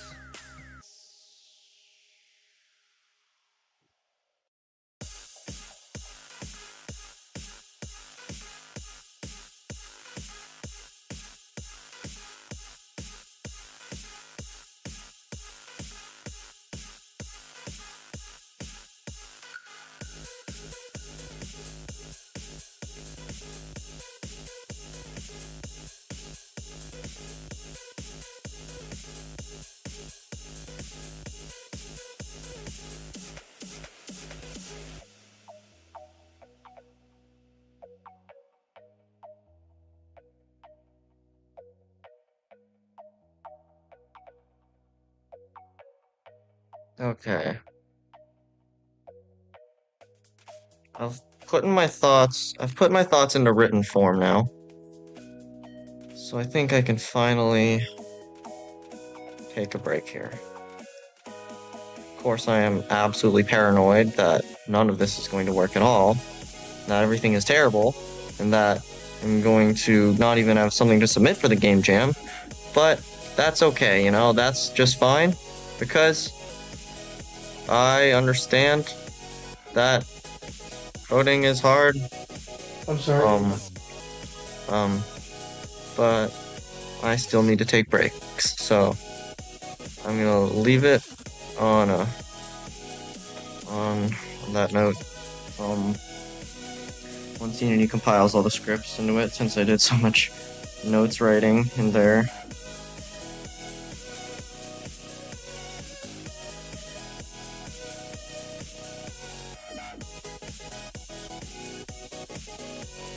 And I'd like to ask some advice. Yeah. On coding. Yeah.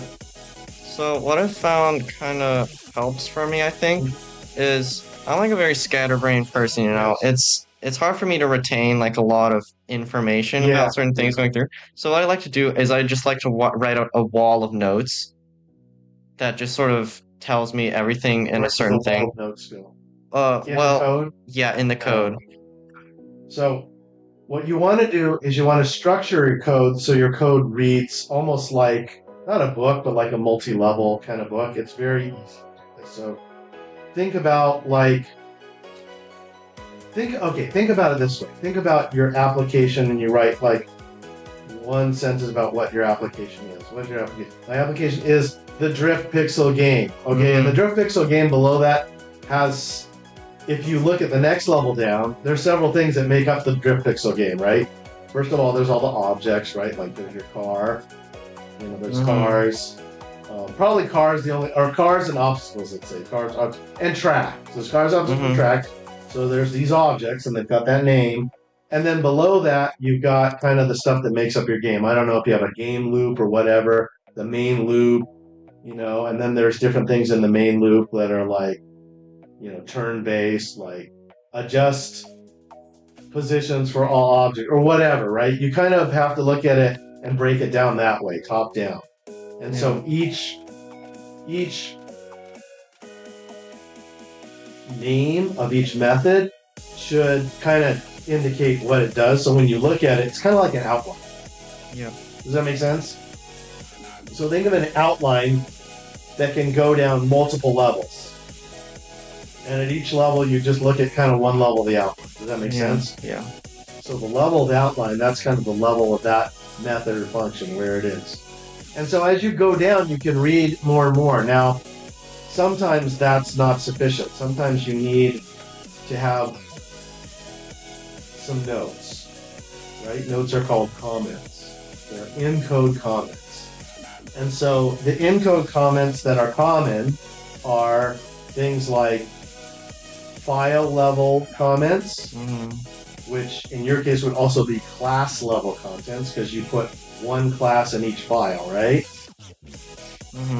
I think that's something that you copy from Java, one class per file. So wait, do you want us to take a look real quick? Yeah, sure. Okay. My stream's still going. Okay, so don't say anything. Don't be crazy. Yeah. Don't be crazy, normal dad. Be Let me. for stream dad. I gotta open. Okay. Okay, tell me when it's ready. I'm stream compatible dad. I'm stream friendly dad.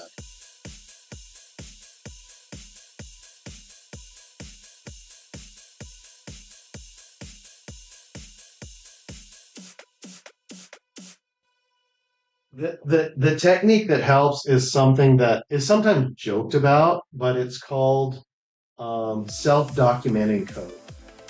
And self-documenting code, sometimes people say as a way of saying, I don't write comments. But actually what self-documenting code is a way of writing your code so that it kind of reads a little bit like a story. Oh. Right? So you make the names of your objects appropriate, so you know obviously what they are.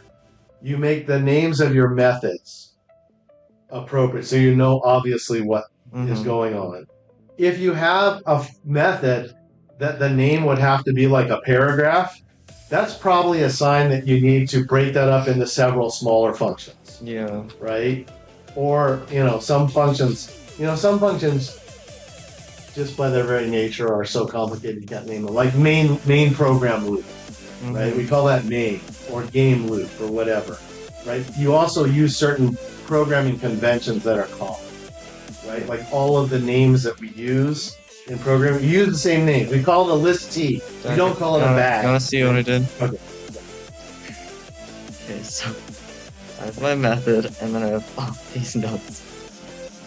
Okay, so that's okay, but what I would be looking to do is I'd be looking to take some of these and move them closer to the function. So there's kind of a little bit of an art form of figuring out what comments to put where so that you understand.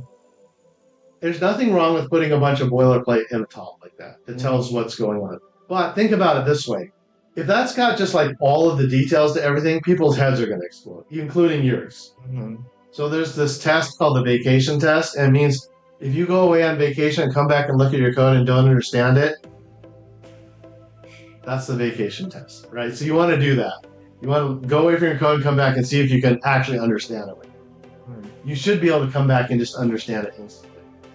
So something like that that's a big boilerplate at the top, to me, It depends. That might be the right place to put it, but it might also be the place to take a lot of the details and stuff those into the function, into the method. Does that make sense? So in other words, you have it twice. You have it in the boilerplate as just one little short sentence, right? Because let's say you've got this. Let's say, okay, here's an example. Let's say you've got a file, and the file has this one method that's really complicated. It's like a do it method. Oh, I get it. So you put the notes right with each thing as it executes. And then if you want to give an overview, you do that, but you do less detail. Because at that level, it's like the outline level, right? It's like, oh, okay, here's how the do it method works. But you could even put that in the method. So I think, wait, so would it be good to have it just all in the boilerplate if I don't have any code yet? Because I'm just trying to visualize it in my head. Do that. And then once I start adding, There's another way to do that. A different way to do that is called pseudocode. So what you do is you make your method, and then you put the steps in terms of comments. So step one is this: initialize all object positions by copying from here to here. Step one. Step two: update all position vectors using the globals. Step three, right? And so you do that, but you just write in English what you're going to do, and then below it you fill in the code details. Does that make sense? And then you just leave the pseudocode there. Yeah. You might clean up the pseudocode a little bit, because you might go, oh, okay, I did this, but maybe I've got too much, detail. But a lot of times you can just leave the pseudocode as your, your comments. Okay. Because a good way to do comments is like every 7 to 10 lines. Okay, so in a method, you want to keep your method small, but some methods have to be big. So in your method, every 7 to 10 lines, you should put another comment of what you're doing, right? Like, oh, here's a block of code. What does the block of code do? Initialize the globals. Next step, delete any globals that are less than or equal to 0. And then it's like 10 lines that deleting the globals, right? Does that make sense? Yeah. And so that way, when you read it, you kind of read it top to bottom as like an outline. It's like, oh, okay, what do I have to do? Oh, well, there's obviously a problem. I've got to now fix how my updating the globals is doing, because now I've got globals and flubals. And I don't want to, I want to have those be in the same function called update. So I go in, add a new stanza for the flubals. I put my pseudocode comment in, update flubals. I think I kind of do that. I don't really put like numbers or anything, but it goes in the same chronology. Numbers are you don't put numbers. But it goes in the same chronology. Yeah. And then at the top, I like to say what my variables mean.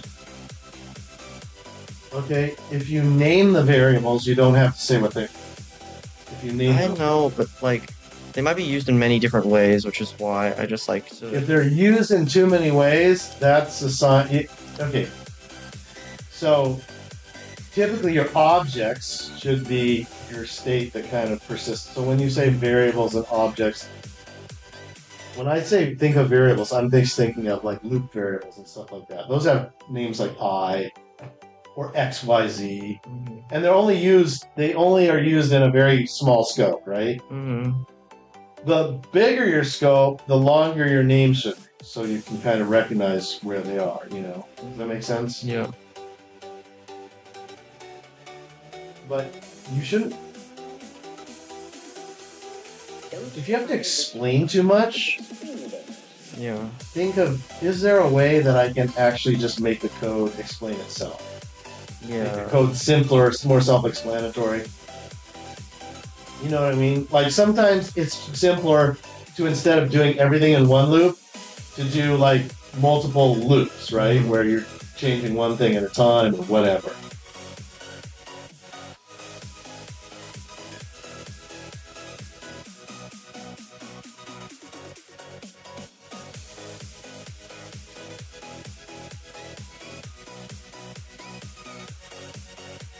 I mean, comments are good, but most of the work of explaining to you what you've got should be done by the code. Does that make sense? Yeah. I would say it's like the code should 90% explain what it is by just looking at it. and it takes a little while to get to that point, but eventually you develop your own style, you understand what the coding conventions are, and then you can make your code tell what it's doing by using appropriate names and structure, and then a little bit of comments. Yeah. But the comments are like percent or less. Okay, I think I'm gonna end stream now, chat. Thanks for being with me. I just gotta save my projects real quick, and then I'll be out of here. I don't know if anyone's still watching, actually. There's one person still watching. Thanks for the 2 likes, whoever gave those. I will thank all the people who joined the stream. Thank you, Songya X Shutter, for complimenting my game. SR, you said Pirate Software cheated in Outer Wilds. At least you didn't dislike the video like that other guy did, so I'll say thank you for joining the stream. Thank you, Cotton and Candy, for joining the stream. Thank you, Burger, for joining the stream. Thank you, Meep, for joining the stream. But yeah, I'm gonna end it here. Once Unity's done saving, okay. Now I gotta close Visual Studio.